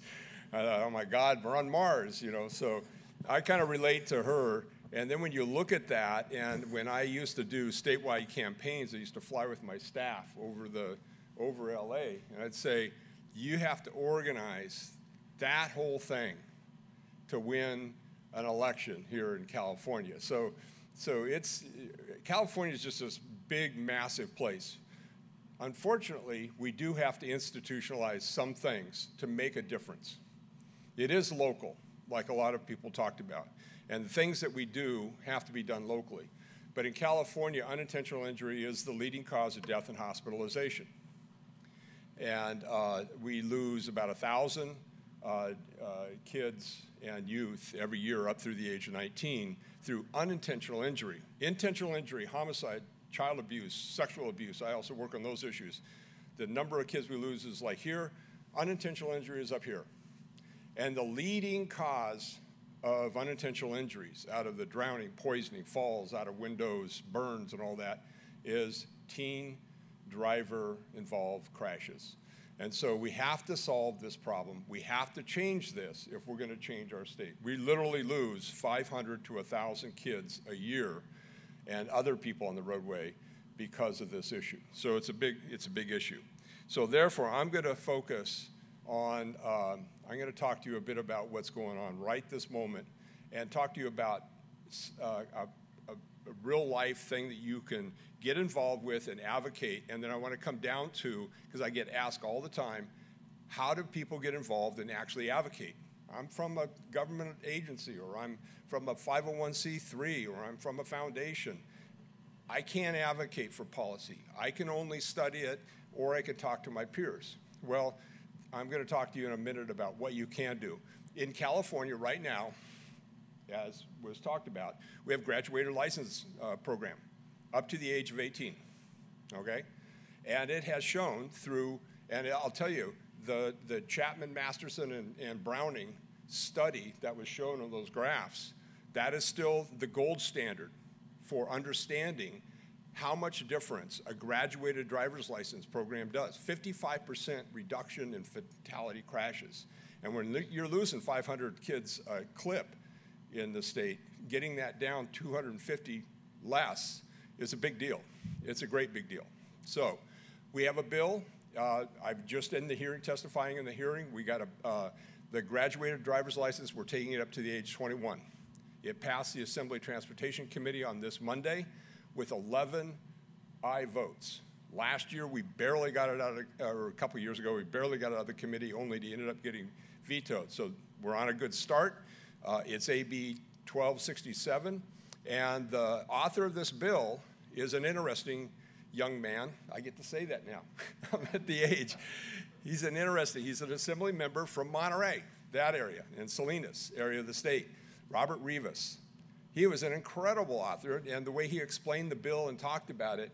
So a lot of the work that you've done, and if those of you that have worked in the Monterey, Salinas, in that area, Gilroy area, you have made a difference because he talked your language. He knew your message.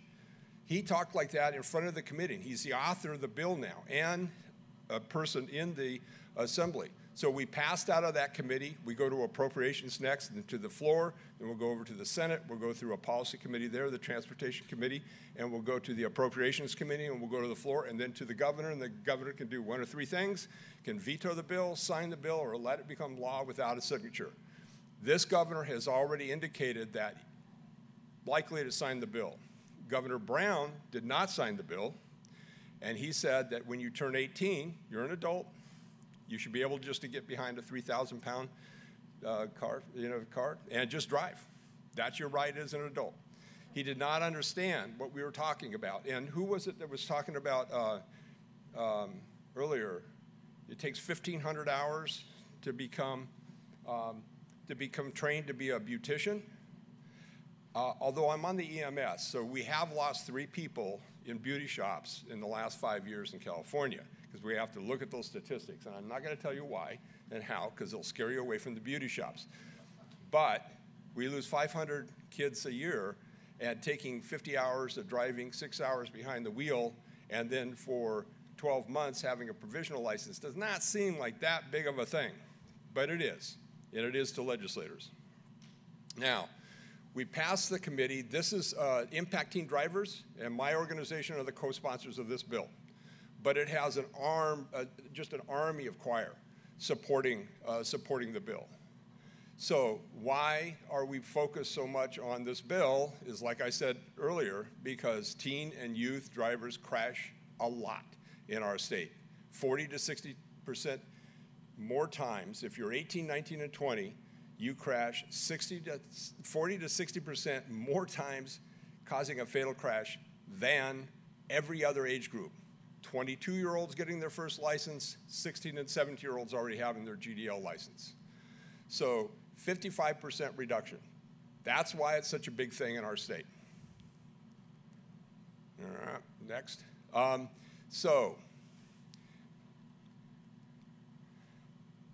This is also implementing something that the state has said for many years that needs to be done. So it's not just all of us in this room, and it's not just my organization and Impact Teen Drivers, but 8 state agencies, including the CHP, the DMV, the IMSA, ABC, Alcohol Beverage Control, if you want to know. I'm not making that one up. All those agencies have said this needs to be done. They also told Brown it needs to be done, and he vetoed. But we're telling Governor Newsom it needs to be done. And so this is just implementing what the state has already said needs to be done in our state. Now, why do we need parents and youth involved? I've got CHP, I've got hospitals, I've got trauma docs, I've got insurance companies, I've got Impact Teen Drivers. I've got a whole lot of folks that I can draw in to work the halls of the Capitol to get this passed. But we got 11 votes in transportation. We have 5 more steps to go to make a law. It is a long ways. Last time the governor vetoed, like I said, since the governor vetoed that bill, we have chronicled 300 youth have died that would not have died. That's not just the whole number. That's how many would have died. That's 55% of the death rate happened last year, just like we predicted. They would not have died if we would have put all the 18, 19, and 20-year-olds in GDL. So we're talking about, and we just had a meeting with the governor's staff, and one of the most troubling parts of that conversation was we think the governor is going to ask us to delay another year or 2 if we get the bill passed.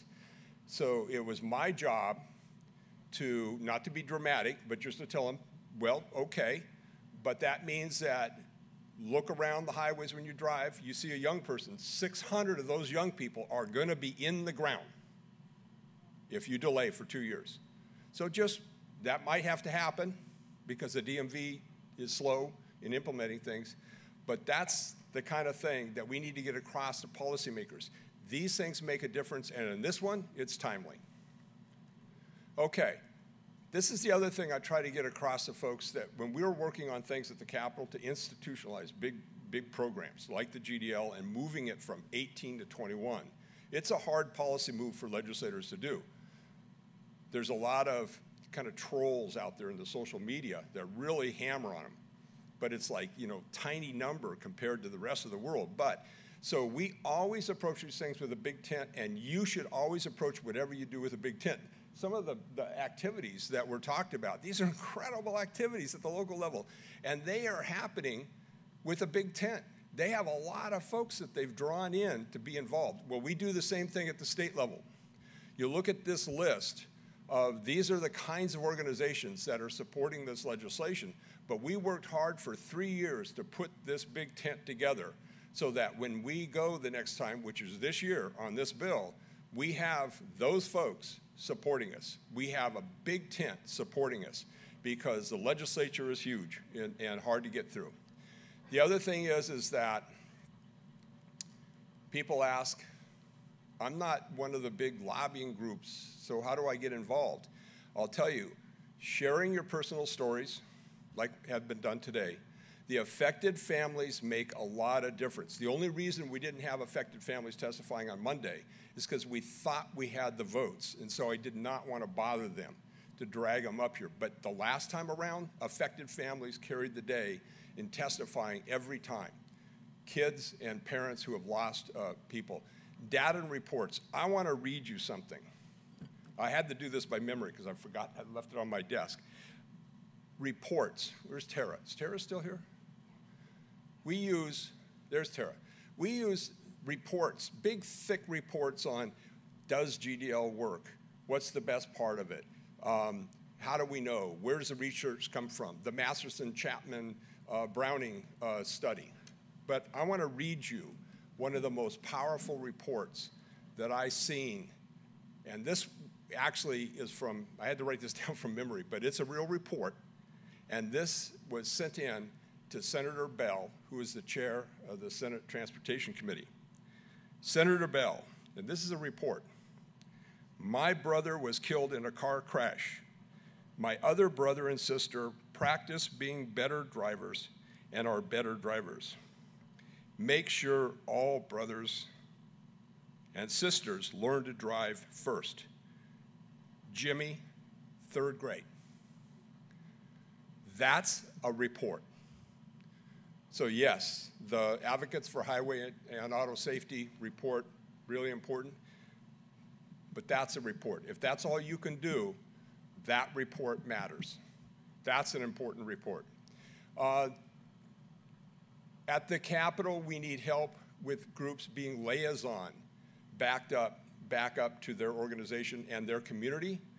That is very important. We don't need a whole army of hundreds of people at the Capitol, but we do need to know that the legislators in their districts are hearing from people. And so if you liaison and keep your community knowledgeable, that really makes a difference. The other thing is I tell you, impact teen drivers, and I'm just saying these, but there's other groups. Friday Night Live, impact teen drivers, what they do at the local level in the schools is going to make this a reality, reducing and make the GDL work. Because when we pass a law, passing a law is just passing a law. It is, laws don't do anything on their own. They only do something when we all get involved at the local level and we make sure they're enforced, or we make sure that the youth and the parents know about them and follow them and understand why they should be following them. So it's really important to support all those local activities. And I think there's this other activity that we're trying to find some funding for. They haven't even heard about this yet. The CHP High School Parking Permit Program around high schools. What an incredible program. To get a permit, you have to go through a training program with your parent. Not enough funding to get it to all the schools. We want to get it there. Friday Night Live, we need to institutionalize all the funding they need. And Impact Teen Drivers just got a key legislator who has committed to raising the money that Impact needs to get to all the schools. So that's a great idea. Also, we need families to develop their own driving rules and their own driving agreements. You already have those. We need to make sure that everybody kind of gets their hands on them and can sign them. Okay, so if you want to get involved with AB 1267 and take our GDL from 18 to 21, you can talk to me after this, or this is the information that's on the slides. You can contact the legislator directly, or you can contact myself, or the person that lobbies for impact at the Capitol, Joelle McCoy, and that's the contact information. Any questions? That's my contact information and my kind of inner circle that helps us work on this stuff. That's it.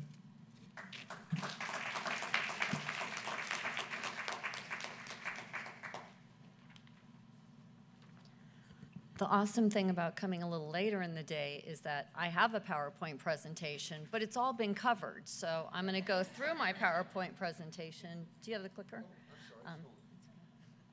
I'm going to go through my PowerPoint presentation, but I'm going to go veer a little bit off of it. I've made some other notes, some things I want to cover that weren't covered. So I'm Shireen Walter, and I'm with the California State PTA, and I'm the Vice President of Health and Community Concerns. And for those of you that are not familiar with PTA, our mission is to positively impact the lives of all children and families. And so we have a big reach, big reach. So there's my information. And I want to talk a little bit about outreach to parents. Parents are the #1 influencer of our kids. And so that's been said. It's been said a lot. One of my favorite ways to influence my kids is I'm a proud owner of lots of those wheels of death that Impact Teen Drivers gives out. And one of the things I do with my stack of wheels is when kids come to my house to pick up one of my kids, now they're a little bit older now, but in high school, is I would go out to the car and I'd say, let me see your driver's license, because I want to see if they're under the GDL and they should be driving my kid or not. And then I hand each one of them a wheel and I show them how to use it. That's what I would call being a #1 influencer.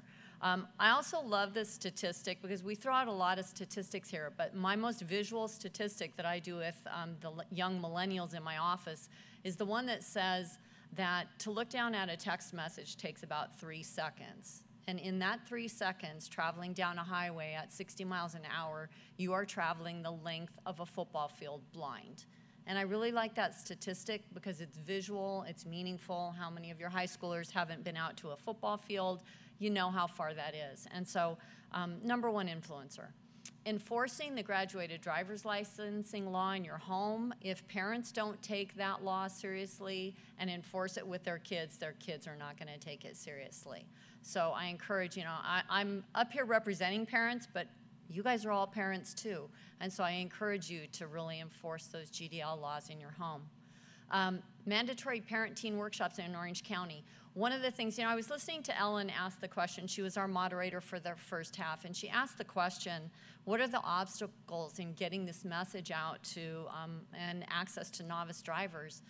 And that's a good question. And in PTA, I think about that question a lot because we cover a lot of topics in PTA, and teen driving is just one of them. So I wanted to talk about some of the ways and some of the things that we can be getting that message out there. And one of the most important ones, and Steve just took my thunder at mentioning it, but when kids want to get that parking permit, and at least in my high school, that parking permit is only seniors get it, and if you're a junior and you get it, you're really lucky. But make that parenting teen workshop through Impact Teen Drivers mandatory to get your parking permit. Make signing a GDL pledge between the kids and the parents, signing a GDL pledge that they'll honor the provisions of it. Stop kids at the entrance or the exit to your parking and actually make sure they're following the GDL rules. You can tell if there's other kids in the car. Make there be a different color one for kids who are under the GDL and kids who are not. So those are all things that we can do. Some of the things that PTA has done to try and get the message out about the importance of distracted driving or not distracted driving is asking Impact Teen Drivers to come out for a convention workshop for us, having them in our exhibit hall with the CHP, giving out the Wheel of Death, giving out those posters that point out that lip gloss is as deadly as crack. We have a social media campaign, and every month we change our topics around, and one of the months our topic is undistracted driving. So we're tweeting out, we're Facebooking out information with great links, links to programs that Impact Teen Drivers has. So those are other ways that we do that. We write articles in our newsletter. As prom is coming up, in your high school newsletters, write a letter about distracted driving, the importance of not drinking and driving. So those are all the things that we try to do within PTA. Kelly had me throw in some of these slides, which I think are great, but they do kind of get to the point of what a difference before parent-teen workshops and after teen workshops as to the attitudes of parents and of teens. So I'm not going to read them to you. I'm just going to kind of flip through them so that you can see what the statistics are. It's a nice compilation from Impact Teen Drivers. The emotional impact of their what you consider lethal program and stories of impacted drivers are huge. They're really huge. So whether the Teen Impact workshops were interesting and engaging, these are some more statistics, and then whether the workshops were clear and easy to understand. Impact Teen Drivers, as somebody mentioned earlier, has these great GDL brochures. We give those out in state PTA as well. It reminds people, what is the GDL? What does it mean? Why does it matter? I think they're even co-branded with PTA's logo on the back. So we definitely give those out, and those are a great resource to be giving out to parents and to kids. The role of parents in protecting young drivers. This is too small for me to read from far away. Hopefully you guys can read it behind me. But it really is important for people to understand the importance of the graduated driver's licensing requirements. People think they're just rules that are put out there for some reason to make it more difficult for kids to be kids. I don't know. But they matter. They're important. Statistics matter. That's why I liked your handouts that talked about what are meaningful statistics that parents and kids are really going to understand and understand the importance of them. So this is a poem. I would read it, but again, I can't see it. So hopefully you guys can. So I'm going to give you a minute.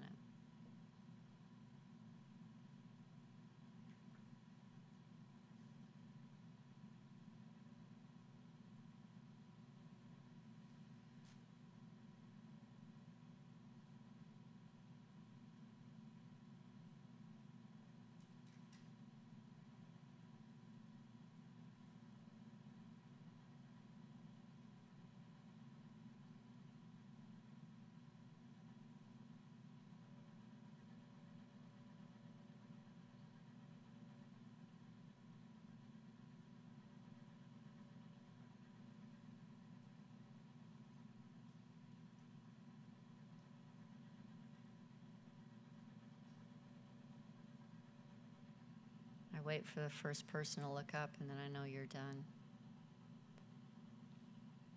I'll give you another 30 seconds.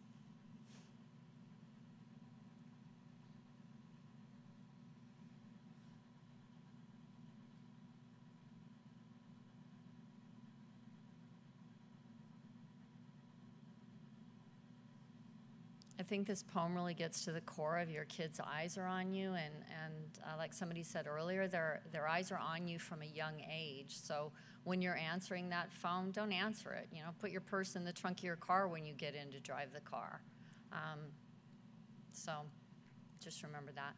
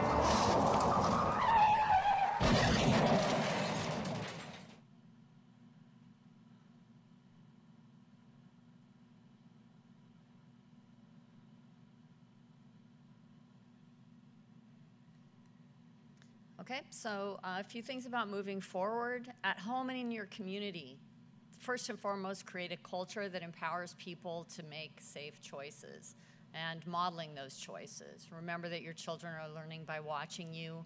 Enforce the provisions of the GDL.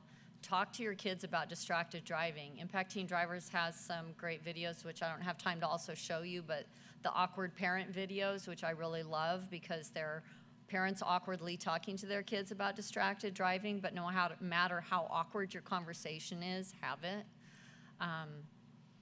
Continue outreach to parents. You know, I know that you may outreach to PTAs, and PTAs may have a breadth of topics they're trying to cover for the year, and it may or it may not fit in, but don't ever stop trying. Continue to remind them why it matters and why it's important.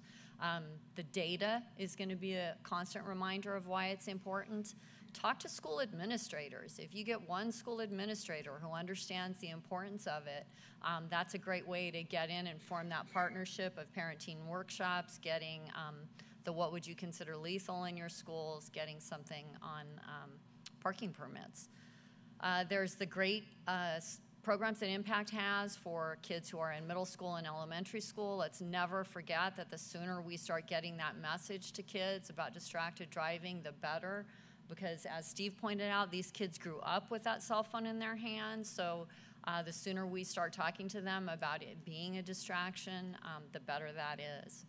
So I just want to remember that we need to start talking to them young. We need to be getting the message out to them. So high school athletes, there's also a great program Impact Teen Drivers has now, Stay in the Game. This is an awesome opportunity that maybe isn't through the PTAs, but is through your coaches and your youth sports teams. They all have mandatory parent meetings, mandatory team meetings. This is a great opportunity to convince coaches or your athletic director in a school that this is important, that it matters, and that this is a program they should get into that meeting. So that's another avenue in. So I want to thank you guys for allowing me to speak and give it to the next person.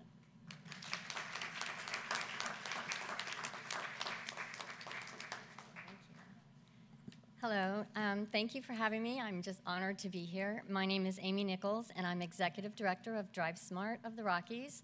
We're based out of Colorado. And I'm just going to talk to you about, a lot of my thunder has already been stolen as well. But that's okay, because that means we're all doing a lot of the same good work. But I have gotten a lot of good nuggets today, and I hope to leave you with some good nuggets as well. So we're a 501c3 that we've been in existence since 1993, and we're based, as I said, out of Colorado. And we do work throughout the whole state, but we're mainly based in the Denver metro 10-county areas. So I'll get right to it on our Colorado GDL. We'll talk about the pros and cons. So pros of GDL, we all know we've seen a reduction in fatalities. In 1999, we enacted our first GDL. It wasn't getting the results we expected, so we strengthened the law in 2004 and then added the cell phone ban in 2009. And since that time, we had seen a decrease in fatalities. Unfortunately, it's still in the 50 to 60 per year range.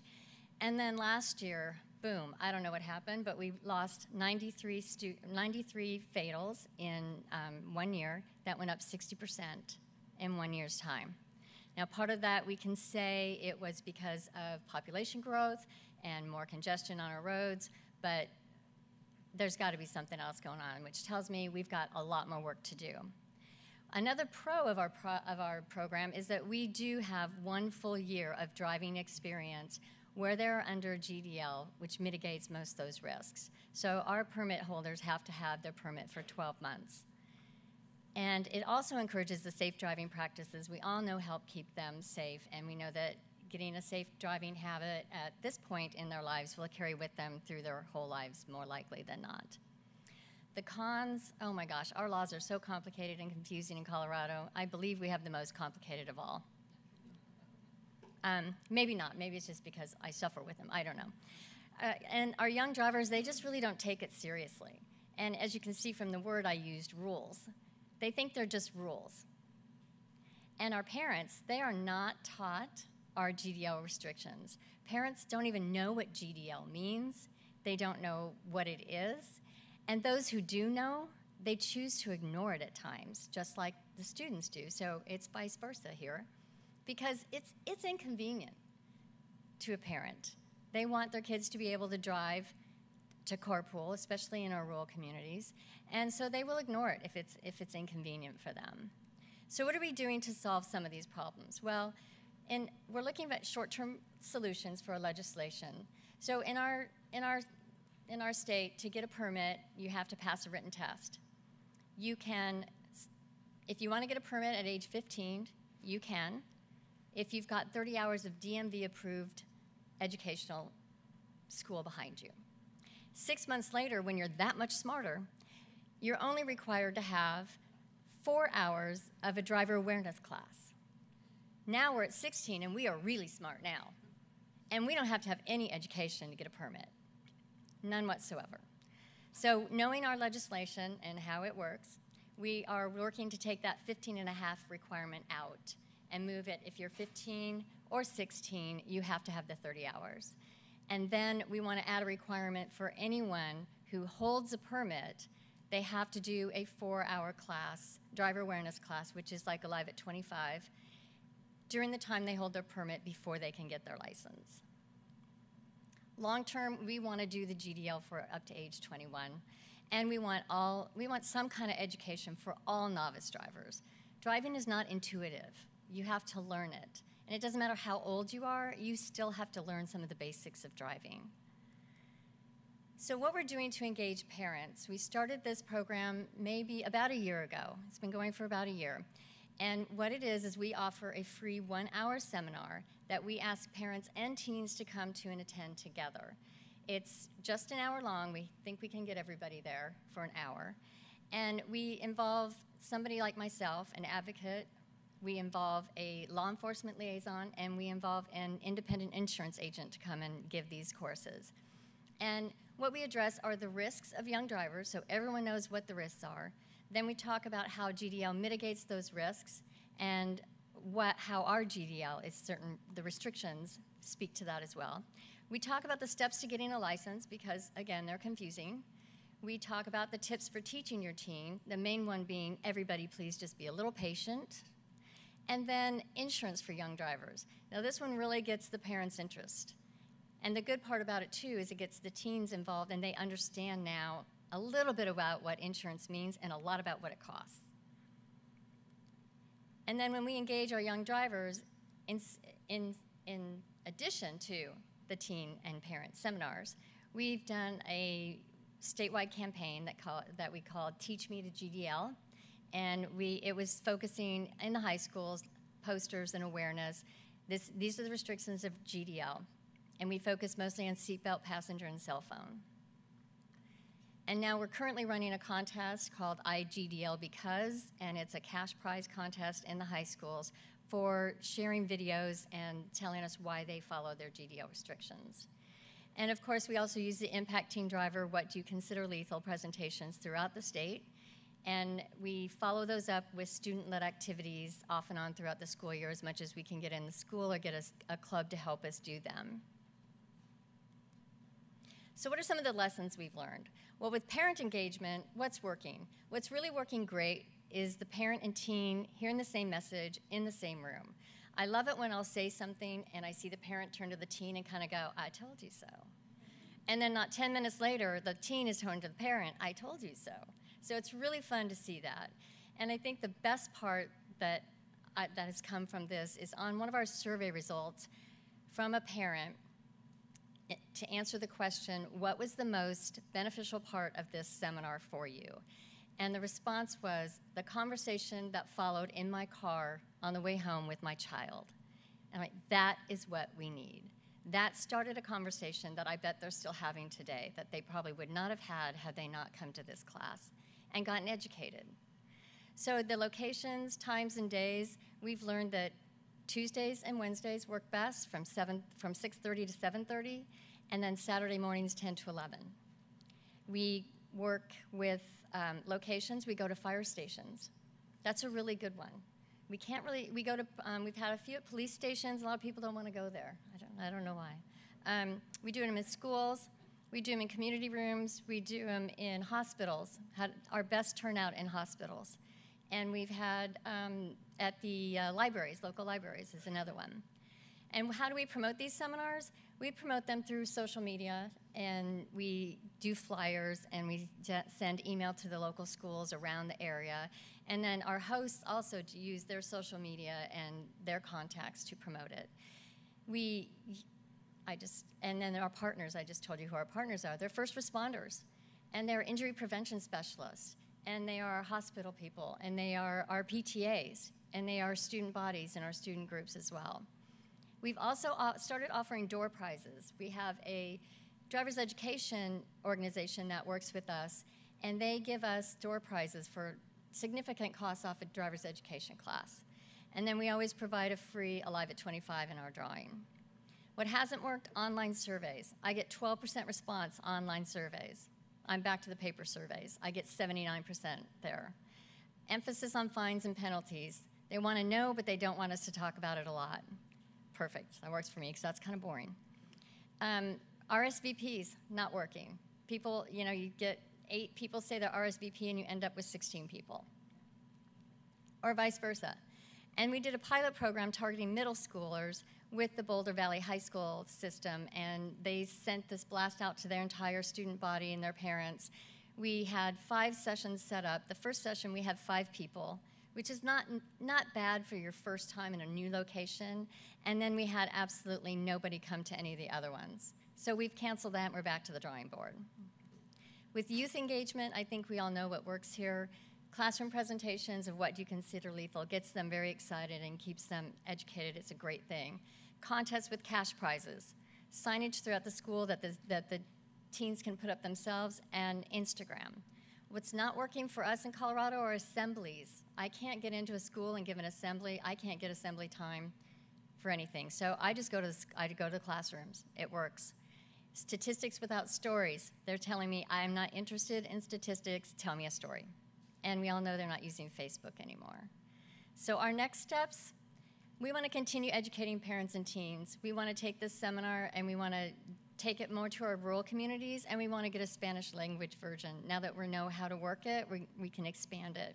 We want to increase what you consider lethal throughout the entire state. We're doing quite a few in the metro area, but we're not getting out to our rural areas. And then I want to provide educational awareness to that 18 and 24-year-old. We really don't get to them much, and that's an age that's close to my heart that I really think we need to get to. And we are doing a pilot program. Thanks to Dr. Browning's great generosity, we are doing a small pilot program using what you consider lethal at the college level. And we're using the same type of format, using the college students involved doing it. And we're doing quite well with that. I think it's very promising, so we'll see. Hopefully that's what we'll get to do. So that's what we're doing in Colorado with Drive Smart, and thank you very much. Next.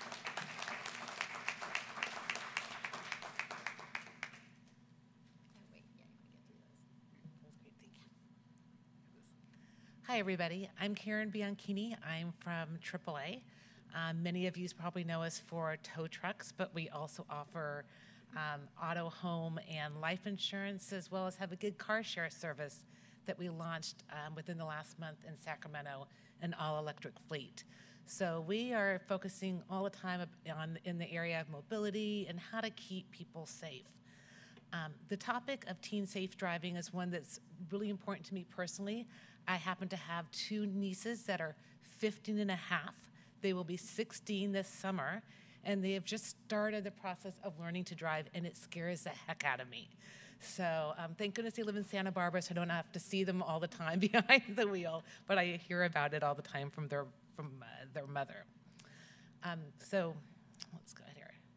So AAA has long supported the issue of teen safe driving in a variety of ways, and our position really has been that it is parental involvement, which many of us have talked about today, as well as graduated driver's licensing that are really the keys to being effective deterrents in reducing the number of teen crashes. And so we have really, there are kind of three key strategies that we're engaged in nationally as well as locally in these areas. The first is raising awareness on this topic, particularly when it comes to how do you get parents more involved. The second is strengthening graduated driver's licenses laws. Many panelists today have talked about the fact that while there are laws across all 50 states and in DC, there's still more work we can do to strengthen them, and we're actively involved in that. And third is improving the driver training process. We also have a AAA Foundation for Traffic Safety that's based out of the East Coast. They do a host of proprietary studies as well as grants working with research institutions on a variety of topics related to safe driving, whether it's teens or older drivers, autonomous technology, adaptive driving assistance programs, and the like. So I just want to spend a few minutes on these core strategies since I know I'm the last speaker up for the day. When it comes to driving awareness, we're really focused on kind of three key messages. We've talked about statistics and the fact that teens are more likely to crash than any other age group. But one of the keys that we try to communicate to people and to the public is that this is not just a problem for teens and for their parents, that this impacts everyone. And one of the statistics that we point to and talk about is research that we've done that basically shows that 2 out of 3 times the people that are injured or killed as a result of a teen crash are not the teen driver. There are other passengers in the car, there are people in other cars, there are pedestrians, and there are bicyclists. So this is a problem that impacts everyone, and so we all need to be paying attention.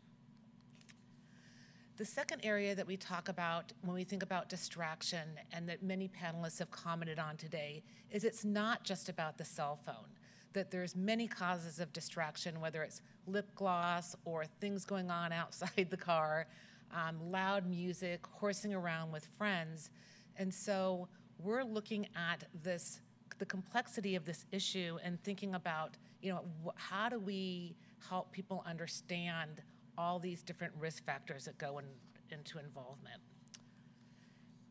And as we've talked about a little bit too, it's not just the teen driver that creates risk, it's the more teens that are in the car, the incrementality of a risk or a crash occurring increases significantly.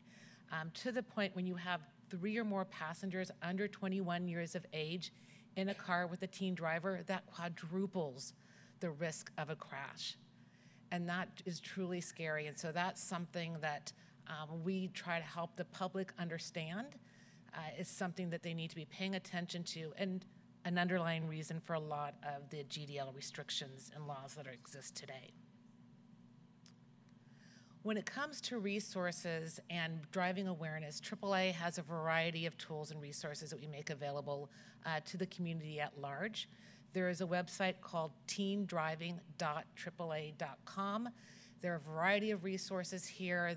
The vast majority of them are free. You do not need to be a AAA member. It's everything from Keys to Drive, which has a lot of information, tips, and tools that you can sort by state, that you can try to understand what are the laws, insurance regulations, policies, information for your state. Start Smart that we've talked about earlier today, Dare to Prepare, which is another course to take prior to the permitting process, as well as parent and driver contracts. So we believe making these resources available to the public, to AAA members and parents in general is something that can help get parents more involved in their child's learning to drive process. The second strategy that I want to spend a couple minutes talking about is strengthening GDL licensing. And AAA has been involved in this issue for over 20 years. It's something that we continue to pay attention to today. And we really do believe that most states have an opportunity to strengthen their systems. We don't think enough has been done in this area. And three of the areas that we look at in particular to say there's opportunity to strengthen are really around nighttime driving restrictions. How do you make that period longer? Closing the loophole on wireless restrictions, so no wireless usage in the car. And then also extending the primary seatbelt laws to the back seat. We see that as an opportunity as well to strengthen GDLs throughout the country.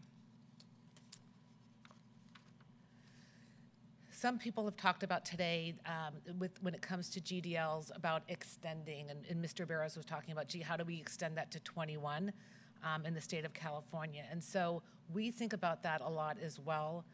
At AAA, this is a graph that shows just in general how teens are delaying a lot of what we would consider to be rites of passage, right? Whether it is getting a paid job, dating, learning to drive, that those kind of milestone events, if you will, in a young adult's life have really been decreasing over the past 4 decades.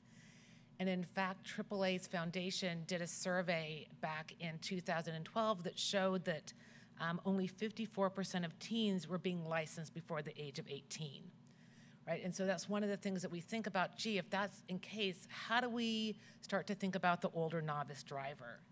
And so one of the things that we're in the process of doing right now is fielding another study nationally that will have results in October to take a look and say, how should GDL systems apply to older novices? Are there lessons and evidence that we can show that would tell us what are the most impactful areas and impactful tools, if you will, to actually use and to try and apply at a more national level?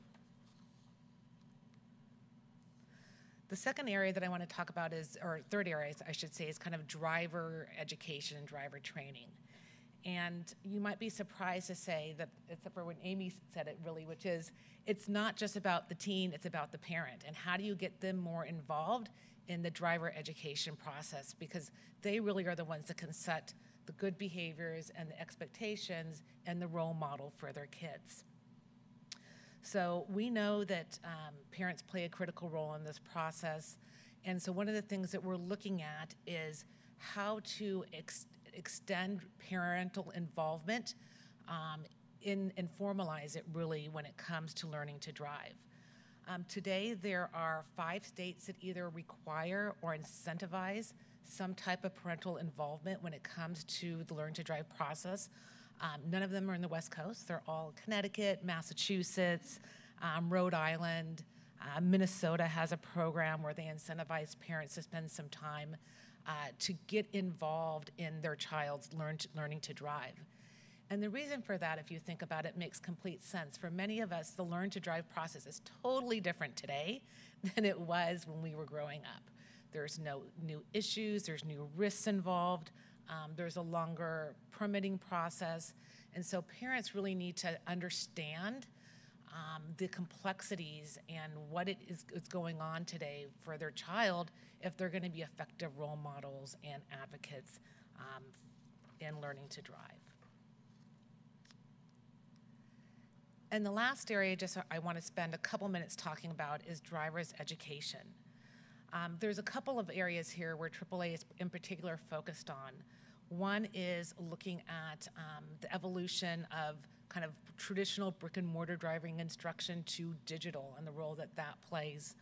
The second area that we talk about and are focused on is how do we start to introduce topics around autonomous vehicle or ADAS, adaptive driver assisting systems or existing programs into our How to Drive program so that teens understand how to use these systems, that they can be smart drivers, understanding that while these technologies exist in their car, it doesn't mean that you relinquish control. They're there to help you, not to improve your performance. And so we are continually looking to update our driver's training programs to incorporate this information so that we can make sure that young adults are prepared for the road ahead and can drive safely and stay safe as they move forward. So that's it for my remarks. Thank you very much. I appreciate the opportunity to be here, and I will turn it over to our moderator.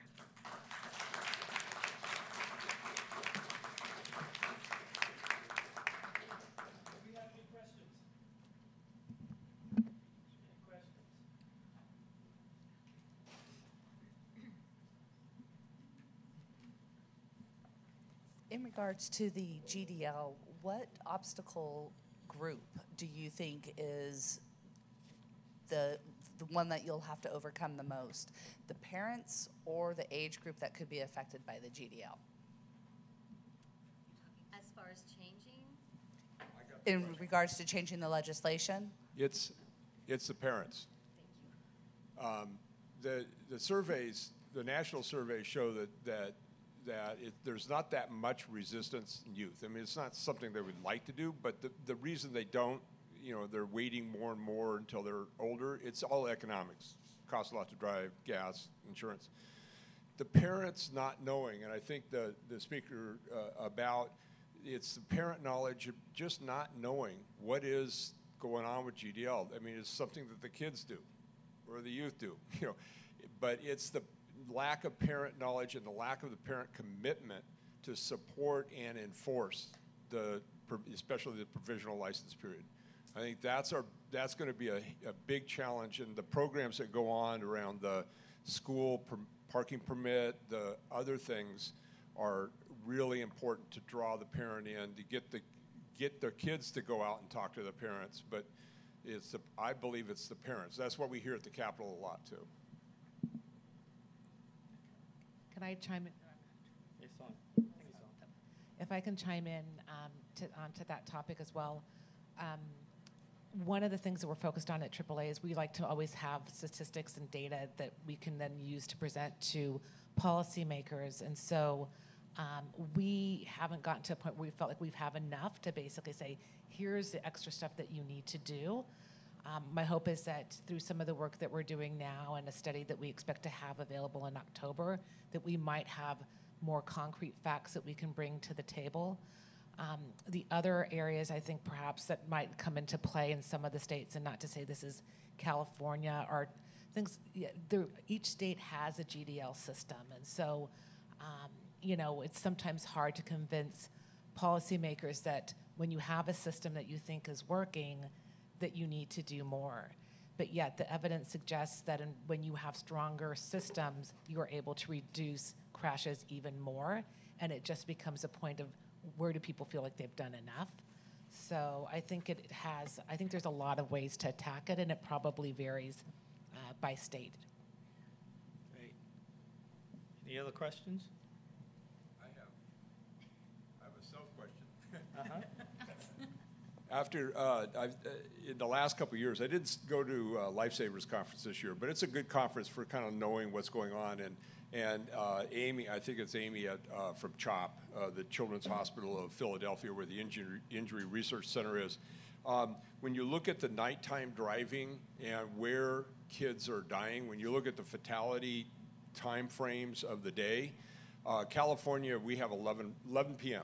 to 5 a.m., unless you're going to work or something like that, when you're on your provisional license. But it's actually 9 to 11 where the vast majority of the deaths are happening, the fatalities are happening. And that, I'm kind of cringing on that because I know I'm going to be involved with, but we have to go after that because our GDL, we get everybody through GDL, we're still going to have this large swath of people that are driving between 9 and 11 without reason, on provisional without experience, and the fatal crash rate will be high during that part, and that's what the data shows. So I don't know if people have an idea about how to get there, or some of the youth talking about, is that, do you think that's going to be the tougher than just going from 18 to 21? Is it restrict everybody to 9 to 11 when they're on that provisional? Yeah, well, thank you. I'm going to ask Kelly to join me if there are no more questions. Actually, I have You have a a question? thought on this. Not really a question, more of a thought. Can you lift for a second? Thank you. I think one of the things we should be talking about in this conversation, it goes to a little bit of what Karen and everybody else has been saying up here, is that we should think about having more of a national standard. I mean, we didn't go and say, everybody adopt your own, your own BAC levels initially, right? If we want federal funding, we went to 0.08. We did speed limits. I'm from Montana, like Megan. I grew up in a time when we didn't have speed limits. And when we did get speed limits, it was a $5 ticket. And it came down to, and you gave them a 10. Just saying. Megan laughs because she knows, but I think it's really going to take the leadership from a federal level.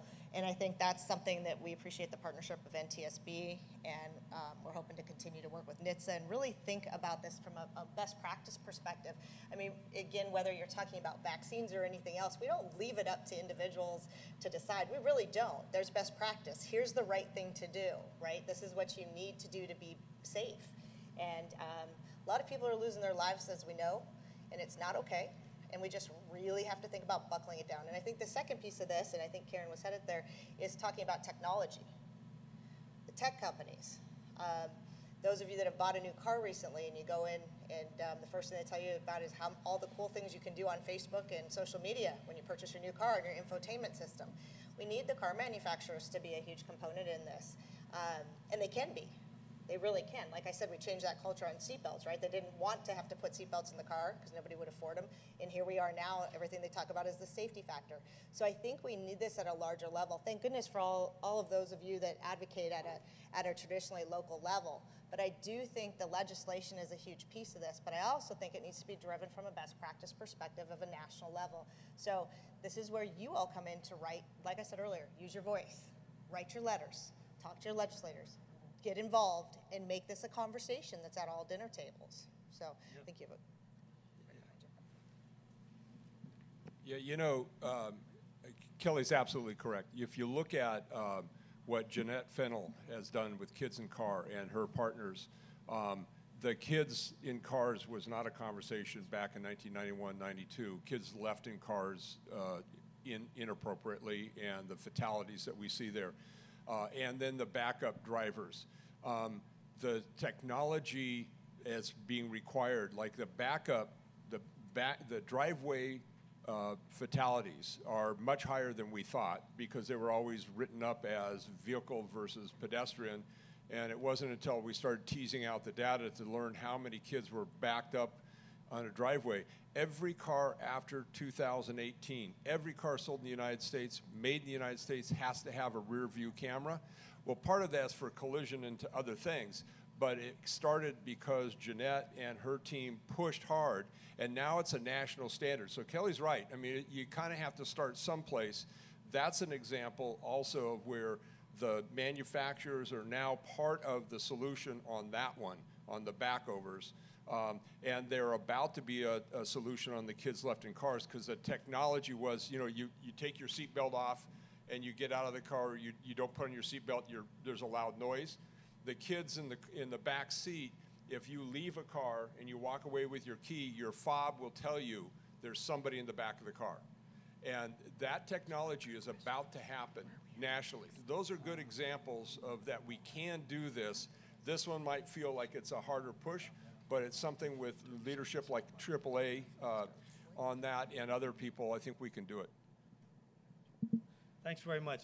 We're pretty much coming to the close of the day. We have given a lot of information all day. And I'm going to ask all the panelists to join me here. If you don't mind, all the panelists, please come up and join me. And while you're doing that and while you're joining me, I was thinking about the last two panel discussions that we had.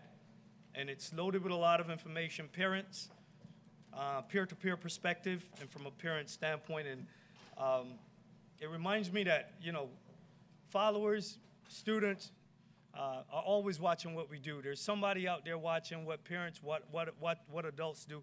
And it reminded me of a quote, a poem that legendary UCLA basketball coach often used to quote. And he used to say, no written word, no spoken plead can teach our youth what they should be. No, all the books on the shelves is what the teachers are themselves.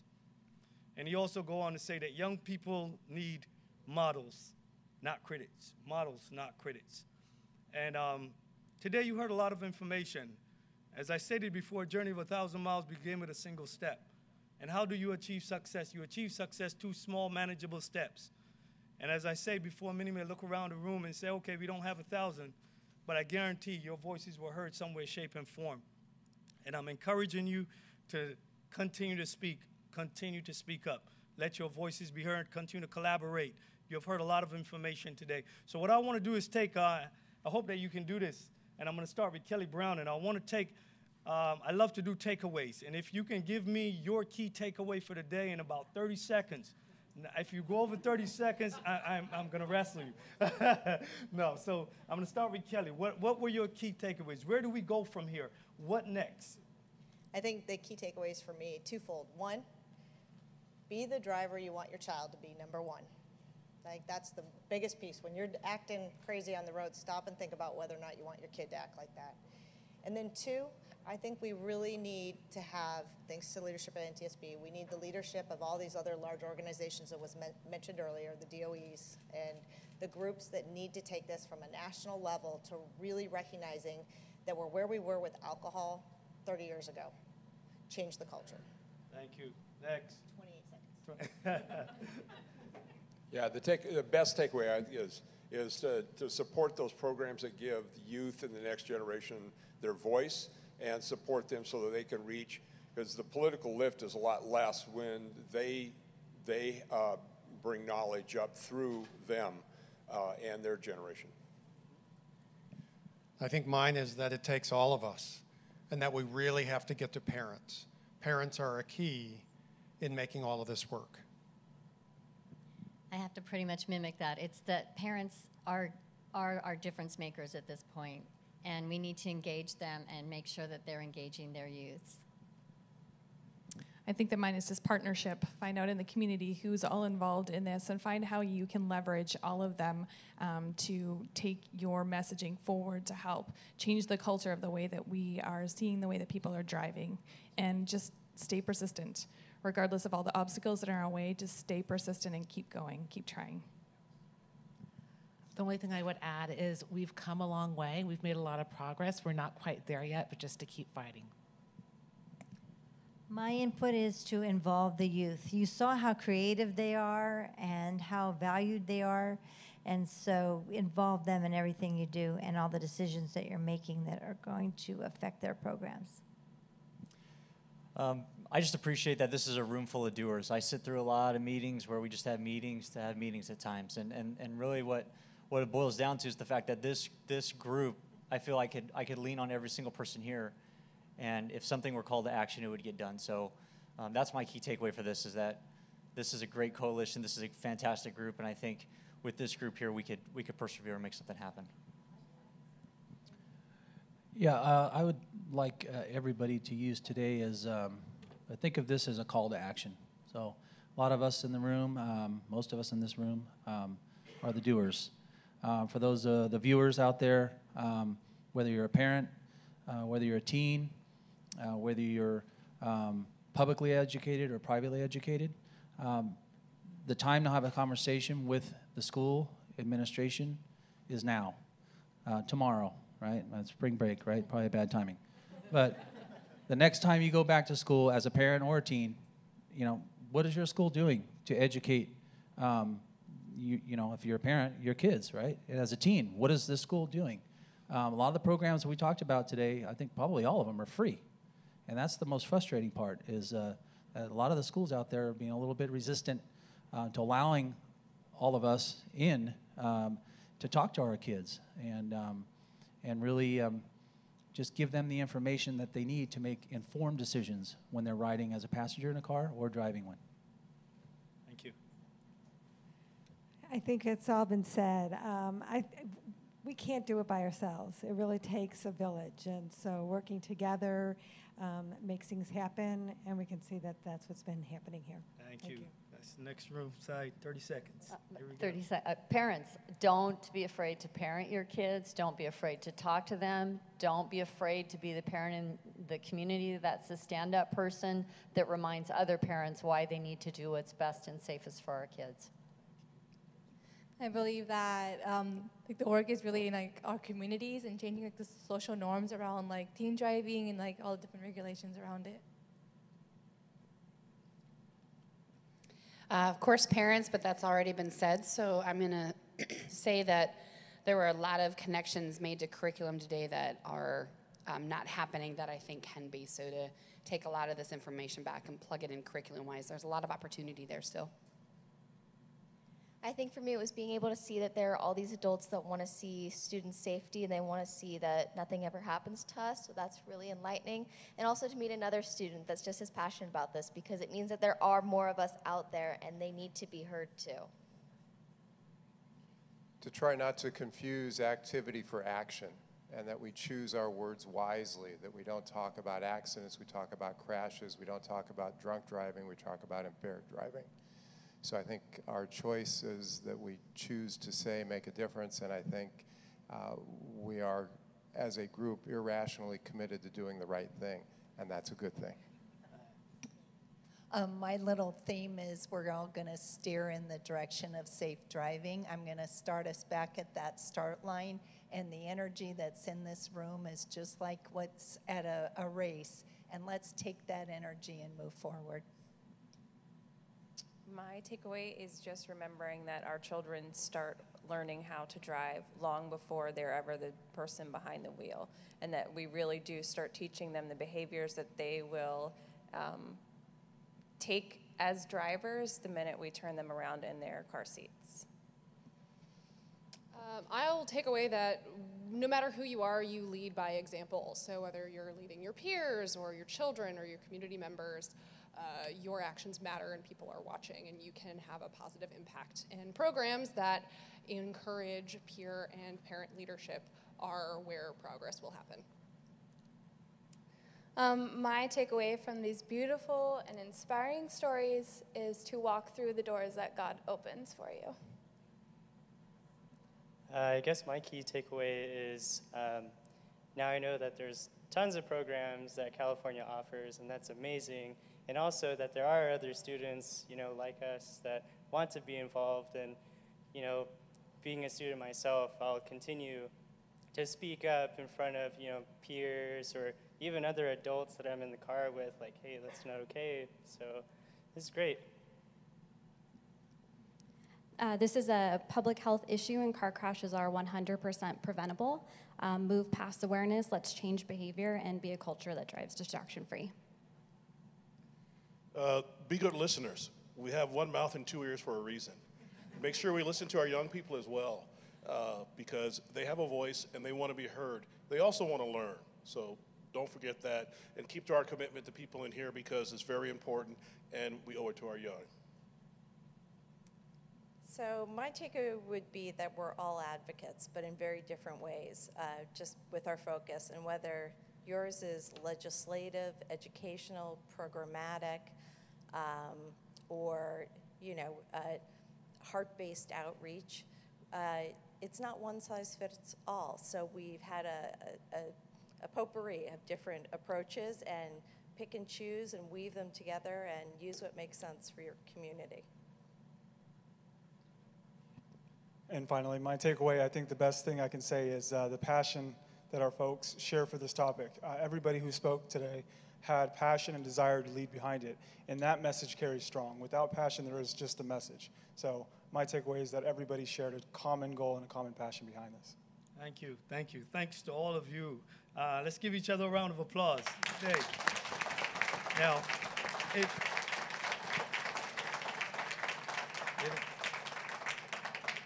if I was in a church or something, I would give what you call the altar call, and I said, look, there's room for you at this table to get involved in the fight, okay?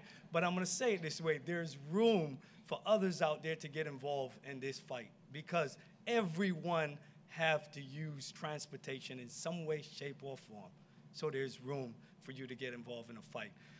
Kelly, thank you so much. Let's give Kelly a round of applause. Kelly and I talked about this, and we were working on this thing for almost a year now. I mean, I'm being serious, almost a year.